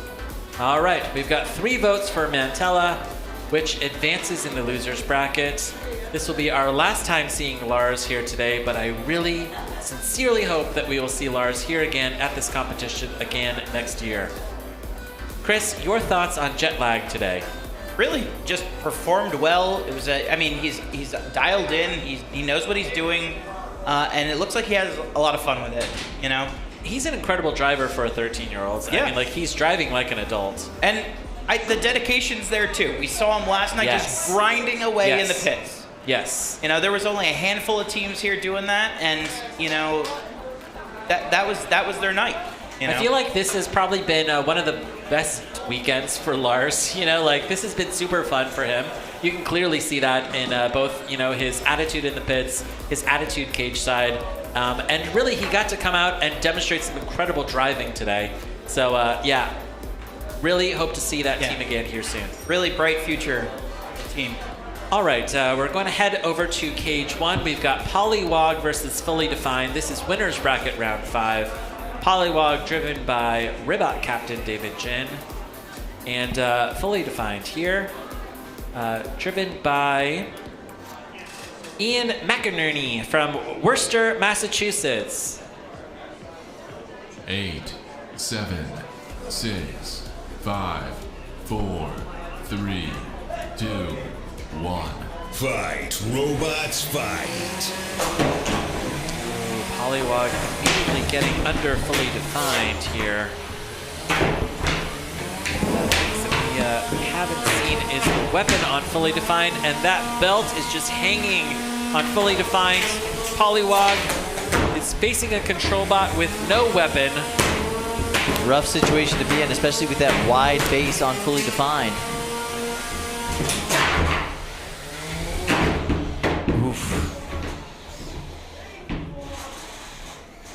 Ooh, now that is a good pin from Fully Defined on Polywog. Polywog doing everything he can to escape. It looks like, you know, Fully Defined is wide enough that it can catch all of Polywog. Yeah. But you really don't want to catch it when Polywog's drum is going straight in your face. You really want to try and catch the side of Polywog, Fully Defined. But that is harder to do than it is to say, because David Jin is a very good driver and will remain squared up against his opponent as much as he can. We haven't seen great weapon reliability today from Fully Defined, and in a lot of its matches, Fully Defined has won just based on control. Yeah. With pin after pin. Lots of judges' decisions wins for them. Polywog, very reliable weapon, and very aggressive driving.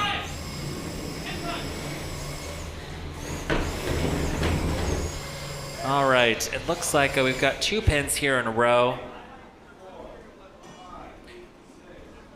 Now, Fully Defined can hold that pin for 10 seconds. Yeah. Oh, and the drum on Polywog is now dragging on the floor.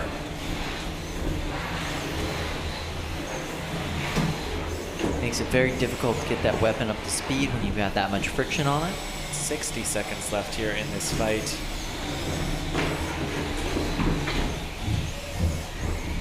Wow. Polywog's got some work to do to get caught up in the judges' eyes, I think, at this point in the fight. Polywog has a good pin on Fully Defined. Now remember, Polywog did pop Fully Defined in the air several times in the first minute of action. And really it's up to the judges to see who is controlling the pace of this fight. Another good pin from Fully Defined on Polywog. Pretty incredible drive power from Fully Defined. With 10 seconds left here, can Fully Defined catch Polywog one more time? Hard to say. It's hard to say. 3, 2, 1. That's the match. All right, drive to the door if you can. This one goes to the judges. Oh my goodness. Whew. Oh, so wait, who do you think won, Luke? Kyle, I honestly don't know. That one was really, really close. Let's start with Diana. Your thoughts on this fight, Diana? Fully Defined versus Polywog.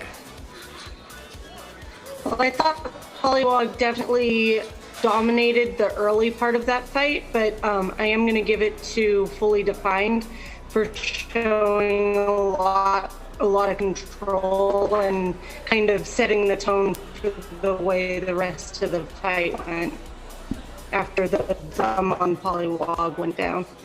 All right, we've got 1 vote for Fully Defined. How about you, Don? Your thoughts? I agree with Diana. Polywog did have the first minute or so, but after that, fully defined really showed a lot of control and aggression. Polywog did get a pin here, one pin in, I think, but I don't think that was really enough. So All right. fully defined. Got 2 votes for fully defined. Jack, is this going to be a unanimous judge's decision? It is.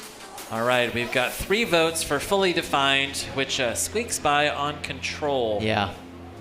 I would. Interesting, that fully defined can lose its weapon, but still manage to control the pace of that fight. Yeah, they did a great job of it. Not the only time this competition that they have.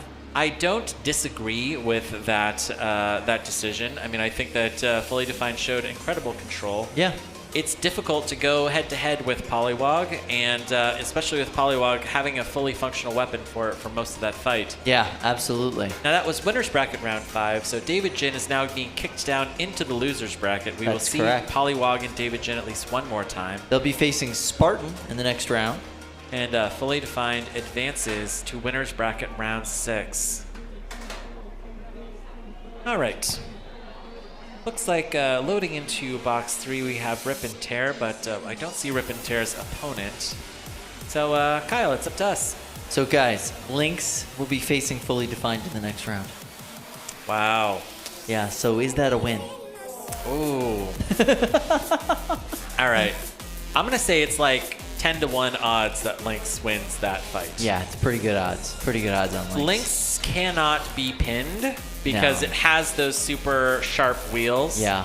I think all he has to do is back up, go forward, and he can just vault himself over Yeah. fully defined. Even that weapon would be able to claw its way over top of fully defined, I feel like.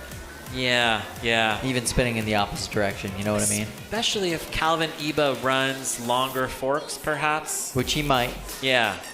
It's an interesting matchup, but yeah, I think Calvin's got that one. Interesting. Yeah. Now, if it had been Lynx versus Polywog, how do you think that would have gone? We can only speculate now. Yeah.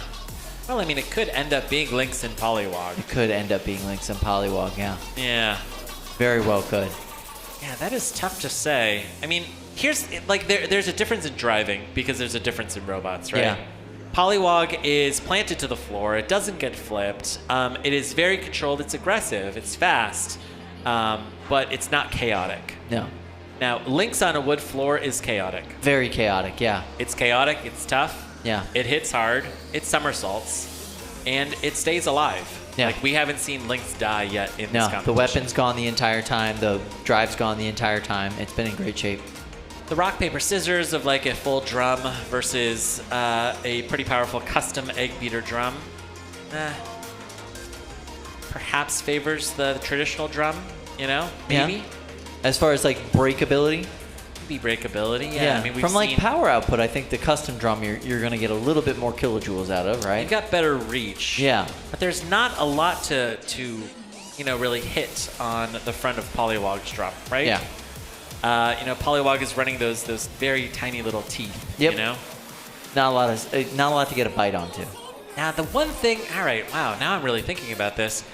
Lynx does kind of pop itself up in the air, and if Polywog is close enough, it could get in there. It could get in there and maybe hit the bottom plate. Yeah, but that bottom plate we've seen can take a lot of damage on Lynx. It's definitely can handle it. It's a totally tough robot. That thing is a tank. It's very well made. Yeah. Very, very well made. So if I had to choose, I think if it was Lynx and Polywog, I would give it to Lynx. Yeah, interesting. Yeah. Interesting. Polywog, top-notch competitor here on the East Coast. Absolutely. Yeah, top-ranked bot for the year. Yeah, top-ranked bot for the year. All-time robots, it's in the top 5. Polywog, yeah, ranked 5 career all-time. Wow. Yeah. Really, really good bot. I would love to see that fight. Who knows how it's going to go today, but I would love to see that fight. I think that no matter what happens, Lynx is going to be seeing, its career all-time record here at Norwalk rise. It is currently ranked 10th. So I could see it going to 9th or 8th. It's been here, 2 competitions? Now this is the 3rd? Well, it also went to the finals. Right. Yeah, 3rd. Yeah, you're right, 3rd. This is its 3rd competition. Yeah, I mean, its win-loss record is incredible here. Yeah, absolutely. Yeah. The only kryptonite, Droopy. I mean, yeah. Droopy is a lot of people's kryptonite. All right, on over to cage 3. We've got winners bracket round 5. I cannot believe it. This is Rip and Tear So versus excited. Hot Leaf Juice. Wow. 8, 7, 6, 5, 4, 3, 2, 1. Fight, robots, fight. Okay, so. Oh, wow. Look at this. This is the part where we make this box a total mess. Yeah. Oh, good hit there, Casey. Yeah, very good hit. Now, one of the big things to watch for is that this is ablative armor. This foam is ablative. It's designed to be peeled away. It's also just a big, nasty mess.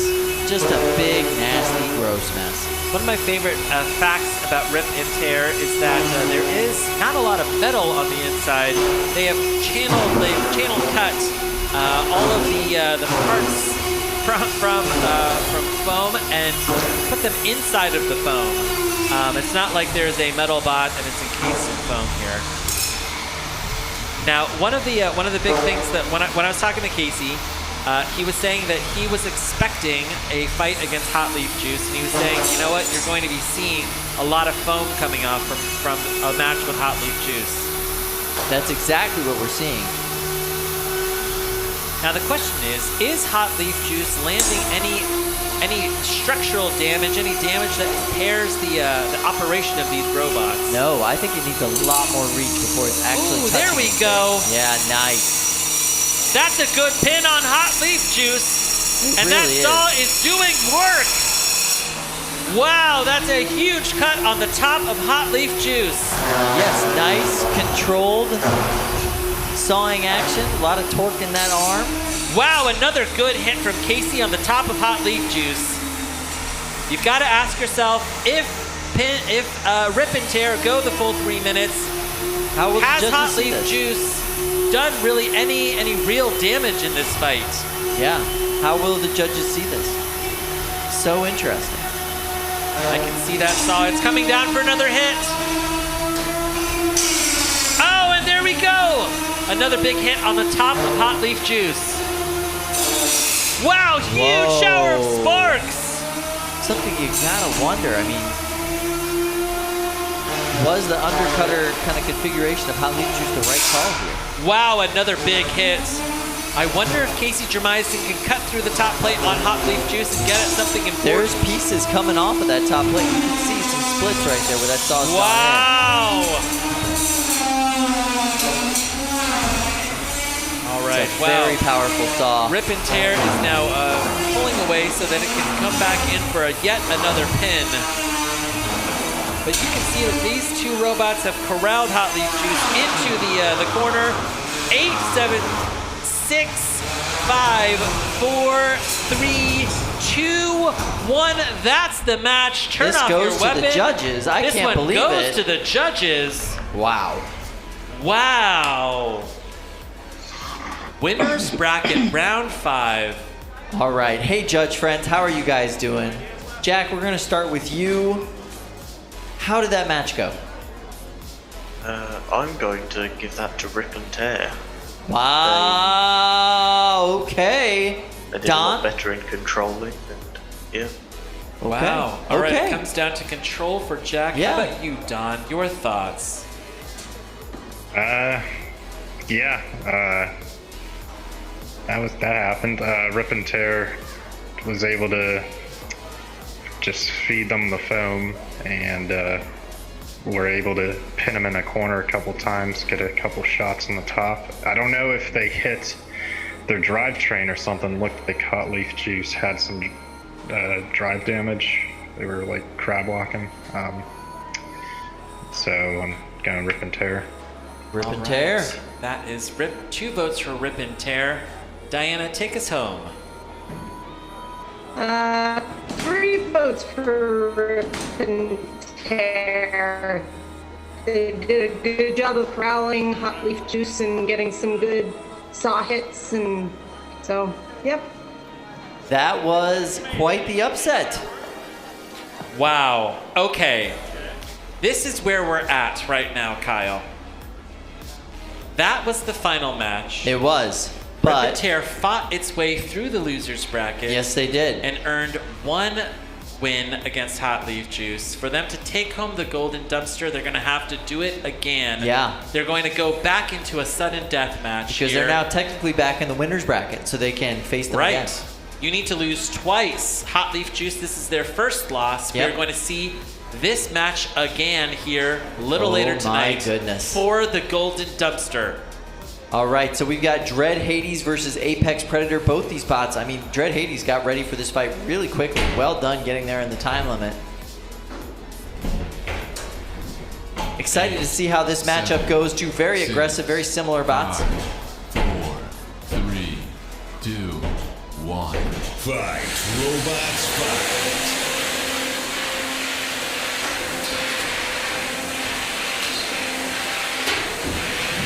Dread Hades has successfully crossed the box and brought the fight straight to Apex Predator. And it's got around to the back of Apex Predator and is now pushing its face first into the rails. Oh man, the weapon on Apex Predator seems to be having some issues. The weapon on Apex Predator is definitely twitching, Kyle. We're not seeing that same... Whoa! And that's a tap out. This is the second tap out win for Dread Hades. Dread Hades in the last 2 fights. Wow. Wow, okay. That was a fast tap out in favor of Dread Hades, which advances. Incredible. Wow, okay, so that means Dread Hades is going to move on to fight Mantella in the next round. They're going to be fighting in losers round 8.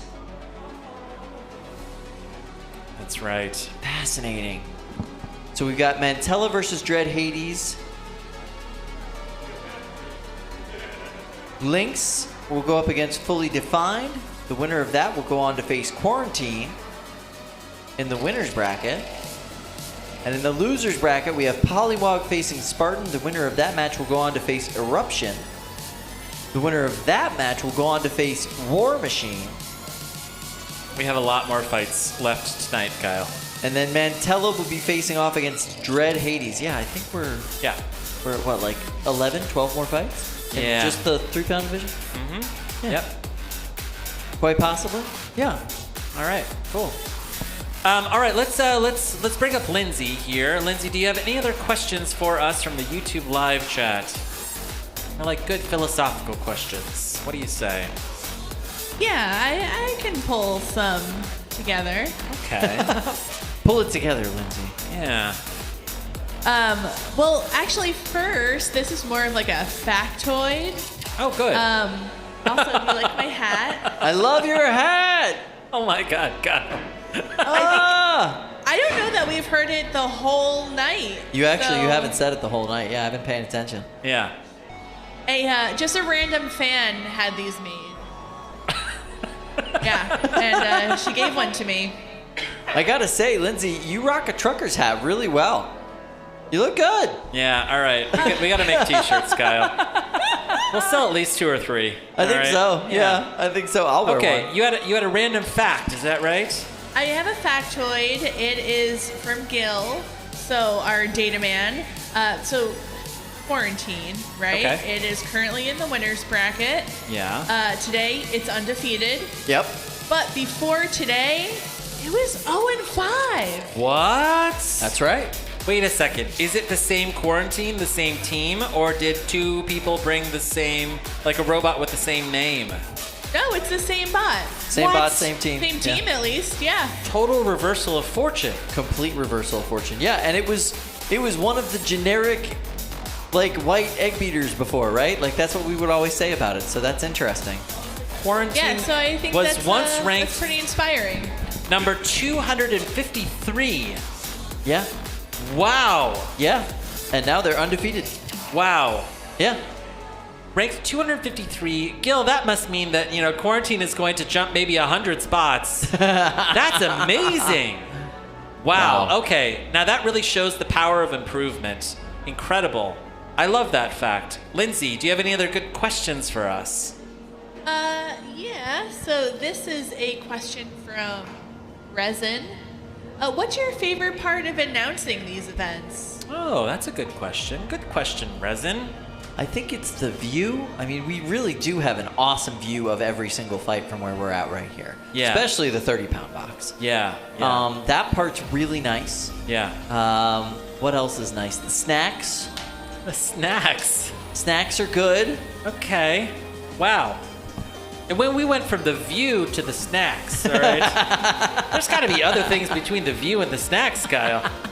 No, for me, I think it is watching this event like develop and grow and change over the course of the time, and see them improve the event every single time that we come here. You know, they're not only improving the rules of the fights and the way they put everything together, but the production value goes up, I think, every single time we come here. Absolutely. It's always impressive to like walk in the door and have everybody on the team here be so excited to be like, this is what we changed this time. Come look. Yeah. It's really cool. It's really cool. What about you, Luke?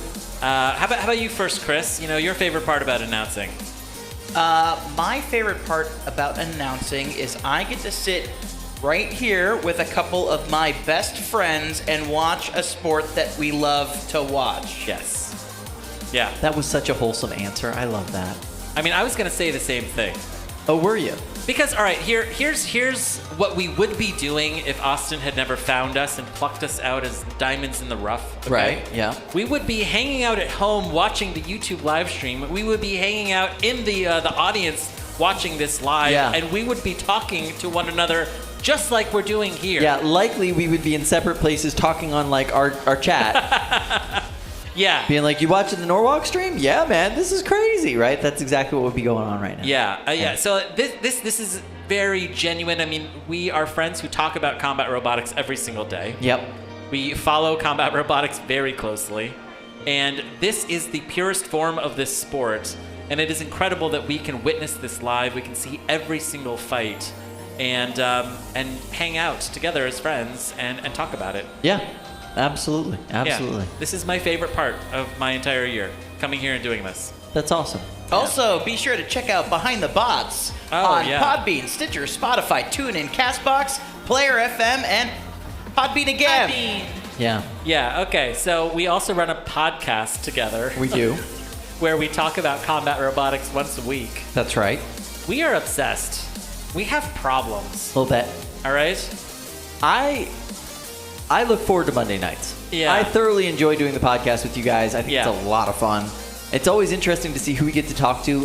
Talking to the other like content creators, which we've been doing lately, has been super fascinating. That wasn't something that I ever thought we'd be doing, but I'm really enjoying it. Yeah, we had Jevin Woodrow on the show last week. We had Mike Stropkovic Jr. on the show 2 weeks ago. That's 3 weeks ago? Just 3 weeks ago, yeah. Who's going to be on Monday? I think it's going to be the builder of Darkside. Yeah. The very humble builder of Darkside. I heard that he was actually humbled quite a bit. Yeah. So we talk about combat robotics as friends every Monday night for a show that comes out every week. And we come here and we do this for 14, 15 hours, you know? Yeah. Hang out for 14, 15 hours. Robot fights. Yeah. Leave here, usually grab a drink or some food somewhere and talk about robots some more. Yeah, we'll like go to the Blind Rhino and then we talk about robots even more. And eat chicken wings. Yeah, we have a problem. Okay. Lindsay, any other good questions from the YouTube live chat? Well, there's a big point of debate going on right now about ablative armor. Oh. And specifically the armor, the foam that Rip and Tear is using. Yeah. What are our thoughts on this? Is this a fair use of ablative armor, or is really like the more you destroy it, the more you increase the risk of getting high centered on it, so it actually like hurts the other bot the more that they destroy the bot? I do think that high centering is a risk. Mm-hmm.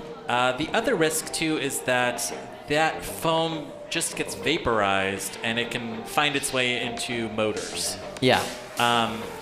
So that is a challenge. The other thing about those two bots in particular is there's very little framing. There's very little, like, what we would traditionally call a bot inside, right? So how much of that is ablative armor and how much of that is just the bot? It's ablative. But I mean, it's also the building material. Here's the thing. It's structural. Here's the thing, okay? the great thing about combat robotics is everybody has the same amount of weight. Yeah. And they have the same access to the same tools, right? Correct. In theory. In right? theory, yeah. You know, we don't have, you know, rail guns or something, you know, here, right? No. People have, you know, saw blades, they have undercutters, right? And the fact is that if you cannot win against a foam bot, and listen, if somebody brings a new design, like Huge, there was no defense for Huge the first time that Huge appeared, right? Yeah. That's and fair. the competition, you know, changed to fit Huge, right? Same thing here. If foam is truly like the new Apex design in the 12-pound weight class, sure, it is on the builders to bring something that will kill foam. So you know what that is? Flamethrower. Okay. Like incinerate that bot, put it on fire, right? But listen, if you have a super powerful undercutter and that's not cutting it anymore, yeah, it is time to hang up that design because the sport has changed. And so many times you see people are literally building the scissors to defeat paper. Yeah. And because they know that paper might take it, right? The best spots that I'm going to see are paper, so I'm building scissors. Yeah. Right. And then someone just shows up with 7 pounds of packaging foam. Yeah, sure, that kills rock, paper, and scissors. Your scissors they're useless. Yeah. Yeah. Right? Yeah. I would say like there was some really good thinking that went into that defensive, you know, configuration. Yeah, I agree. And if it is allowed inside of the rule set, then it is allowed. You know? Agreed. So well done for them for careful reading of the rule set. If it is such a big problem, Austin will change the rules for next year. Absolutely. Yeah. Yeah. Good question. And listen, internet, you can tell me that I'm wrong too. All right? Oh, they will. They will. Don't worry. Yeah.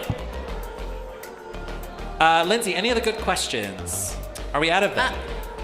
Yeah, no, we have a few more. So what type of weapon have you not seen at Norwalk Havoc that you would like to see? Flippers. Flippers. I want a flipper. High-powered flippers. Yeah, big flipper. To the You ceiling want to see flipper. better flippers. Correct. We've seen flippers. We've seen Kelpie. No, the question is, what type of robot have we not seen? What type of weapon have we not seen before? All right, Chris, I'm going to pitch this to you. Okay, Dark Side 2. It's a massive drone.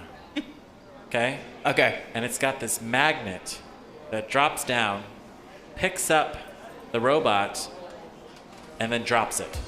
All right? That is something we haven't seen. Yeah, that's pretty implausible. I mean, listen, it's unconventional locomotion. You'll get a little bit of extra weight for that. Right? Huge, like rotors, you know? Come on, let's push the envelope for this sport. That's an interesting envelope to push. I want to see flying robots. Now, also, in the Discord, they keep saying that we're going to be running battle boats at some point. I want battle boats. Here's the problem. I'm a trusting person. I'm pretty naive. Yeah? They say that they're going to be flooding the big box and we're going to be doing boats and submarines in there. And I don't know if that's just a running joke or if that's something that's actually going to happen. I can tell Ed you. wouldn't lie. Yeah. Ed would not lie. I can tell you that the big box is not currently watertight. Yeah, I would see like lots of water just seeping out of the bottom. We need to get waterproof sealant here. Yeah, that's true. That would fix it. Okay, so battle boats, drones. That's for me. You want better flippers? I want better flippers. All right, that's a close reading of that question, Kyle. I want better flippers. All right, how about you, Chris? I don't think we've really seen too many heavy shell spinners, Oh. but we really don't have a weight class that accommodates that. But I think 30 pounds would probably You could have a shell yeah. spinner at 30 pounds. We like do that, have yeah. Green Eggs and Wham. That's a Wham. pretty good shell spinner in the Beatles. Yeah. We see rings, we see melty brains, but we really don't see those big heavy shells too often. It's true. I would love to see a shell spinner in the 30-pound class. Yeah, it'd be That'd pretty great. sweet. Yeah. Good question there, Lindsay. Any other good questions? And feel free to send us questions if you know. So, kind of, I guess, in that same vein, is it possible to fit hydraulics in a Beetle? Have you seen that before? No. I don't think it's physically possible. I am pretty sure that would not be physically possible. Yeah, that requires a pretty big tank. Like when you take apart Hydra, you know, like most of that robot's weight is in the tanks. Yeah. The rumor is somebody's working on that. Whoa. I don't know anything beyond that, so I can't say anymore. But Wow. that's the rumor in the chat. Yeah. That's a weird rumor. Now, David Small built the world's most powerful CO2 flipper. Is that right? Yeah. It's not hydraulics, though. No. But I think, you know, if somebody's smart enough to do it, maybe it's David. What do you think? Quite possibly. And you know that he loves the design with Kelpie, you know? Ooh, I just had another thought. Okay. We haven't had a good crusher. Yeah. I want a good crusher. Oh, that's good. Wouldn't that be fun? Yeah. Something that just like Jaws of Life Crusher. Yeah, I want that. Like a 30-pound Kraken. 30-pound Kraken would be cool. Yeah, 30-pound absolutely. Petunia. Yeah. 30-pound Warhead. Is that what it's called? What's the one that shot the flames through the beak? Oh, that shot the flames through the beak? Yeah, you know. Petunia. Petunia. Petunia? No. Will Bales' parents. Mohawk, yes. There we go. Sorry. There we go. Yeah, Petunia's similar design to Mohawk, but yes, that was Mohawk. Yeah. Yeah. Will Bales' parents. Yeah. And I his like brother. how Gil's just like shouting. He knows. He knows. Yeah. All right. We're going to go over to Cage 2. It looks like we've got... Oh, I think we do. We have Lynx versus Fully Defined. Ooh, Kyle, we speculated about this match. Let's see if our speculation was correct. Looks like everybody is getting up and moving on over to Cage 2 to get a better look. All of the Mohawks are populating the chat right now. Mohawk.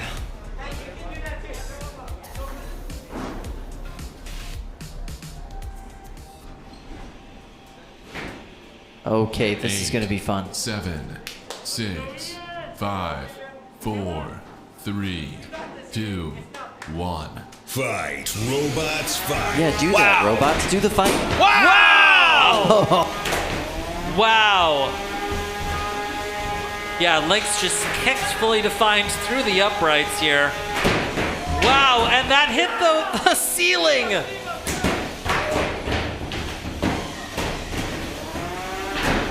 Wow, huge hits here. Yeah, we don't need flippers. We just need Lynx's beater bar spinner. When it comes to aggression and control, Lynx is winning these early exchanges. Wow. Oh my gosh, and there's so much wood here in this box. Lost a little bit of Lynx there on the floor. You see that? Yeah. Yeah. Oh, ooh, and a little bit more. Yeah, we're losing some pieces off Lynx. Yeah, that's all supposed to be attached. Wow. Wow, and Fully Defined's driving is really just incredible here in this match. It really is. They're doing a great job. They're keeping it together. Oh, look at those gouges. I think if this match goes 5 minutes, Lynx would go straight through this floor, Kyle. Oh, and what's that? That is the weapon from Fully Defined. Yeah, it's gone now. It was on the bot. Now it is not on the bot. Oh, huge hits. And Fully Defined is just flying through the air. All of its forks are now completely bent up and out of shape. No longer ground scraping. Oh, this is graphic, Kyle.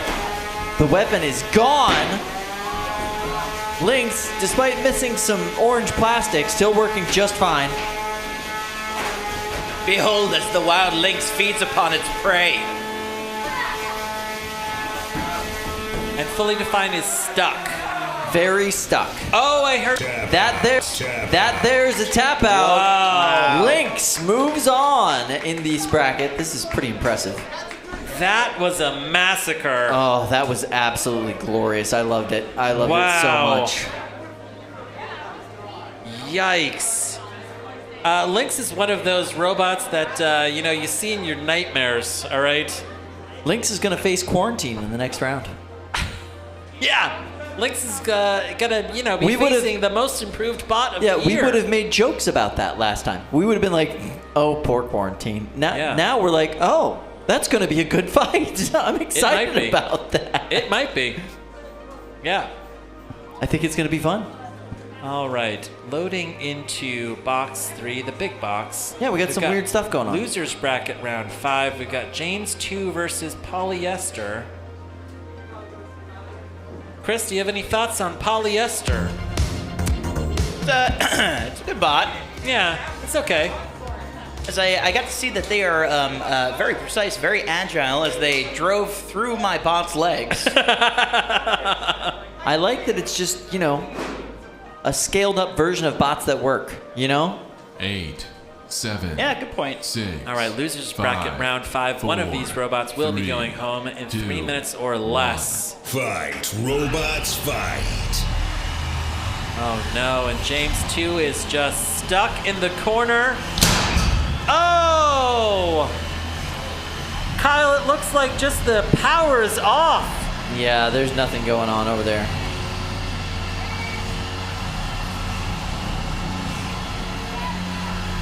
And I hear send it. Wow! They are asking Polyester to hit it one more time. Fascinating. But I think we're gonna have to show motion. Yeah. This late in the day, it's hard to make that decision. It really is, yeah. Show knockout. There's a knockout. Wow. Polyester earning that knockout in 50 seconds here against James 2.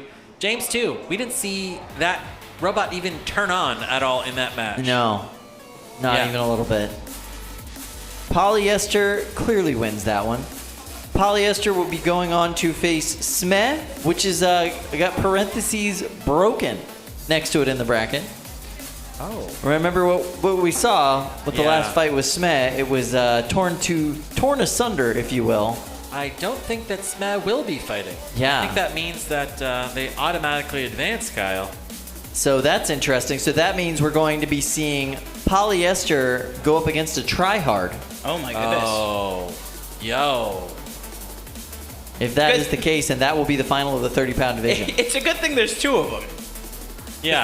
That is not a bot that you just want to go up against without another spare bot waiting on the other side of the box. That is a multi-bot eater, though. You know what I mean? Like, if you were a multi-bot, the last thing you want is a super powerful horizontal spinner.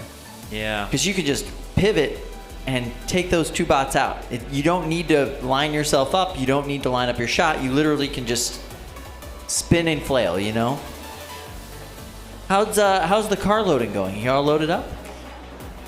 Yeah. I mean, the dark side got it fit a lot better on the way into the car as opposed to on the way out because it was more pieces. Yeah. You can just throw those right into bags. Yeah. Just bring them out. Yeah.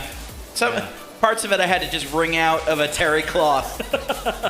It was rough. Yeah. Okay. So you're really wishing Polyester had done more damage, is what you're saying? I had fun. I had a lot of fun. I'm glad to see that my weapon worked at the end of that match. Yeah. Yeah. It was cool to see that turn on. Yeah. Yeah. Got to work on getting the weapon to turn on at the beginning of the match. Yeah, that's when you want it. Right. You want it at the beginning of the match. Yeah. And then also for the rest of it. We had done some old school modifications to our bot before that fight. Okay. What we didn't tell anybody was that we went to the back and we cut our titanium plate in the front down the middle. What? And that we covered it with a little bit of red duct tape. But why? So that if they tried to box rush us, they would actually go through it and into the weapon. However, that kind of gameplay generally works better if your weapon also works. Yeah. That's fair. They did snap that in half. Yeah, I thought that was rather interesting. No, he snapped it in Yeah, half. right. Yeah. I thought that was interesting. Like at the time, I was like, "Oh wow, that was a weirdly clean cut." Yeah, it titanium was from a drum spinner. Pretty tough to do that. Yeah. I tried to play it off the best I could. Oh yeah, you can't get through that titanium plate I got in the front. Wow. Yeah. Wow. A little bit of maybe like present action. You Yeah, know? a little trickery. Yeah, a little bit of Jason Bardis kind of action. Yeah, maybe. Jason Bardis vibes. Yeah. You're saying it was like a net in a gift wrapped box? I mean, listen. Except also, Oh my gosh, Derek Young. Thank you, Gil. All right, listen. It was Jason. Yeah, it was. I'm Derek fading. Young. I'm fading. Yeah, here. Jason Bardis. He never did that. Yeah. He doesn't cheat. Yeah. Okay. All right. Sorry, Jason. Yeah. All right. He just builds adorably effective robots. All right, let's head back over to the YouTube live chat. Maybe we can pull up Lindsay here. I like Lindsay. Yeah, Lindsay. Any good questions here from the YouTube live chat? So the questions are slowing up a little bit. Okay. I encourage you, if you are watching at home, please join the chat and send some questions in. There are some comments, Chris, about your titanium wedge strategy. They like it. Well done. Thank you. There you go. BWS7037 says, what time did you start this morning? I think we've been here our whole lives. Yeah. This is You the guys got beginning here and at the what, end. 8 a.m.? Yeah. You guys? No. Chris and Lindsay got here 7:30. 7:30. Yeah. Oh. They were the last ones out last night. They And were then- literally got telling kicked them, out. please leave. Yeah. We want to go home. And then at 7:30 they were here right away. And then you guys went out after that. Did you get dinner? Yeah, I mean, we had a light snack. We managed to find a restaurant that was closing, but they were kind enough to still make us food. Wow. We were those people. Nice. Absolute machines. Wow. Last night, I didn't get a great night of sleep. How? Why? I was waking up like every hour, 2 hours. Nervous? Oh, how come? I was dreaming about robots. Really? Yeah. Yeah. Fighting robots? Yeah, like fighting robots. Okay. Oh. Yeah. I had a tough time sleeping last night, but it was because a cat kept walking over my head. Wow. I don't know why. Do you own a cat? I own 2. Okay. Well, that's good. Yeah. Was it your That's a cat? start. Yeah, it was our cat. Yeah, her name's Kelsey. She's very sweet, but she decided my head was a walking surface last night. Wow. More than once. Wow. All Yeah. right. So the 4 of us, we kind of rough shape today, A huh? little bit. Is that right? A little bit. Like, to the point where we're calling Derek Young Jason Bardis. I know. It happens. Yeah. Yeah, but Jason would never net anybody. Yeah, that's probably true. All right, Lindsay, good question there. Anthony D'Ambrosio has also entered the chat, and he Hey. says hello. Hi, Wow. Anthony. Anthony, yeah. So let's see. Anthony D'Ambrosio was going to be here with Blackbird. Didn't have to be because Blackbird is already qualified for December. But I heard that Anthony went to Orlando for a paintball thing. Yeah. Anthony is a competitive paintballer. Yeah. And there's like a huge competition right now in Orlando. Right. He managed to kill 2 paintballs with 1 paintball by going to this paintball thing and hitting up Robot Ruckus at Maker Faire Orlando. Wow, that's awesome. Yeah. Robot Ruckus, of course, is another event, robot combat event with heavyweight sportsman class robots that's been going on this weekend down in Florida. Yep. Cool event. Yeah. Yeah, now one of the cool things about, the cool thing about Robot Ruckus is that it is the only place outside of BattleBots here in the U.S. to see 250-pound robots currently. Yeah, so far. So far, yeah. Now, I feel like every other question that Austin McCord gets is, when are you going to build a 250-pound Heavyweights when? box? He's like, when you going to build them? Yeah. Yeah. And, I would love to see a heavyweight box here at some point. Sure. However, I do think that 30 pounds... It's affordable. It is an amazing weight class. It is. And we are seeing just the blossoming of 30-pound designs here at Norwalk Havoc. It looks great on the stream. It looks great on TV. It really and does. It is an accessible weight class. It is, yeah. You don't have to have 50 grand to build a 250-pound robot. Yeah. You can build a very competitive 30-pounder for less than $5,000. Agreed. Yeah, and I think watching them on camera especially, you can really, depending on the scale of your box, it's no different. You know what I mean? We may eventually get to heavyweights someday, but I do think that we need to really lean into the 30-pound weight class. Yeah. And build out perhaps a second big box because we have so many 30-pounders who are coming to compete. I agree. Yeah. That would be cool. Yeah, that's I don't even know how we got onto that. Yeah. I have a question. This Okay. is not from the chat. Good. This is just for me. Yeah. Chris, do you have any recommendations on how to secure sponsors for your bot? I mean, this is your first build, and you had quite a few sponsors already lined up. So, did you learn any lessons that you could pass on? So thank you. That's a great question, Lindsay. I would just say think about the challenge of creating a robot from every angle. It's not about just, trying to make an effective weapon or trying to, make an art bot or whatever. Think about materials. Think about, like, what are the components that are going to, like, change, the game. Think about the components that, like, are going to make you stand out and lean into that. Like, I found the polycarbonate tubing for Darkside, just because I got to know the sport so well. I know about Lexan, I know about the boxes, and lo and behold, I find out that it's the same polycarbonate tubing that they use to make stunt lightsabers, and I was like, wow, that's really neat. I wonder how that would be for a material. Like, I love Mammoth. I think that, like, this is a great bot. It's like scaffolding. But like, what material could provide some of that same strength, but like be more flexible and be able to take a hit and not have to rely on welds. So that's how I kind of just naturally stumbled into that that sponsor. And then how do I put it all together?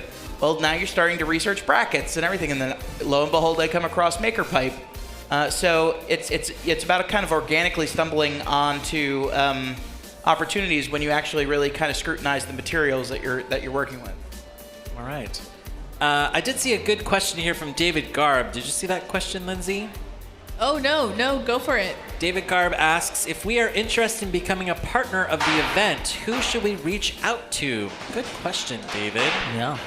I would say that this is probably the domain of Kelly Biederman. I think so, yeah. Yeah. Kelly is brand new. She started here maybe 2 months ago. Yep. Her job is to grow the league and to find more partnerships for Norwalk Havoc. So, David, I would suggest reaching out to Kelly and pitching her an idea for a partnership. Do you know if she's available on the Discord? She's available on Discord, and if you reach out to the organizers, they can connect you with Kelly. Yeah. And she's an absolutely delightful person to talk to. We got a chance to sit down really and talk is. with her. Yeah. She's great. Yeah. Good question, David. Cheetos guy asks, what was the best pizza served outside, barbecue or margarita? Was I the only one who ordered a pizza here today? I had some of the margarita. Oh, nice. Yeah. Good. I just had tacos. Yeah. Oh, the tacos were good. They were very good. I, got both. I got a pepperoni pizza, though, from outside, so I can't comment. How was the margarita? Saucy. Saucy. Yeah. That's good. Yeah. All right, I can see loading into Cage 2. It looks like this is Polywog versus Spartan. Anthony D'Ambrosio says, if we do heavyweights here, we should award an actual gold-painted, real-size dumpster 8, to the winner. 7. Yeah. I agree. 6, They can start to recoup their 5, costs. Yeah. 4, 3. Put a trailer hitch on it. They can drag it home. 1. Fight, robots, fight.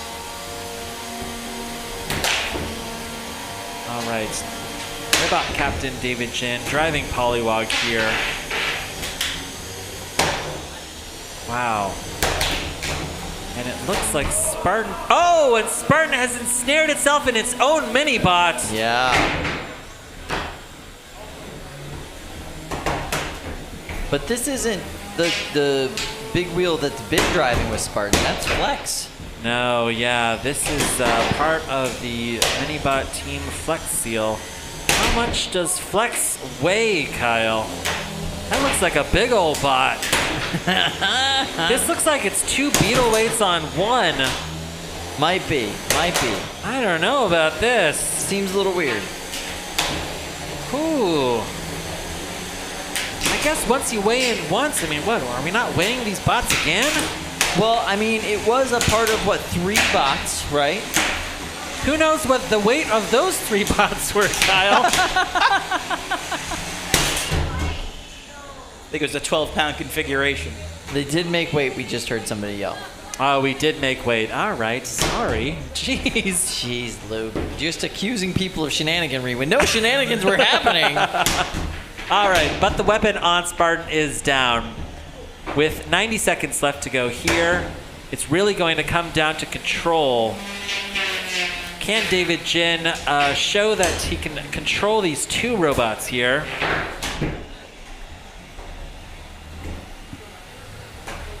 Yeah, full-size golden dumpster for the heavyweights. I love it. Yeah, that's a pretty good idea, Anthony. It's a great idea. Then you can just ride home in your own dumpster.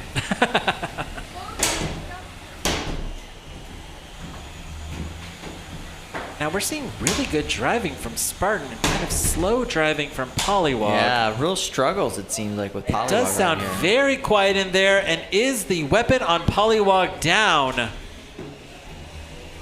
It appears as every weapon in this box is down right now.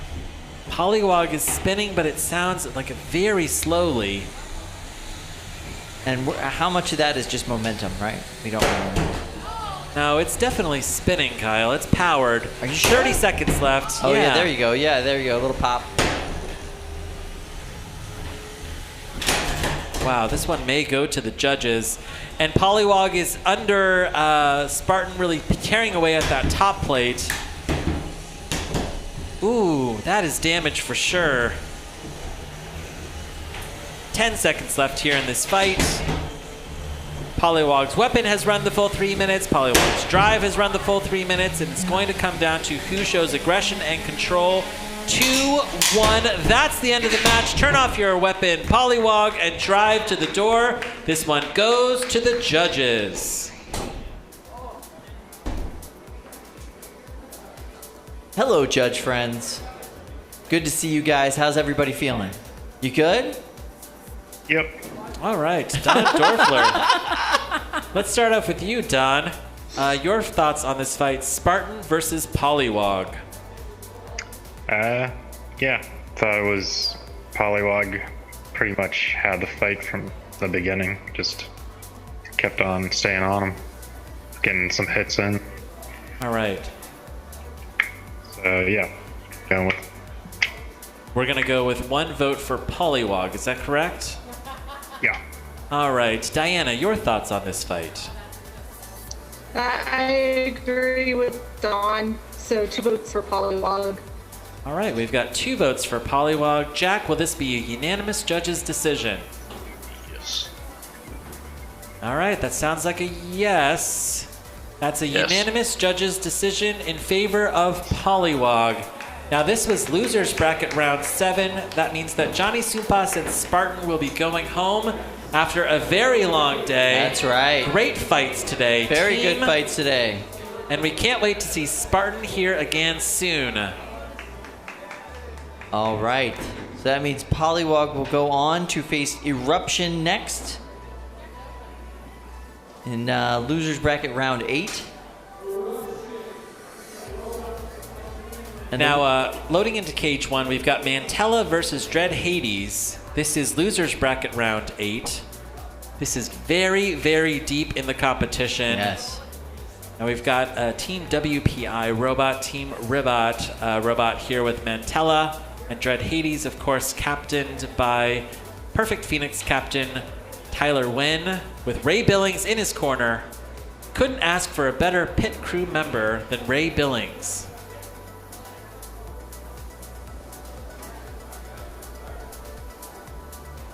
Eight, 7, 6, 5, 4, 3, 2, 1. Fight, robots. Wow. These bots are matching each other. Box rush for box rush. Position-wise, they are really doing a good job keeping pace with each other. But now Dread Hades kind of taking the lead as far as hits and force goes. Knocking Mantella back every single one of these engagements and gaining full control of the situation. That was a pop almost to the ceiling. Oh, nice big hit there. Dread Hades' weapon reliability seems to be improving as this tournament goes on. Not usually the way that works. Very impressive showing by them. Mantella trying to mount a comeback by getting around to the side of Dread Hades. And Tyler saying, you could fool me once, but I won't let you get around there again. Beautiful.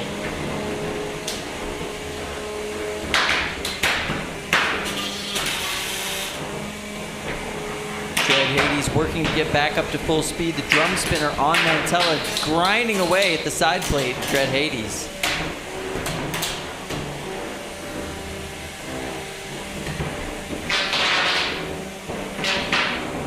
Wow, I was about to say Dread Hades needs to give itself a little bit of distance so it can recombobulate, but instead it just made a tight inside turn and took the fight directly to Mantella. Just classic Tyler Wynn driving style right there. Tyler Wynn on its head, not where Dread Hades wants to be. Mantella trying to get control of the situation. It appears as though their weapon is down, so they're going to need to get those control points in order to win this fight. Dread Hades' weapon still up and spinning. And the drivetrain on that bot seems pretty bulletproof at the moment.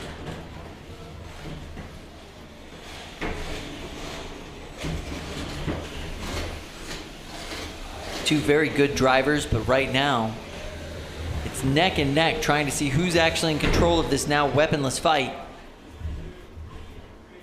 Dread Hades getting pinned. Mantella. All right, Mantella is now backing off. 25 seconds left here in this fight. And that was the one unstick you get, Dread Hades, right there. It is done. No more help for you. Now it seems those forks are a bit of a liability because if Dread Hades gets stuck, it'll have to unstick itself. 6, 5, 4, 3, 2, 1. That's the end of this fight. This will go to the judges. Power down your weapon and drive to the door, please. All right. Losers bracket round 8. One of these drivers will be going home from this judge's decision. Let's start with you, Diana. Your thoughts on this fight. Mantella versus Dread Hades. This was a pretty close fight. Dread Hades dominated the early portion, but then Mantella came in and got some good control stuff. But I am going to give it to Dread Hades. All right. All right.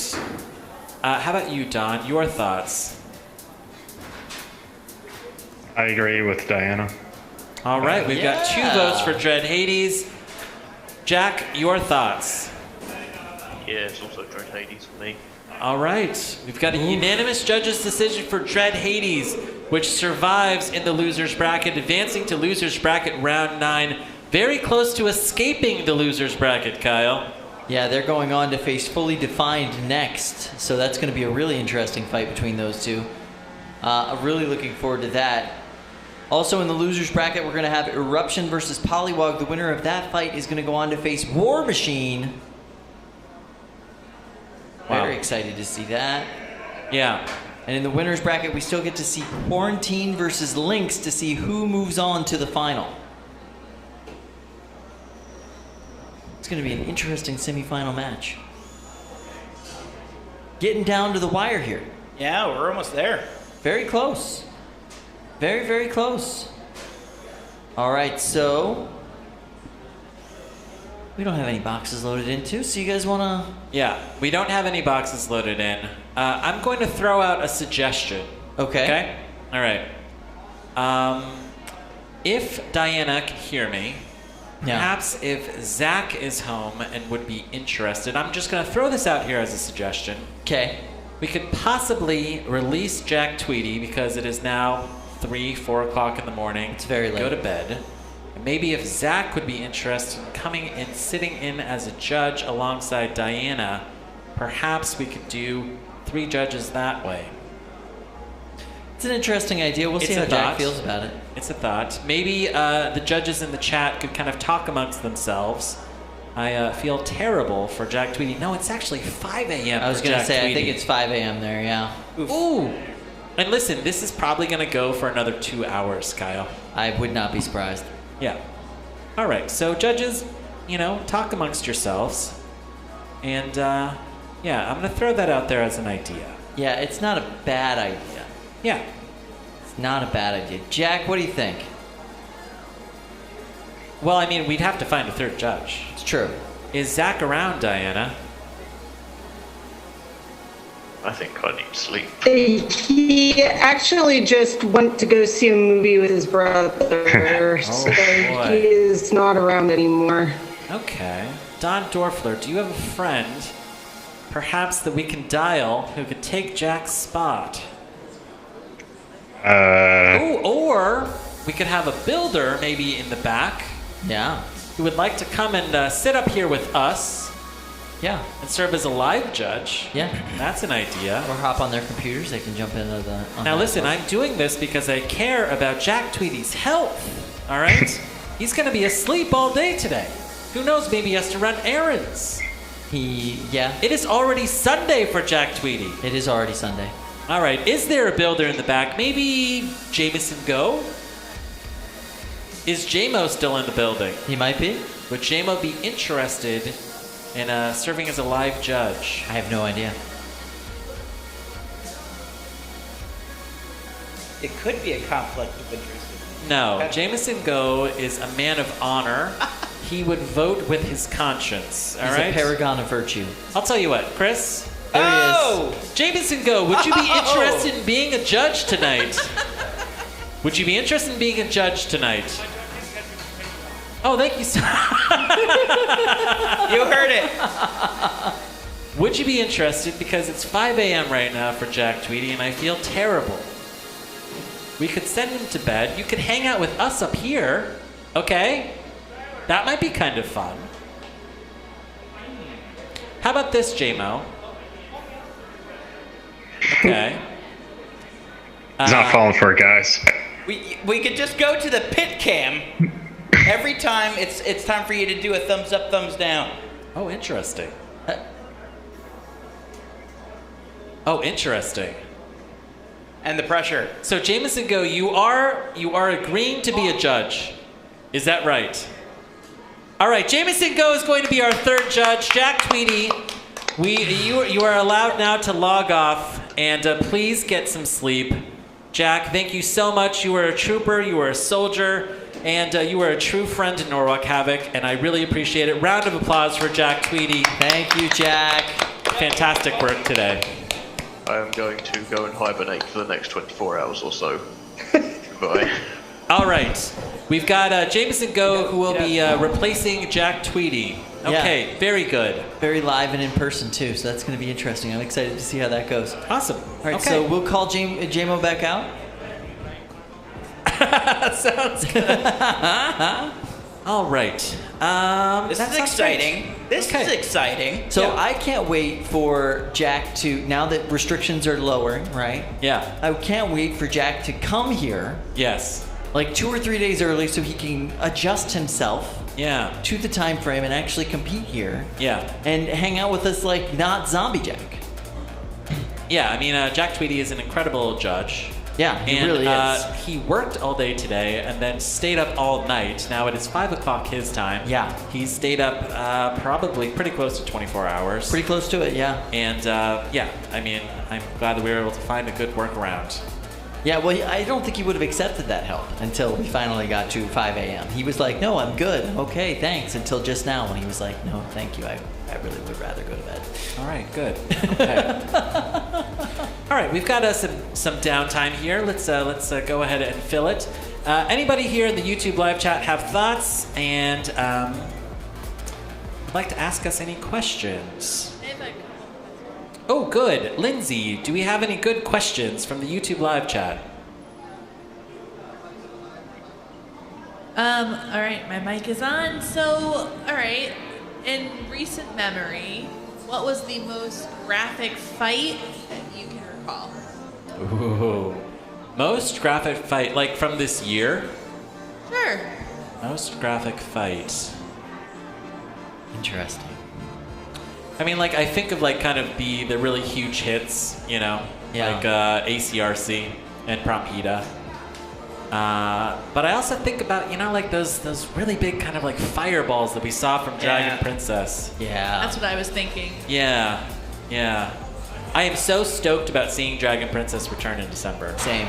Yeah. Yeah, that's going to be a lot of fun. Yeah. Most destructive. We saw some good fires. We saw some good fires this year. We did. Yeah, I would say like my favorite match was Luke Quinn and Troll Toll, where just kind of spontaneously caught on fire. Yeah, completely combusted. Yeah, that was great. That was a good time. That was a good match.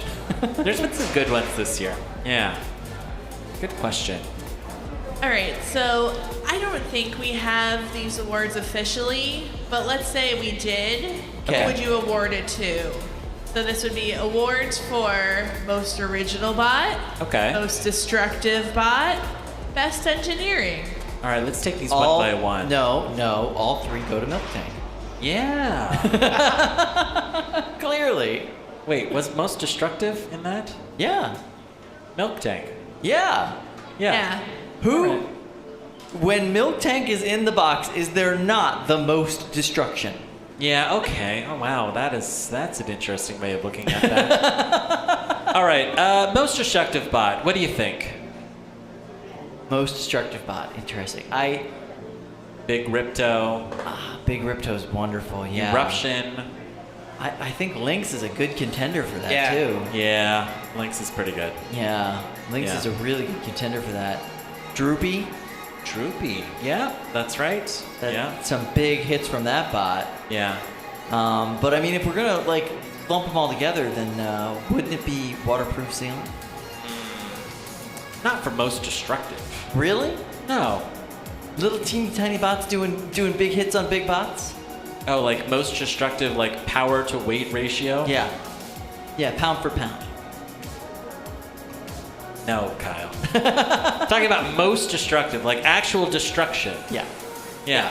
In that case, I'd say Lynx. Yeah, okay. All right. Good. Yeah, That's I would pretty agree good. with that. And then wait, most original? Was that the last one? Best engineering. Oh, best engineering. Silent Spring, Silent X, 100%. Yeah, for sure. Yeah. Agreed. Yeah.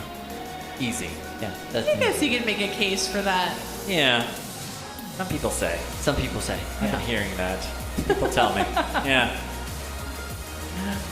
What I'm hearing from people is. All right, I'm looking for more questions. Okay.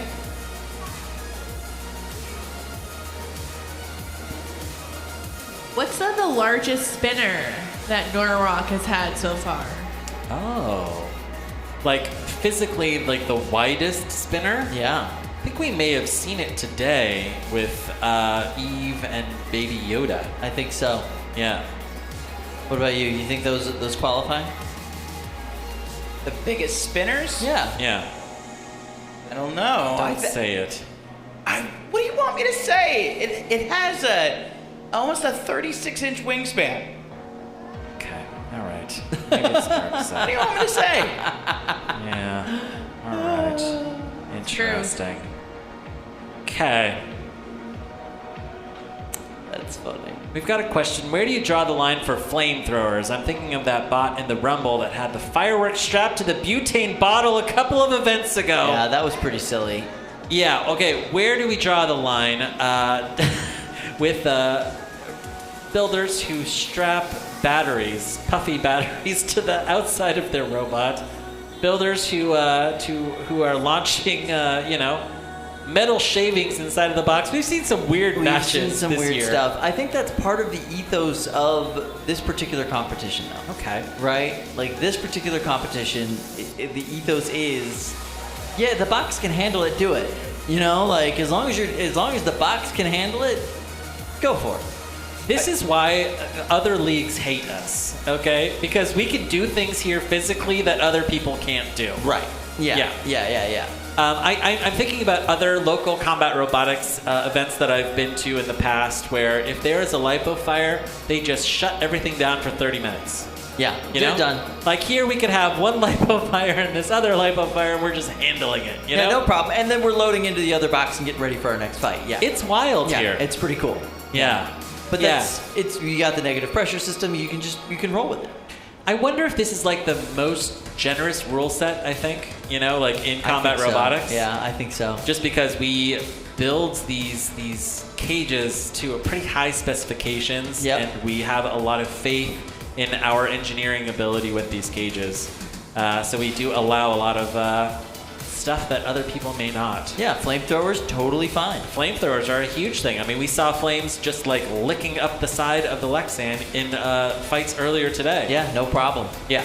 Absolutely no problem. I think it's great, personally. So yeah, we did see some rockets. Yeah, like we had kind of just a wildly venting butane tank a couple Remember of that? Yeah, that events was ago. fun. Yeah. That was fun. And then didn't we, like, who was it that had the, it wasn't fireworks. They had, rockets. They had rockets. Magnetic shavings loaded into rockets. That's right. Magnetic shavings loaded into rockets. What the heck is that? There's no rule against it, so let's just try it, right? Yeah. There's no rule in the book that says the dog can't play basketball. Yeah, I mean, like, there's the spirit of the law and there's the letter of the law, I would say, you know? Yeah, and we're still writing the letter, so, Yeah. you know, the spirit is willing. Yeah, okay, good. I can't wait to introduce my new bot. That is just a couple of batteries duct taped to the end of a vertical spinner. I think that would be allowed. Yeah. Why not? Yep. Why not? Lindsay, what about you? What was the question again? What are your thoughts on super destructive flamethrowers? Super destructive flamethrowers. I mean, I'm all for it. I understand, you know, maybe flames is not considered a weapon, but in terms of pure just like enjoyment, which is what I'm really here for, I'm all for it. All right. Now, we're loading into Cage 2. It looks like this is Quarantine versus Lynx. Now, this is the semifinals of the 3-pound bracket. Jameson Go, our third judge, is now standing cage side. And this one may go to the judges. 8, 7, 6, 5, 4, 3, 2, 1. Fight, robots, fight. Good speed right out of the box from Lynx. Yeah, beautiful. Now, it looks like that may have been some piece of foam or plastic from one of these robots that got kicked behind Brett. Or I should say Bert now here in Cage 2. Yeah, it's Bert in Cage 2. Oh, a huge hit. Lynx on Quarantine. Lynx is just controlled chaos here in this box. I'm seeing bits of black plastic. I think that is from Quarantine. Seems that way, yes. Oh, and Quarantine is on its side. Calvin, will you come over and help? He's trying. He's trying. Ouch. Oh, that was a nice gentle tap, Calvin. Oh, another big hit. Oh, in the back of the robot. There's a tap out. Ooh. Okay. That was a decisive win by Lynx, which advances to winner's bracket. Oh, no. Advances to the finals. Yeah, Lynx is now in the final. Wow. Let's look at this replay. So here we go. We're in the replay. These bots both got some good hits right at the beginning. You know what the funny thing is? These bots are so fast that it almost looks like we're watching this on fast forward, but this is in real time. Yeah. Wow. We almost have to do super slow-mo so you can actually see what's happening. Oh, that was a big hit here. That was gorgeous. Here we go, here we go, here we go. Super slow-mo. Oh, and there goes And look at all the back. parts flying off of Quarantine as it bounces Look around at how the many box. Whipping so fast. It flew end over end like 6 or 7 times there. And that Quarantine is still able to run after that is amazing. Yeah.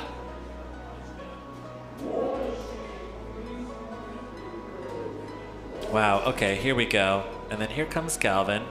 Calvin's going to help. Yeah, he's got to get those wedgelets out of the divots in the ground there. Yeah. I don't want Calvin's help if I'm stuck like that. Oh, and there you go. Got the wires right there on the back. Super slow-mo. Perfect hit. Look at that. Yeah, that's beautiful. And then Wow. all those guts. Yeah. Amazing. Winner's bracket round 7. So Quarantine is now getting kicked down into the loser's bracket. That is correct. Wow, we may actually see these two robots fight again. Very good chance, yeah. So next up in the loser's bracket, you're going to have Fully Defined versus Dread Hades. You're going to have War Machine facing off against Eruption. The winner of that fight goes on to face the winner of the other fight. And then the winner of that fight goes on to face Quarantine. So, a little bit more to go. A little bit more to go in the 3-pound bracket. Yeah. All right. Let's go back over to the YouTube live chat. We got a good question here from Team ACDC who asks, is this the longest Norwalk event to date? Kyle, what do you say? It likely will be, but it's not yet. It's not yet. Could be. Yes. Novembers go long because Yeah. it's when everybody is like, oh crap, Yeah. I I've want gotta to qualify. Yeah. So everybody's going to show up. Yeah. You know, that's just the way it is. We thought it might have been a little bit less because there is another major robot event going on this weekend. Robot Ruckus. Yep, but that did not end up being the case. There were still plenty of entrants here, and it's going to be long. We got a good question here from BWS7037 who asks, when is Norwalk Havoc going to have an online merch store? I would say that's coming soon. Yeah, that's exciting. I can't wait for that to happen. I really love that question because it really just shows the engagement of the people who have been sticking with us for hours on the YouTube live chat. Yeah, and the people they who want to rock some Norwalk Havoc merch themselves. Yeah, they're seeing the merch, right? They're seeing people wearing it. They're like, man, those Bret shirts are cool. I want one. Yeah. I'm into it. I'm totally into it. I would be very surprised if we didn't have an online merch store in the next couple of months. Yeah, that would be great. Yeah. All right, we've got a good question here. Best rookie of the day. Ooh, from Resin. Your thoughts, best rookie, Chris? I was saying best rookie is Chris. No. No, I think best rookie of the day definitely goes to Jetlag. Yeah, Jetlag is definitely the best rookie of the day. For sure. That's what I was going to say. Good. All right. Nice. Okay, on over to Cage 1. We've got Losers Bracket Round 9. War Machine versus Eruption. This will be the last fight of the night for one of these teams. And that is going to happen in 3 minutes or less. 8, 7, 6, 5. War Machine, 4, our mysterious 3, robot from 2, Texas. 1. Let's see if they can take out one of the top competitors in this sport. Ooh, good pop there on Eruption from War Machine.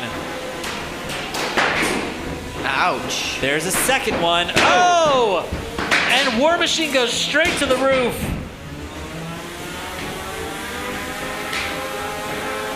We're seeing great mobility from Eruption, which is able to absolutely cross this box. No problem at all.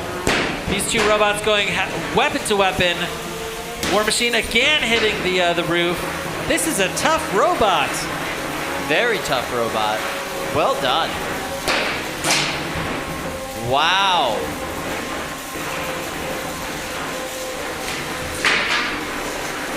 And it looks like the weapon on Eruption might be down. No, it's up. Okay, I spoke too soon. Oh, huge hit there from War Machine. War Machine. And again, Eruption finds itself on its head. Yeah, War Machine staying pretty glued to the ground, while Eruption just launching itself all over this box with every single one of these hits. And that just takes its toll after a while. Looks like I can see some damage on kind of the front of War Machine, but that is not affecting its mobility. Oh, looks like, yeah, War Machine's kind of doing a little gyro. Yeah. Sure didn't want to get around It Brett looks like to, War to get to Machine's his opponent. a little upside down right now. Yeah.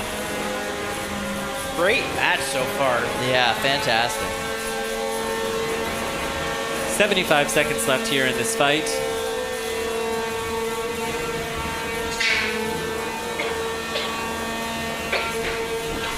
Oh my. War Machine's been on its head for almost a full minute now. Trying to get off of it with all this gyroscopic force. With 45 seconds left in this match. Look at the dust. Yeah, big shower of dust here.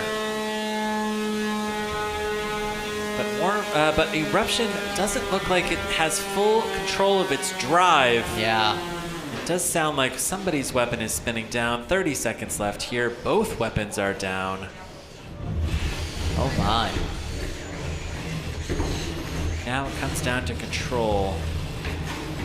Ooh, weapon on War Machine just twitched. 15 seconds left. This one will go to the judges. This will be our first judge's decision from brand new judge Jameson Go.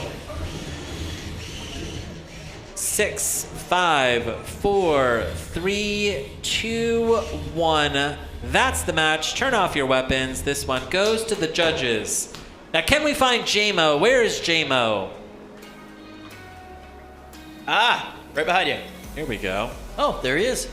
Microphone for J-Mo. All right. Jameson Go, you saw this fight. Maybe we'll start with you. Your thoughts, War Machine versus Eruption.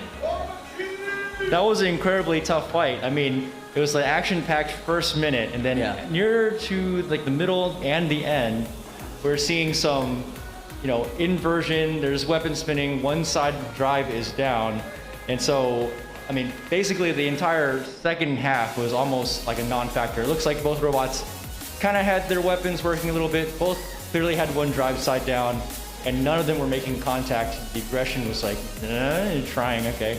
Yep. Yeah, I feel like we might need to see the... J-Mo. Wait, what? Do you have a vote, though? War Machine versus Eruption. Oh. That's the hard right. part. You can critique the match, but you also have to judge it.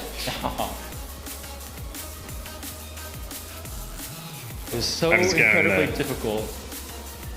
Oh, yeah, Don, do you want to say something? Ooh, yeah, I was going to say we should probably watch the first minute of the fight over again. Could we do a replay here? Could we replace our faces with the replay? We want to see the first half of this match. Is that right, Don? Yes. Correct. Okay. We all do.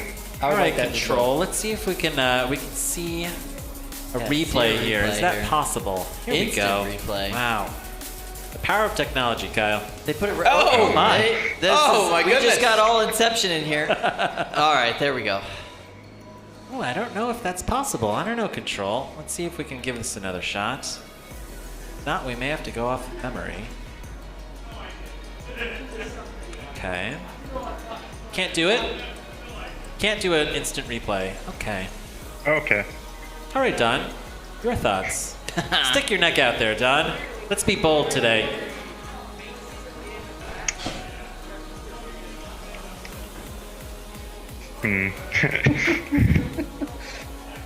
Losers bracket round 9. We're going to be sending a builder home. Oh, here we go. This looks promising. There we go. There's... No, that's not. That's not that either. Okay. All right. All right, where do we start here now? Who wants to cast their first vote? Encore.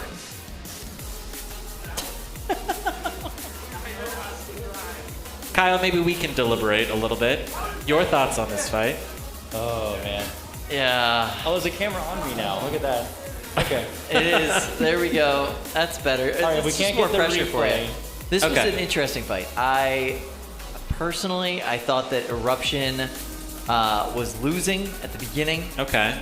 But that changed fortune pretty quickly, and then there was a lot of once it went to upside down time for both bots, it got really confusing for me. Okay. Right, but I think overall it would have to go to Eruption. They spent most of the time, especially for the last half of the fight, all right, actually on their wheels. Okay. And that was not the case, right? Interesting. So that is my thought. I think it would be Eruption. I mean, we are not official judges, but I would cast my vote for War Machine. Would you? Yeah, yeah. We saw huge hits from War Machine. We did. We saw incredible reliability from War Machine. But also a minute and 30 of it on its head. I mean, that's not War Machine's fault. I just heard a shout from across the room. It's invertible. And it was. It was. All right, this is right going to be now. one of the This is toughest judges' decisions. Who here wants to cast their first vote? Nobody. Do you guys want to write it all down at the same time and do a No. 1, 2, 3? I can do it if you want. All right. I'll go. Oh. All right, Don, your thoughts. Wait, are we writing them down or are we just... No. Yeah. Just tell us what you rip think. that Band-Aid off. We got bots ready to go. War Machine. Oh, we've got one vote for Did it. War Machine. Boom. Wait, is that right? War Machine? Yes, War Machine. Ooh. 2 for War Machine. Diana is also going in with War Machine. Oh JMO, what my. do you think? I was actually also going to say War Machine, and that's because when I think about the cause of the second, like it's the later 2/3 of the match is causation. Yeah. The last big hits to initiate were War Machines sending Eruption through the air. And although they're, being inverted, these robots are both designed to be invertible. Yep. But since no one was able to capitalize it, I don't necessarily see that as a drawback. Yep. There you go. Yep. All right, we have a unanimous judges' decision for War Machine, which advances into losers bracket round 10. Wow, incredible. Definitely the toughest decision of the entire night. That was absolutely the hardest decision of the night. Thank you so much, JMO, for weighing in. All right, we're going to go to cage 1. This is Fully Defined versus Dread Hades, losers bracket round 9. Fully Defined was kicked down into the losers bracket by Lynx. Yep. Now they'll be 8, facing off with Dread 7, Hades. 6, 5, 4, Looks 3, like some of those forks are 2, missing from the front of Fully Defined. They got pretty chunked up. We only have a partially defined right now. I'm pretty impressed that they got that weapon put back on Fully Defined.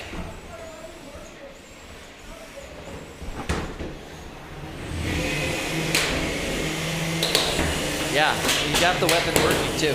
Impressive. Yeah, the weapon on Fully Defined is running. Yeah, the driver actually just yelled out, "How is my weapon working?" It had been pulled out of its body earlier. Yeah, that's some spooky stuff right there. The question is the weapon running on Dread Hades at all? Doesn't look like it at the moment.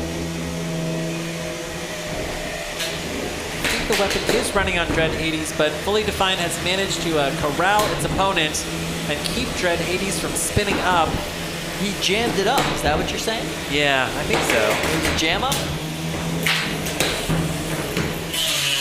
2 minutes pretty left in tough, the match. tough front end on Fully Defined. It's managed to push Dread Hades pretty successfully in this match. Gotta ask yourself, who is controlling the pace here, Kyle? Is it Fully Defined or Dread Hades? So far, I think it's been Fully Defined. Wow, and that long fork on Fully Defined just jammed up into the body of Dread Hades. Fully Defined successfully got around to the side of Dread Hades. Now with 90 seconds left, Tyler Wynn has to capitalize here. Start scoring aggression and control points. And there he goes, as if on cue. There we go. 60 seconds left here in this fight.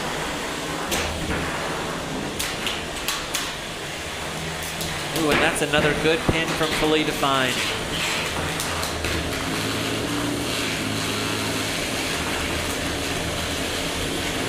Wow, good pin, and Dread Hades is up against the rails. Ooh, incredibly good driving for both of these robots. Wow, yeah. 40 seconds left in the match. Oh. This is a match worthy of this part of the bracket.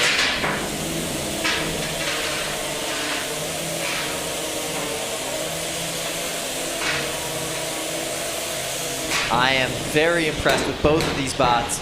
Nice move there by Fully Defined. Oh, wow.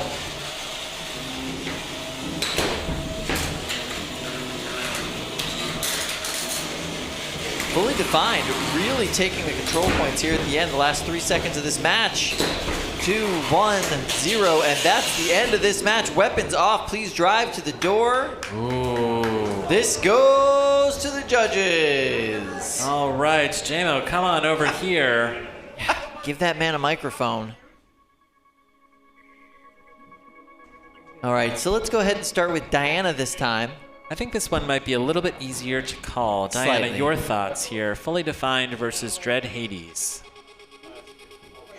I thought Dread Hades got a few good hits on Fully Defined, but for the most part, I felt like Fully Defined kept the pace and like really showed all the control through the fight. So I'm going to go with Fully Defined. All right, we've got one vote for Fully Defined. Jameson, go. Your thoughts, seeing this cage side. Yeah, fully defined the outcome of this match. They did, if not for in addition to the weapon, the geometry of the robot also is scoring a lot of control points, boxing him in, getting him from the sides, some good pins as well. So it's going to be Fully Defined for me. All right, we've got 2 votes for Fully Defined. Don, your thoughts. Make it 3. All right. Fully Defined advances with a unanimous judges' decision. Dread Hades and Tyler Wynn will be going home in losers bracket round 9. I'd like to give a round of applause to Tyler Wynn for some fantastic driving and fantastic fights today. Yeah. That is an absolutely incredible robot. Deep in the tournament this time around. Nicely done, Tyler. Now the question is it deep enough for Tyler to stamp a ticket to December? Man, I sure hope so. That would be a Could lot be. of fun. Be a lot of fun. All right, we're going to find out here in a little bit. I'm just asking the question. I don't know the answer. Yeah.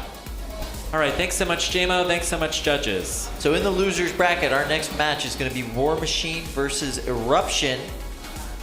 The winner of that match will go on to face Fully Defined. The winner of that match will then go on to face Quarantine. Quarantine listed currently as broken. Oh no. So that's interesting. Lynx, of course, hanging out in the winner's bracket, waiting to see who his challenger will be. So, yeah, we'll see how long Quarantine stays, or if Quarantine stays broken for the rest of the event. That's going to be interesting.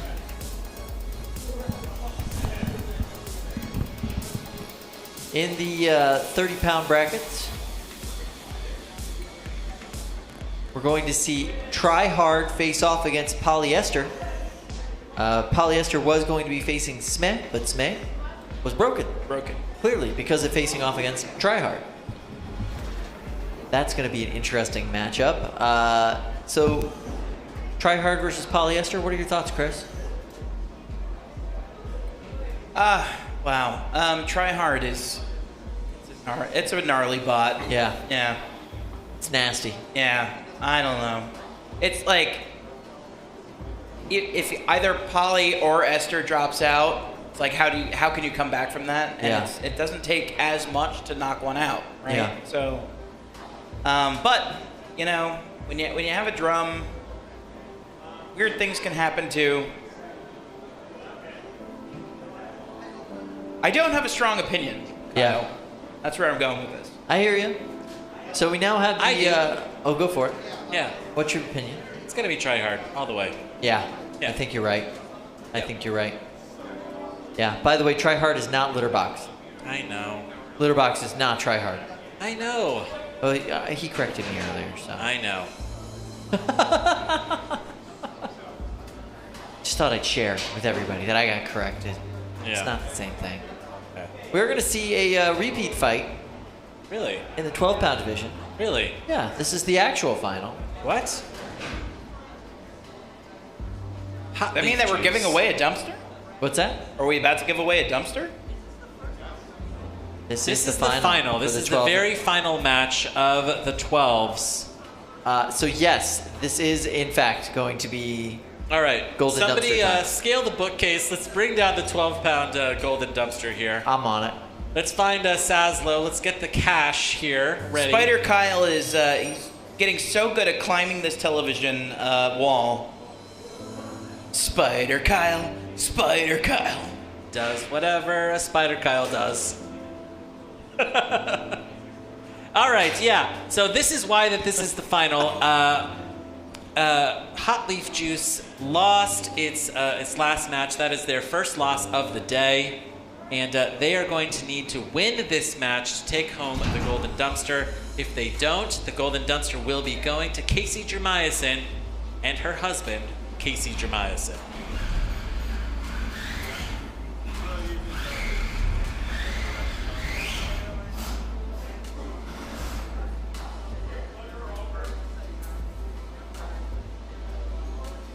right, let's send it. Oh, hold on one moment. I'm gonna pause the action here for just 1 second. They're inverting the robot. Interesting. All right, are the Caseys able to get over to the pink corner? They're making their way. They're making their way. Mobility. Rip and tear. Getting a little bit of a test drive from Hot Leaf Juice. And it looks like these builders are ready to go.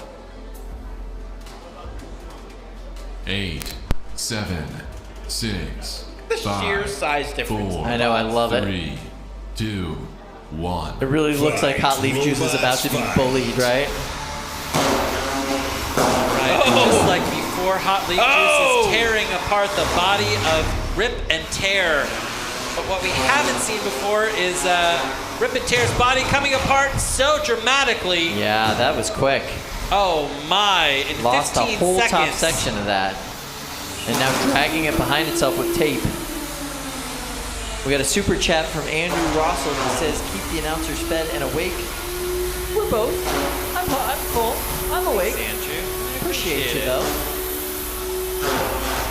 All right, yeah, and Hot Leaf Juice has succeeded. Oh, and pulling off the entire top foam on Rip and Tear. So interesting, yeah. Now, from this point, they may be able to drive up on top of Rip and Tear and start eating into that that weapon arm. Hard to say. Oh, they're starting to get up. David can do it. I know he can. He wants to. Huge pieces of foam here in this box.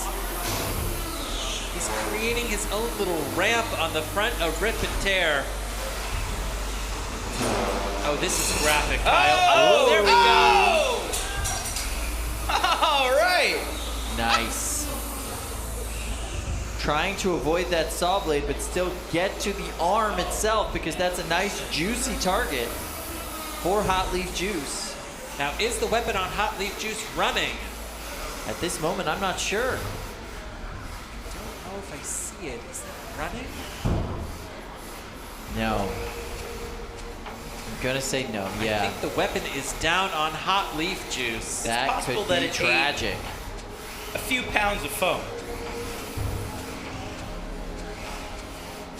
Interesting. So we're hearing from the, yeah. Apparently Hot Leaf Juice cannot start their weapon because of the foam. I also heard speculation over the radio that maybe Hot Leaf Juice's weapon battery is dead. Interesting. I don't know. We're speculating here. It's all speculation. All right, with 45 seconds left, Rip and Tear is looking very sad right now. Yeah, real torn up. Hot Leaf Juice. Sounds like I can hear something. Is Hot Leaf Juice's weapon back?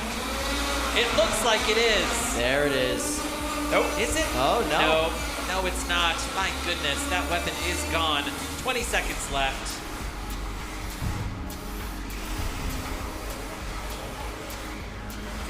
Seconds.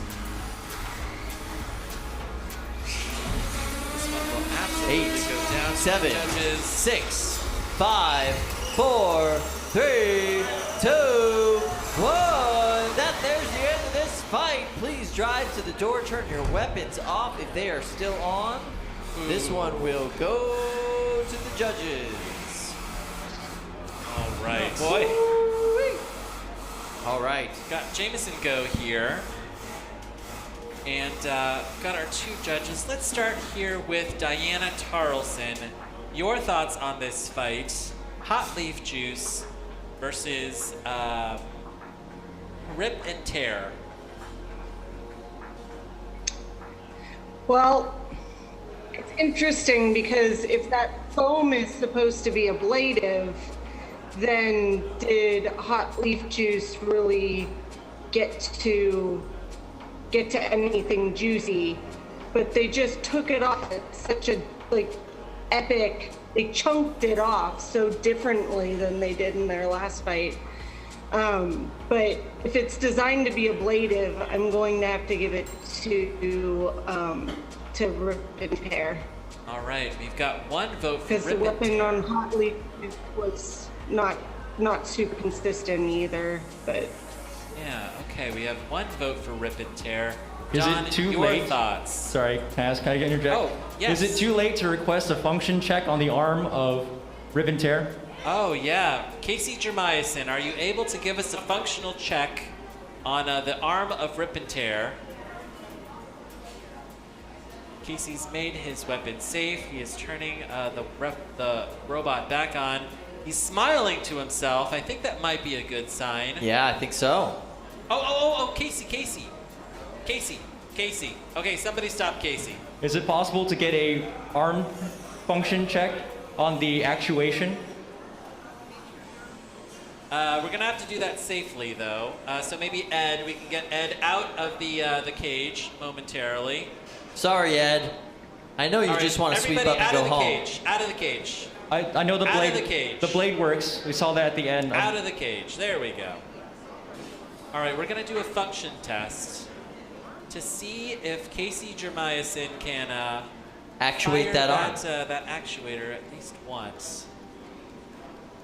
Okay, we're gonna close the box. We want to be safe.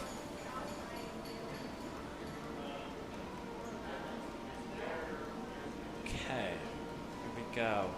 All right, let's fully close the box before we turn on the robot.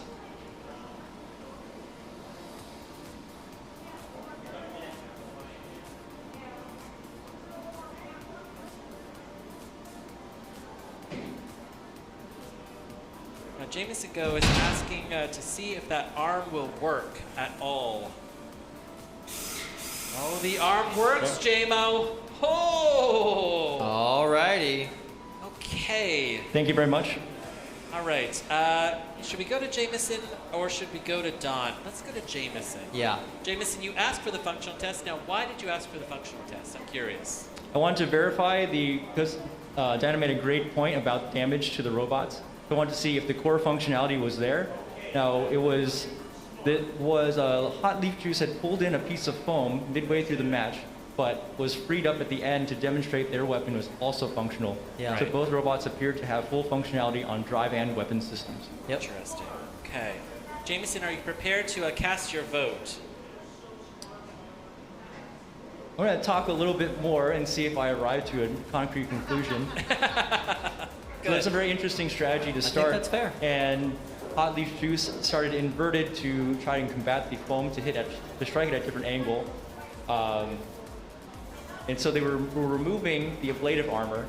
And what I was looking for, like in their previous matches, how I was looking for the pin and cut, which was evident in the matches in which their opponent would dominate. So although I would say there's no major functional damage, I think strategically I would still give it to Hot Leaf Juice.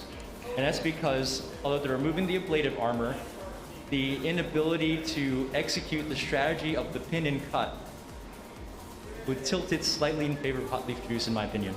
Okay, we have one vote for Rip and Tear, the other vote for Hot Leaf Juice. Don, you are going to decide the winner of the 12-pound golden dumpster. The vote is yours. Tell us who is winning here tonight.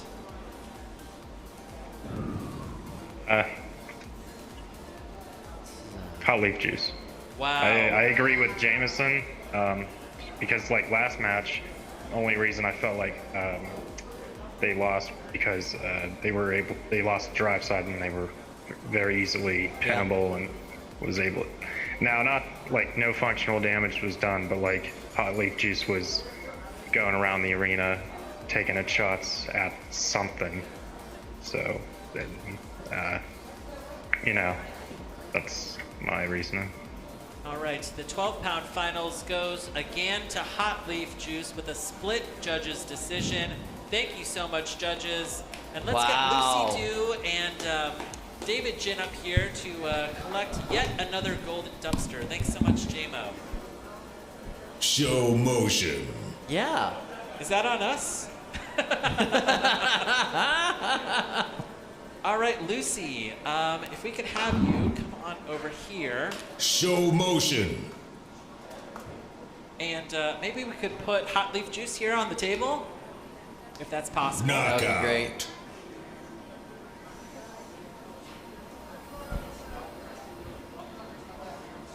Knockout. All right, Lucy Dew, congratulations yet again for taking home yet another golden dumpster here in the 12-pound weight class. A round of applause for Lucy Dew and Hot Leaf Juice. Now, Lucy, your thoughts on the 12-pound weight class? I feel like we've seen a real kind of like glow up. I think in the weight class, like the robots are really good. You know, your thoughts on the competitive field in this weight class today?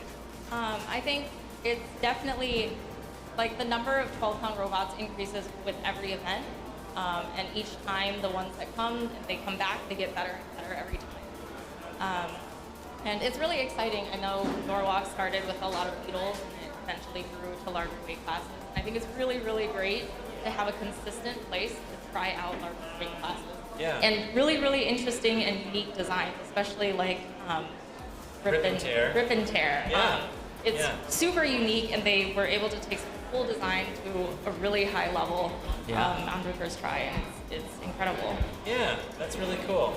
Now, I know that Hot Leaf Juice, this is the #1 ranked robot here in the 12-pound weight class, and it is just such a little tank. Now, how many pieces have you replaced throughout the season? Or are you basically running the exact same robot every single time? Because it seemed like there's a lot of battle damage on the front of this robot.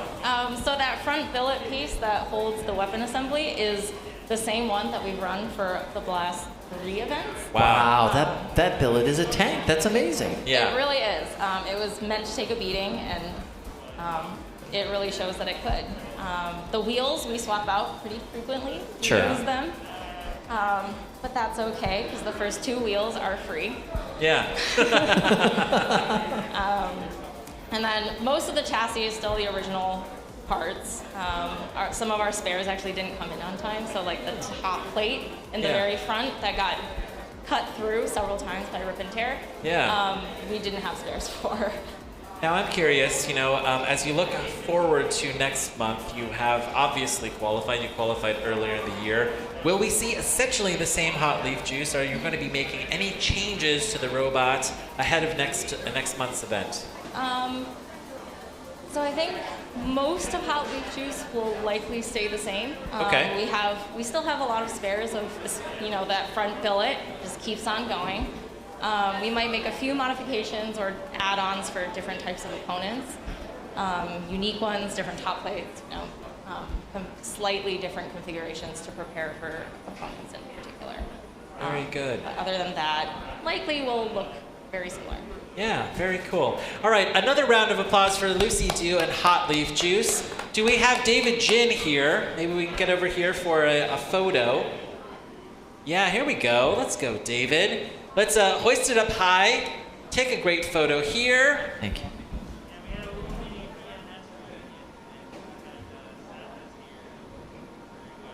Yeah, there we go. Your 12-pound winners here in November. Hot Leaf Juice, David Jin, and Lucy Dew. Thank you so much. All right, thank you guys so much. All right. Let's see. Is Casey Jeremias in here? He should be. Yeah. Do we have the Caseys? We're looking for both Caseys. Yeah. Here we go. Here come the Caseys. All right, let's put the foam right here. If you can, I would love to see it. Wow, it's massive. There we go. Oh, all right. We got to go grab that for safety. All right, Casey. All right, Casey. Fantastic work. Now, I'm curious, did you anticipate that you're going to be taking home second place when you arrived here yesterday with a brand new idea, with a brand new robot? You know, you won a match against Hot Leaf Juice, which is incredible. You know, could you have imagined that you were going to place, you know, like as high as you did? We didn't even expect the foam to work fully. Wow. We had no idea how it was going to work. And so we're very impressed with everything that happened today. Yeah, Very surprised. I really love innovative thinking in combat robotics. You know, seeing this foam as both armor and as body, I think is very interesting. Yeah. And really, I mean, you've created a new idea in combat robotics, which is so cool. Now, are you going to be essentially bringing the same idea in December? You know, you have time, I suppose, to tweak the design a little bit more. Any thoughts on improvements between now and December? We'll definitely swap to four-wheel drive. Four-wheel drive? Yeah, my back is non-drive.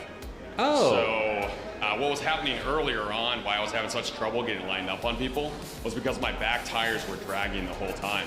Interesting. Every time I turned, they were dragging and not allowing me to turn Yeah, properly. not turning with you. Yeah, exactly. So when I removed them, I finally removed them in that second match with hot leaf juice, and all of a sudden I could drive.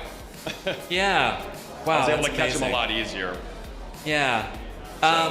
You know, I would love to get your thoughts just on this idea of a blade of armor. You know, like, is foam like an unfair advantage, you know, or have you found, you know, truly a new original idea in this sport? I'd love to see it against fire. Yeah, okay. And we didn't really get a good, no one with a vertical spinner was functioning properly against us, so it'd be really interesting to see that as well. Yeah, how they chew India differently than an undercutter? Yeah. Right, like kind of an undercutter kind of gets stuck at some point because it doesn't Right, really the front of the reach. bot just runs into the foam at some point. Yeah. Yeah, you can see kind of where the damage is right across. Yeah. They just don't go that far in. Yeah. Yeah. Well, really great work today, and the Caseys, you know, absolutely love the team, love the robot, and really love an original idea, and especially one that goes so deep in the competition. Absolutely. You should be very proud of yourselves, and I cannot wait to see you back at the competition next month for, you know, the huge one, right? The finals. So a round of applause for Casey Jermiason and Casey Jermiason. Thank you guys Here so we much go. for coming out. Thank you. Thank you, guys. Thank you. Huge. Awesome. So cool. That was very cool.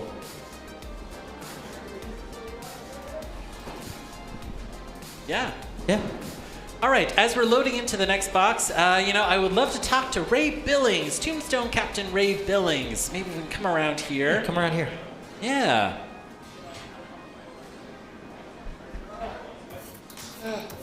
How you feeling there, Ray? Long day, Ray. It's been a long day. Yeah. Robots are silly. Why do we do this? Yeah. Now, Ray Billings, I know that a lot of people were anticipating fake news, and they wanted to kind of like see like what fake news looked like, you know, but unfortunately we weren't able to see it today. Yeah. The robot is done, though, yeah? It's combat ready, sitting at home. It's ready. Unfortunately, I'm not combat ready, so... yeah. And this is a heck of a pace here to keep things going, so I know I'd have my hands full keeping Tyler's Beetle running. Right. So I decided it was just going to stay at home this time, and I'll be back sometime. Totally makes sense. You guys do events once in a while, so I'll probably come back. All right, that's a promise. Ray Billings will be back to Norwalk Havoc. And, you know, I would love to get your thoughts on Tyler's fights today. He went so deep in the competition. Yeah, and that is a really, really tough robot. I was telling him, I mean, you know, he ended up, I think, going 6-2, I think was his record. And, it, you know, if he had those wins a little deeper on the winner's side before dropping into the loser's side, I mean, he'd have been right there at the finals. So yeah. You just reach a point where you're having a hard time keeping it running. We broke so many parts and whatnot, you know. Yeah.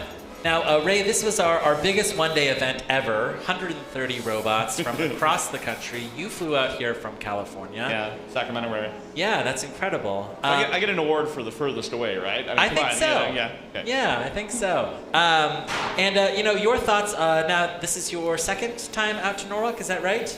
Second or third. Yeah. So I've had a lot of fun. It's a great event. That's fantastic. I have a good time. You know, it's the pace is, you know, pretty quick. It's fast, and this is good training ground for the bigger events. Right. I mean, it's, you know, if you get somebody that's only gone to BattleBots, the pace is glacial. I mean, it just takes all day to get any matches done. Right. And you need these skills. You know, I mean, it's, you know, 5 minutes, fix your robot. Yeah. And you know, it's a good thing to keep those skills up to date. You know. Yeah. I would love to see fake news. I mean, like, I'm imagining a miniature tombstone. Is my imagination very far off? Not even close. Really? Yeah. Whoa. Is it a secret? Think of a 12-pound version of Polywog.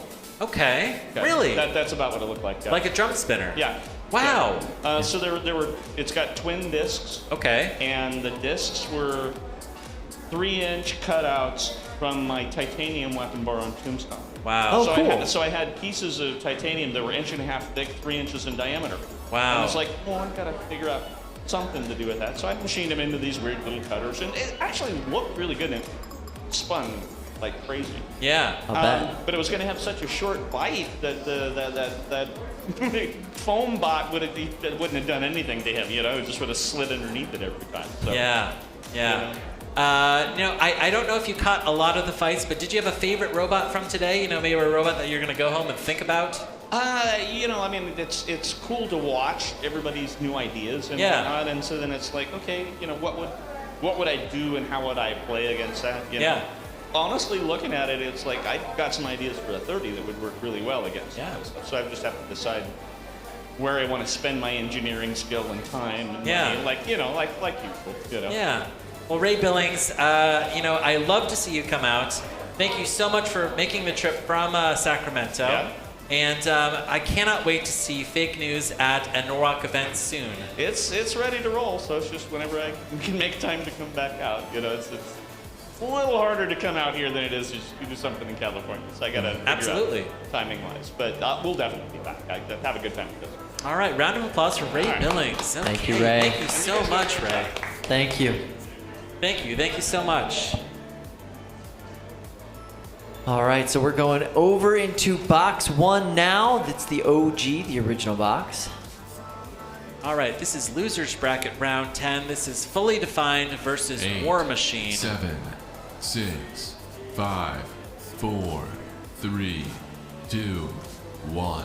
Fight, robots, fight. Oh, yeah. Box rush there, Fully Defined. Bringing the fight straight to War Machine. Our mysterious robot from Texas. Now, Quarantine is listed as broken, so the winner of this match will move on to the final. Really? Yes, indeed. Wow. Okay. Now, it looks like War Machine could be stuck up against the rails. They're getting one of their free unsticks here from Brett. It's such a gentle unstick. Is it? No, it's pretty Kyle? violent. Here we go. There's And there's the off, unstick. yes.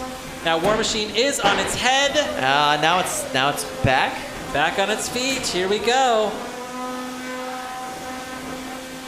Fascinating. Do you see a weapon on Fully Defined? I think the weapon on Fully Defined is fully operational. Yes, indeed. And that armor on the side of War Machine is being ripped apart. Is that a tap out? Tap out. Wow. Oh, Fully Defined wins. Fully Defined moving into the final against Lynx. Wow. Wow. That's a bit of an upset. Amazing. That's a bit of an upset. Yeah. I'm glad our judges are getting a little bit of a break right now. I mean, Fully Defined has killed an awful lot of egg beater drums today. All day long. Yeah. They've done a real good job doing it, haven't they? The size of that kind of like catching design is perfect for a dense little But robot. they've done it almost exclusively through judges' decisions. They haven't gotten many tap-outs, knockouts throughout the day. So that was pretty cool. Now, before we allow War Machine to leave, maybe we can get the builder of War Machine over here. Please. Would you like to Come talk on to over. us? Listen, I love a mystery. Yeah, we want to know more about you. Yeah. Okay. Wow. First timer to Norwalk Havoc, I believe. Is that right or Only no? with the spot. We're actually, Here. I'm the pilot of Malice. So I've actually Oh, no way. yeah. This is for you. This You can- is. Okay, yeah, here. Hold there that. we go. There you go. This is actually my teammate's spot. He's out of Texas, so we're trying to get it qualified for December. Here. Oh, got it. That's right. All right, so you typically run Malice That's right. here, so you've been here a lot. A few times. That's Yeah, right. now remind me your name again. Dan. Dan. Yeah, Dan. All right. Well, I built this whole, mysterious Texan, who had come in and had just absolutely gone through the field. It was a late registration. We didn't even think we were going to be able to come. And nice. Last minute, we had to beg our way in after registration closed, and it went pretty good today. So. Fantastic. Now, I don't believe I've seen War Machine before. Does it typically just compete in Texas? Is that right? Houston events. Yeah. Houston. Yeah, it's been down there a few times. It is a really tough robot. Yeah. Today was a great showing. Unbelievable. Yeah. Absolutely fantastic. As soon as he kicked me up there, he cut my weapon belt off, and it was just going to be a slaughter from there. So it's been a long day. That was it. I decided to tap. Now, here, hold the mic a little bit closer, Dan. Perfect. Now, I don't know whether you have qualified. I think you may have. Well, it's possible. Yeah, I'm not sure. Yeah, so we're going to find out here shortly. Yeah. But really amazing driving today. Really great work in the pits. Thank you. Appreciate it. Yeah. And absolutely great work, Dan. And I'm so glad that we were able to see War Machine today. Great. Appreciate it. Yeah. It's great to be here. Yeah, thank you so much. And I will see you in December, at least for Malice, right? Yeah, well, at least, yeah. Hopefully, both of us. We'll see. Sounds good. All right, thanks so much, Dan. Thank you. Yeah. Thank you, Dan. I'd say he's got a fairly good shot. What do you think? I think so. Yeah. Yeah. Okay. It is o'clock. It is repair. It is repair. It is repair. It is repair o'clock. It is repair o'clock. Repair 30. Kyle, when we started the day, would you have ever imagined that Lynx would have made it to the finals? Yes. Okay, so no Cinderella story there. None. Fully defined, though. Not even a little bit. No, not even a little bit. It only recently became fully defined. Right. Yes, that's true. That's true. Yeah, and I honestly, at the beginning of the day, when I saw that they changed the name to fully, I was like, well, is it though? Yeah. A little skeptical, had some skeptical parts. It is. But fully defined. But it's fully defined now. Yeah. I think we all know for sure it's fully defined now. Yeah. All right, we have 2 golden dumpsters left. We have the 3-pound golden dumpster and we have the 30-pound golden dumpster. To be fair, the golden dumpsters are actually the same size and weight. Yeah, that is true. All right, it looks like we have advanced to the finals in the 30s as well. True story. It's going to be Tryhard versus Polyester. I think we may be seeing that fight first. It's been a very long time since we've seen both of these robots. Yeah, they both should be ready to go at this point. Yeah, so let's talk a little bit about the 30-pound finals. We've got Tryhard. This is, a robot that was built several years ago and that Dominic Yankaskis ran very successfully at Motorama and made some adjustments for this competition. But what he was telling me yesterday was if he was going to build a Tombstone-esque robot today, he would make a couple of different design changes. Mm-hmm. So really it's pretty impressive that he is finding so much success with a design that he's already finding fault in, and he would have designed differently today. It is a great field for him today, too. You know what I mean? Like, the rock, paper, scissors is really working out for him. I think possibly 2 Norwalks ago, he would not have done as well as he's done today. So it's a good field for him. Interesting. Yeah. This is a brand new weapon that he's cut for Tryhard. Yeah. And it's pretty big. It's pretty beefy. I think there's another pound on this weapon. Over the weapon that he ran at Motorama.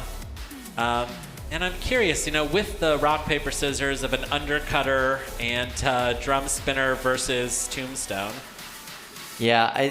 What do you think? Small bots, too, right? Like, comparatively. Yeah.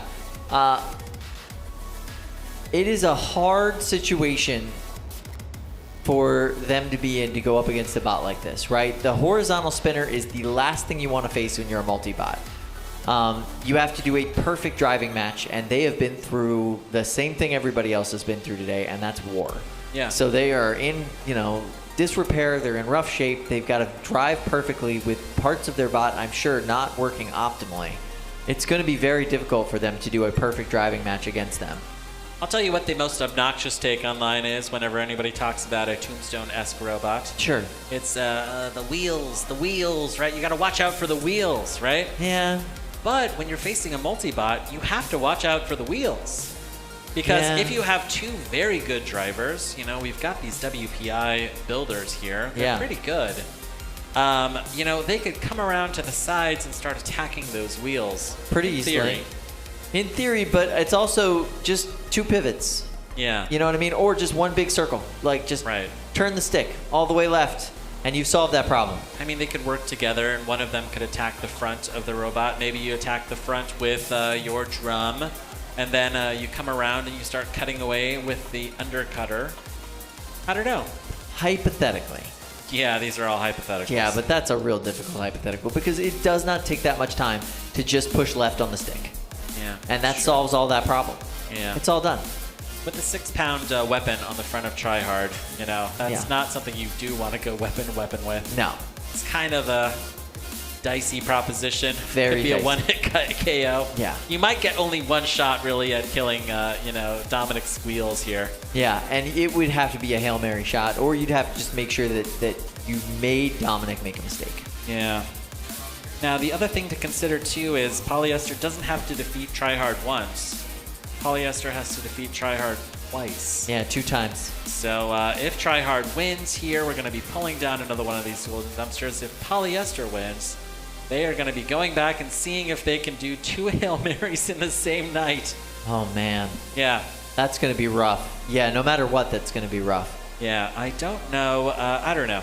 We are straying into rampant speculation. I mean, Polyester might be facing, it could have much better, chances than we believe. But I don't know, Kyle. We've seen a lot of fights. It's true. Yeah. So let's see. We have Tryhard. We have Polyester. Both technically new to this competition, right? Yeah. We've got SMEH. Also technically new to this competition. Right. And qualified. And we've got Djem So. Yeah. Also new to this competition.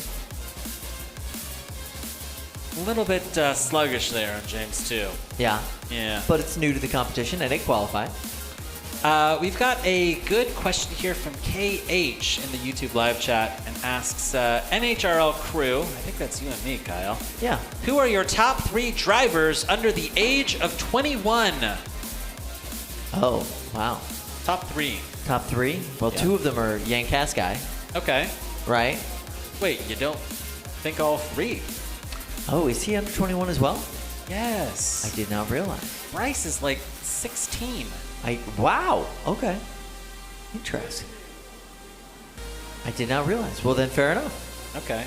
Yeah, that's good. I mean, that's a hard choice then, because you got to throw in your Tyler Wins. Okay, that's 1. A fantastic driver. Yeah. So good. Hey, what about jet lag? Okay, that's 2. Right. Lars Elliott. So good. Jet lag. That's what I'm saying. This is a very difficult choice to make because I would love to throw like all 3 at the Yankaskas family, but then you have other fantastic drivers in this competition. You got to choose a 3rd one, Kyle. Interesting. Vote with your heart, Kyle. If I have to vote with my heart, then it's going to be Annika. Annika Yankaskas. Yeah, she's amazing. Okay. Yeah. She's an amazing driver.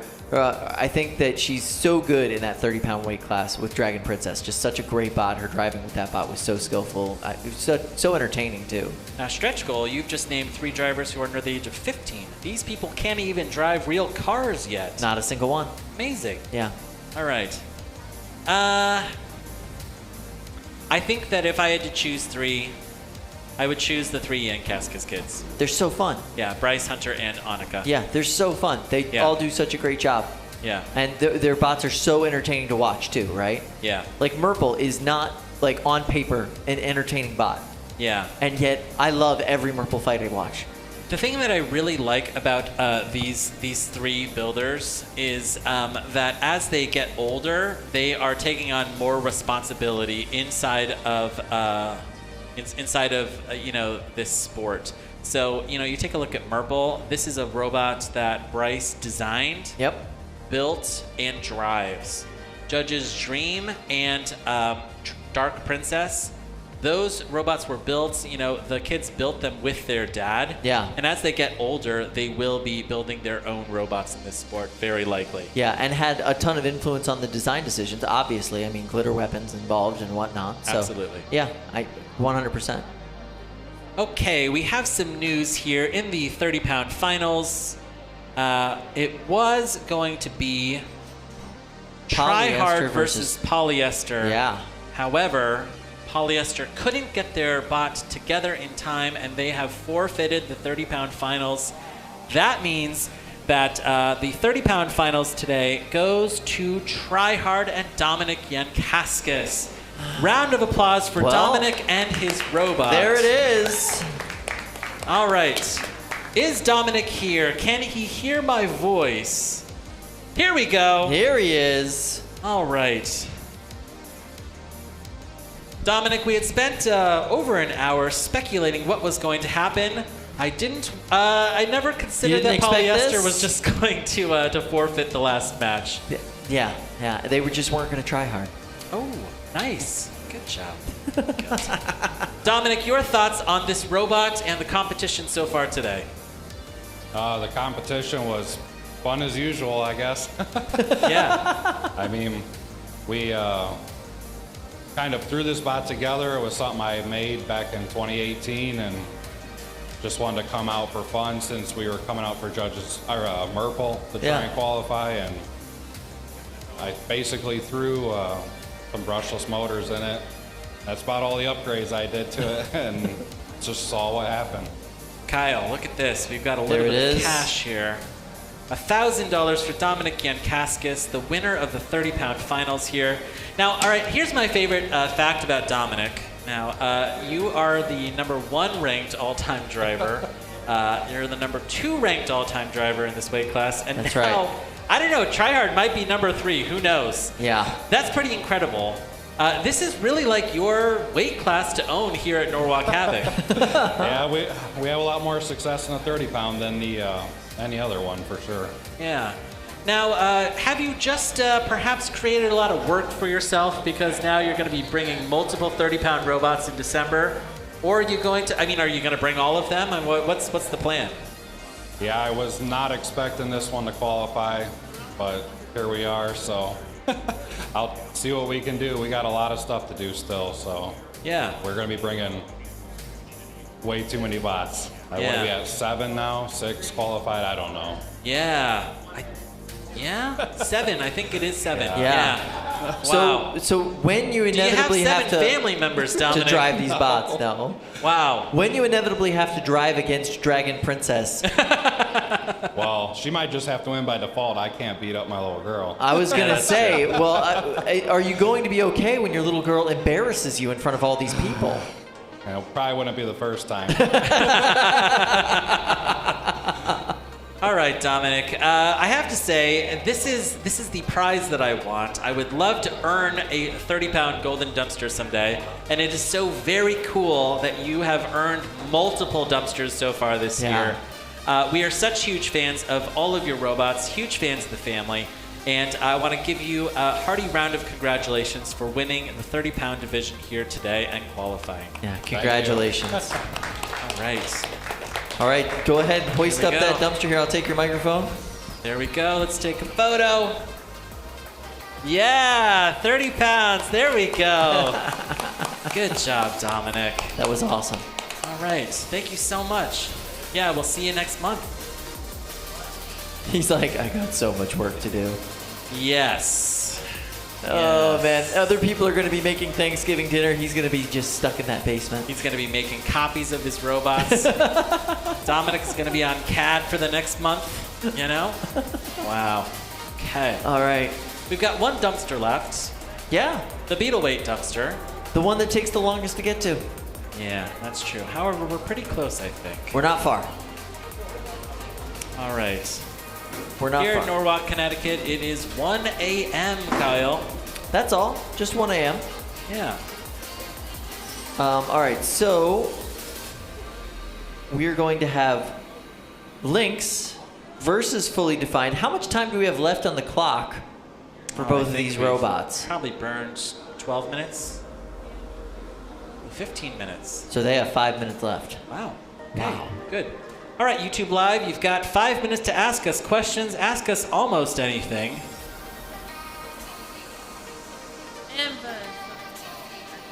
All right, Lindsay, do you want to come on, join us here?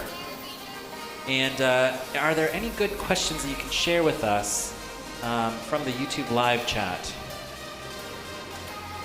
Hey, Lindsay. Hi. Hi. Hi. Yeah, so we are currently having a debate as to the pros and cons of a two-wheel versus four-wheel drive. Oh. Discuss. Interesting. Uh, Let me think about this. 4 wheels equals more control and more power. Okay. But also heavier. 4 wheels, more control, more power, and heavier. Yeah. Okay. Let's think about like all of the top championship robots that we know. How many of them are 2-wheeled versus 4-wheeled? Hot leaf juice. Hot wheel. Yep. 4. Hot leaf juice is 4. Tryhard 2. 2. Yeah. Lynx 4. 4. Yeah. Silent Spring is what, like 8 legs? Yeah. I mean, listen, it's essentially a 2-wheeled. Correct. Yeah. Yeah. There's pluses and minuses to Bite both. Force is a 4-wheel drive design. Correct. Yeah. Yeah, that would be true. Let's see. End game. 4 wheels. Yeah. I don't know.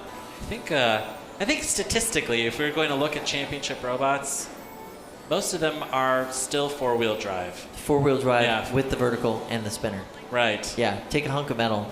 Yeah. Spin it real fast, vertically. Right. Yeah. Right. Real clever, innovative idea. All right. Interesting.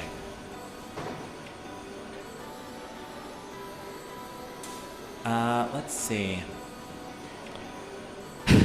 Resin asks, food trucks that you hope to have at Norwalk in the future. That's a great question. That is a great question. I love the pizza truck today. I thought the Pizza truck was- tacos were incredible. Tacos were great. Yeah. What is Norwalk known for? Like the food of the city? Yeah. Yeah. Like a native Norwalk food. I have no idea. What is the native Norwalk food? Is there anybody on I think like seafood, maybe? They're pretty Yeah. close to the water. Sure. Yeah. But they're not like doing lobster rolls, you know? Like they don't have a signature seafood dish that I'm aware of. Yeah. I'm interested though. I'm interested. Huh. I'd like to see some fusion. Oh. You know, let's get some like Japanese Korean fusion up in here sometime. That'd be nice. It's pretty good. Yeah. Yeah. Something that's a little less, cheesy and filling maybe next time. Yeah, that's fair. Yeah. Okay, we'll get on that. We've got a question here. Since more and more bots come each competition, will any application rules change if too many people are applying, or will it be a multi-day event going forward? I vote multi-day event going forward. So you just want to see 300 bots and us run this over 3 days? Like what? Yeah, well, you have to do both. You have to limit the amount of bots, and you have to run it over multiple days, right? How do you limit the number of bots, Kyle? Maybe we have qualifiers. Qualifiers for the qualifier. I mean, untelevised, events. Untelevised events. Okay, I like that. So, like, we've been kicking around this idea of possibly doing like a kind of minor league, more like kind of practice training. Yeah, regionals. Okay. Something like that. Yeah. Interesting. Yeah, I think that makes the most sense because, I was thinking about this too, and I was thinking like perhaps you need to be in the top 50 for the year to get like maybe 2 days early your application in. Oh, that makes sense actually. So yeah. like you have this incentive to rise in the ranks because you have basically a guaranteed spot. Yeah. And then we open up the rest of the field to a set number. So like we are only going to run 64, for example, beetle weights. That's a great idea from like a narrative perspective too, because then you have bots that have like earned their spot. You have other bots that have like lost their spot. That would be really cool to see. Right. Interesting. Huh. Right? Oh, the fall from grace versus the rise to glory, that type of thing. That would be really nice. I would be into that. Yeah. All right, Joshua Kong, who built Skyline, asks, can you require the winner to dance in order to receive the golden dumpster? Perverse, Joshua. Yeah, that's pretty gross. It is very late in the evening. I don't know if any of us could dance, but good idea. All right, good. Is pocket sand permissible as a weapon? Technically, I don't think there's a rule against sand. But is it? but I don't think you're allowed to like throw it in the eyes of the other person, right? The other competitor, because that's just illegal. All right. In the world. You're wondering what is not allowed What is that? They'd like to know what is not allowed to be. Oh, EMPs are not allowed to be weapons. Ballistic fires, like gunpowder weaponry is not allowed to be a weapon. Liquids are not allowed. Entanglement devices are not allowed. Yeah. What else is not allowed? Foam is still allowed. Foam is still allowed so far. So far? Yeah. So far. Magnetic shavings? Allowed. So far. Puffy batteries. So far. Yeah. Interesting. Essentially, like, it comes down to, I'd say 40% what's fair, 60% what the box can handle. Right. Resin has a good idea here. Work with other makerspaces to run Havoc at different states with the main stage happening in Norwalk. Interesting idea. I like it. I like it a lot. I will say the thing that's really surprised me a lot about Norwalk Havoc this year is how many robots we see driving from the Midwest. Yeah, tons. The Yankaskis family is from Indiana. We saw Rip and Tear here today. They are from the Minneapolis. Yeah, Santana. That's even further. Santana's from Chicago. Santana's from Chicago. That's right. We are seeing people who are driving like 20 hours to get Texas? here. Texas. Well, I mean, you've got to fly from Texas. But I mean, like, that's like the outer reaches of what is possible to drive to. Yeah. So, like, yeah, moving a mobile box to the Midwest where we could see qualifier fights there. Yeah, keeping a box like in St. Louis or keeping a box in Chicago would be pretty sweet. Yeah. Having the events there, that would be pretty cool. We could kind of slowly move across the country and take over with Havoc. Yeah, St. Louis Havoc, Miami Havoc. We're just releasing spores. Yeah. Indiana Havoc. Eventually you get into Utah Havoc. Yeah. Next thing you know, you're in Maybe Washington Salt Lake State City. Havoc. Yeah, there you go. San Francisco Havoc. Ooh, then you're just knocking on that other guy's door. What other guy? The other guy who runs the big old robot competitions. Which one? His name's Greg. Greg. His friend's Trey. His cousin's Trey. Interesting. You're knocking on their door. The king of bots people?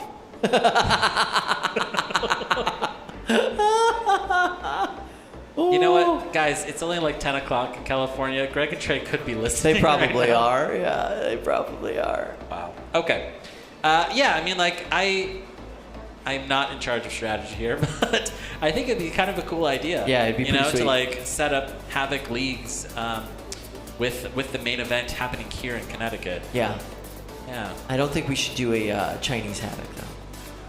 Oh yeah, like take it international. I would love to take it international. We could do a London Havoc. We could do a Sao Paulo, like Oh, that would be kind of sweet. like a Rio de Janeiro, like a Havoc. Or how about like a country that doesn't have this style of robot combat as much, right? We could do like a Vietnam Havoc. We could do like a Japanese Havoc. Tokyo Havoc. Yeah, Tokyo Havoc would be awesome. Yeah. Now Australia is actually really big. Yeah, they have a lot of combat robotics there. I mean, we could do like a Sydney Havoc. That'd be pretty cool. That'd be pretty sweet. Yeah. When are we gonna have Moon Havoc? Oh. Somebody call up that Bezos guy. I was gonna say once Bezos starts, selling houses on the moon, becoming the landlord to the moon. Yeah.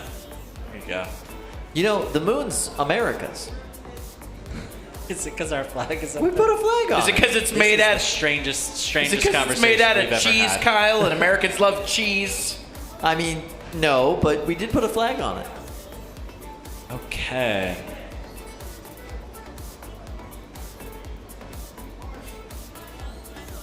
All right, we've got the 3-pound final loaded into the box. Now, if Lynx is successful in defeating Fully Defined, we are going to scale the bookcase and pull down our final golden dumpster of the night. If Fully Defined can defeat Lynx, we are going to go into a sudden death match within 20 minutes. We're gonna call for an encore. All right. Okay. Calvin Eba here versus Fully Defined. Fully Defined, driven by Ian McInerney from Worcester, Massachusetts. Don't you mean Lane? Could also be Lane. Sorry. Yeah. That guy's not even awake anymore. I'm still making fun of him. Oh. He could be awake. It's 6 a.m. right now in Oh, in he the could UK. be waking up in the UK. Yeah. I don't know. He stayed up pretty late last night. Can't wait to tell Jack Tweedy who won. He's watching. Yeah, we know you're watching, Jack. Jack's just laying in his bed right now with the phone, just yeah, I think you're probably right. Hi, All right, Jack. everybody here is Hi, crowded Jack. around box 1. We are about to see possibly the final match of the evening, Lynx versus Fully Defined. Now, again, if Lynx can defeat Fully Defined here, that's going to be it. That's it. We're going to pull down that golden dumpster. If Fully Defined wins, we're going to go into a sudden death match, 20 minutes. All right, let's send it. 8, 7, 6, 5, 4, 3, 2, 1. Fight, robots, fight. Oh! Good box rush there from Lynx. We are seeing chaos from Lynx. I love it. Look at all that battle damage on Fully Defined. They have been through some wars today. Lynx is able to get under Fully Defined. We are seeing bits of wood getting peeled up here. I think that's wood from Lynx. Oh, this is a driving clinic. This is a boxing clinic, Kyle. Look at this. Wow. I think that Fully Defined is spending more time in the air than it is on the ground. But Lynx, it's on its side. Can it get out? They got to get separated there. All right, that's a separation. Brett, can you help Lynx back onto its feet? Is there one save here? Easy, Brett. Wow, okay, it looks like Lynx is stuck inside of the 3D printed body of Fully Defined. Yeah, check that out. Totally They're going to ripped off. pause this match and go in there and separate these two bots. Wow, this has been a slugfest. We see Brett pushing these two robots to the door. We are going to very carefully open up this door and try and separate these two robots. We see transmitters. They are out of the driver's hands. Look at how entangled they are. That is intense. Wow. Okay, look. It looks like that super sharp titanium wedge on Lynx has just peeled itself into the bottom of That's Fully right. Defined. Yeah. Yeah, you can see it's peeling it up. That's exactly right. Wow. Oh. Okay. Looks like a melted candy apple. It does, yeah. Right, they are trying to see if they can very carefully separate these two robots. There's a lot on the line here. Oh, and I think that there's a bit of red plastic that is stuck in Lynx. Is it stuck in the weapon? Where is it stuck? Wow. Kind of tricky because got Fully Defined. jammed I don't know if it's going to end up being able to drive on top of that foreign mess underneath. Hard to say, yeah. Looks like that red plastic might be. Oh wow! Does he? Oh no! That's Calvin Eba is high centered. And I don't know if he's going to be able to get that out. Oh, man. Okay. All right. Calvin Eva is asking Jim to try and remove that. Here we go. There we go. There it is. Okay. All right. High centered no more. Lynx is back on its feet. Now let's see if that robot is going to fire back up to life. Let's first close the box. What about Fully Defined? Did they come out of that unscathed? I don't know. Lynx cut pretty deeply into the bottom plate of Fully Defined. Yeah. All right, it's speculation until this match comes back online. Looks like we got a little bit of movement from Fully Defined there. 3, 2, 1. Match is back on. Whoa, hey, look at that. Everybody seems to be working. Oh, that is a huge hit from Calvin Eba on Fully Defined. And it looks like the drive on Fully Defined is not there. The left side of Fully Defined is stuck. Wow. Calvin is intent on getting a knockout here. Now, it doesn't look like I see the timer. Huge, huge applause from the crowd. Timer's having a bit of a malfunction. Control's going to let us know when we get to the last 10 seconds of this match. Oh, wow, we're getting an encore. Wow. 90 seconds left in this match. Wow. First encore we've seen all day, and it's right here for the final. Kyle is fully defined, even mobile. Can it move? I am not entirely sure. I am not seeing any motion at all. That is a tap out. Wow. The winner is Lynx. Amazing. Oh my goodness. All right. Calvin, when you're ready, grab Lynx, come on over.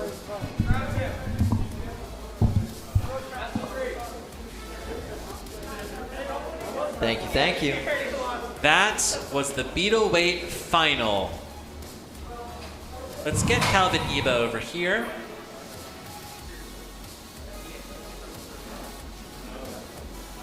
Once Calvin gets his bot. Yeah. He's gonna want that. Calvin does want to make his bot safe before he walks over here with his robot. That thing is a killer. I would certainly not want to have my delicate little hands anywhere close to that robot. Yeah, it's a vicious little machine. Yeah. Impressive, Kyle. Yeah, very impressive. That was a great final.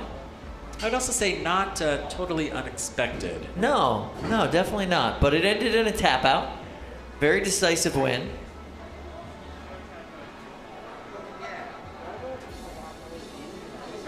And yeah. Jack Tweedy, I hope you like that. Jack's been asleep for about 3 hours. I hope so. All right, Calvin. If your weapon is safe, I would love to have you come on over here to the announcer's desk. Maybe put Lynx right here.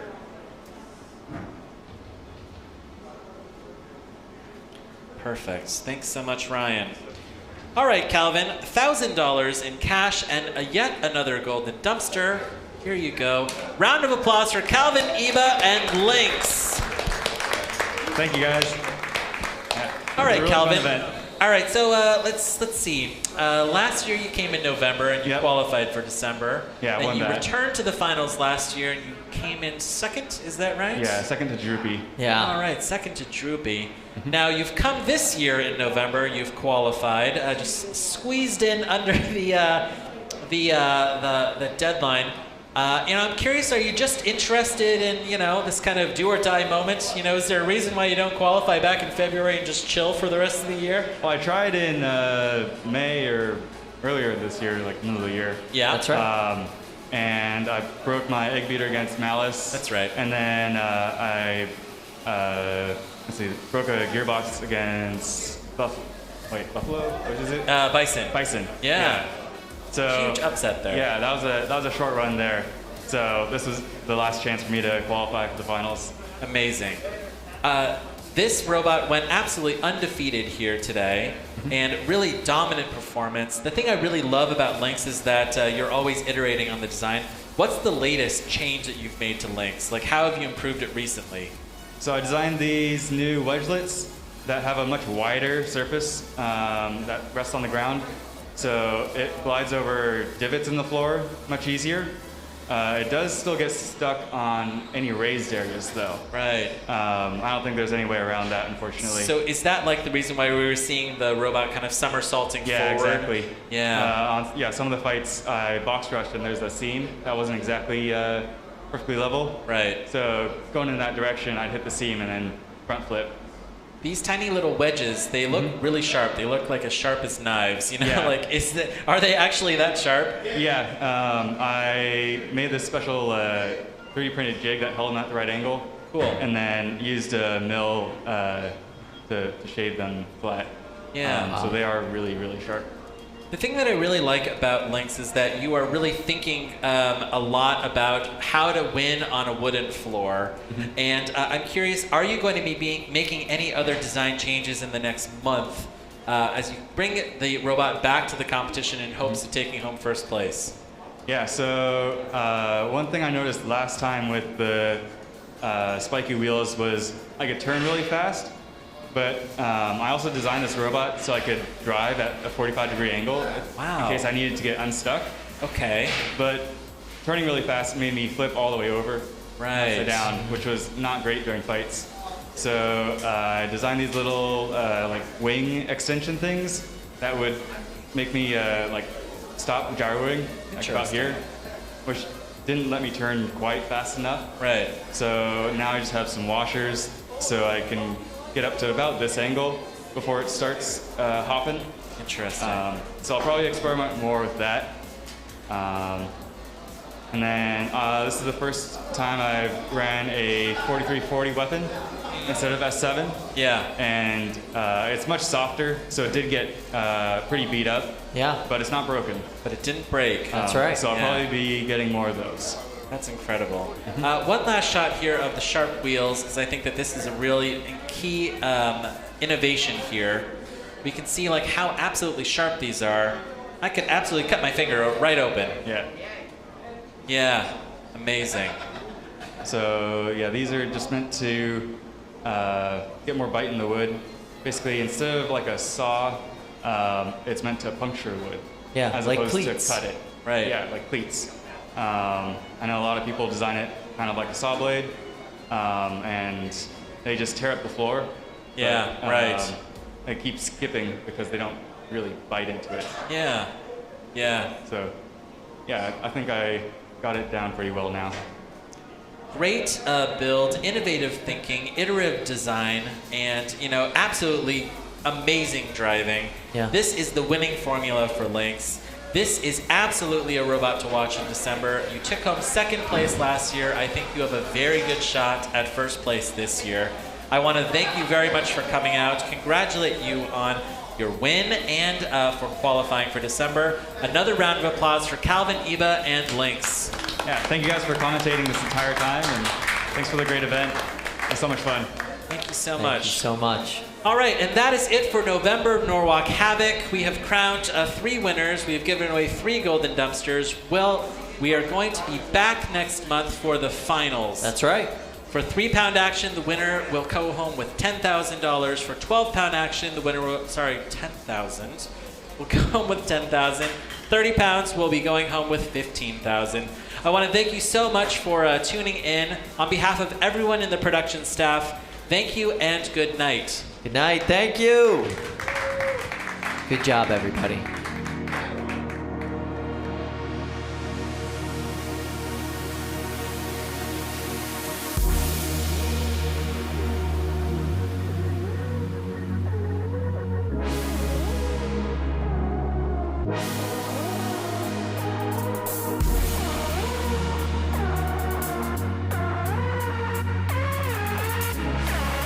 System overload. Stabilizing.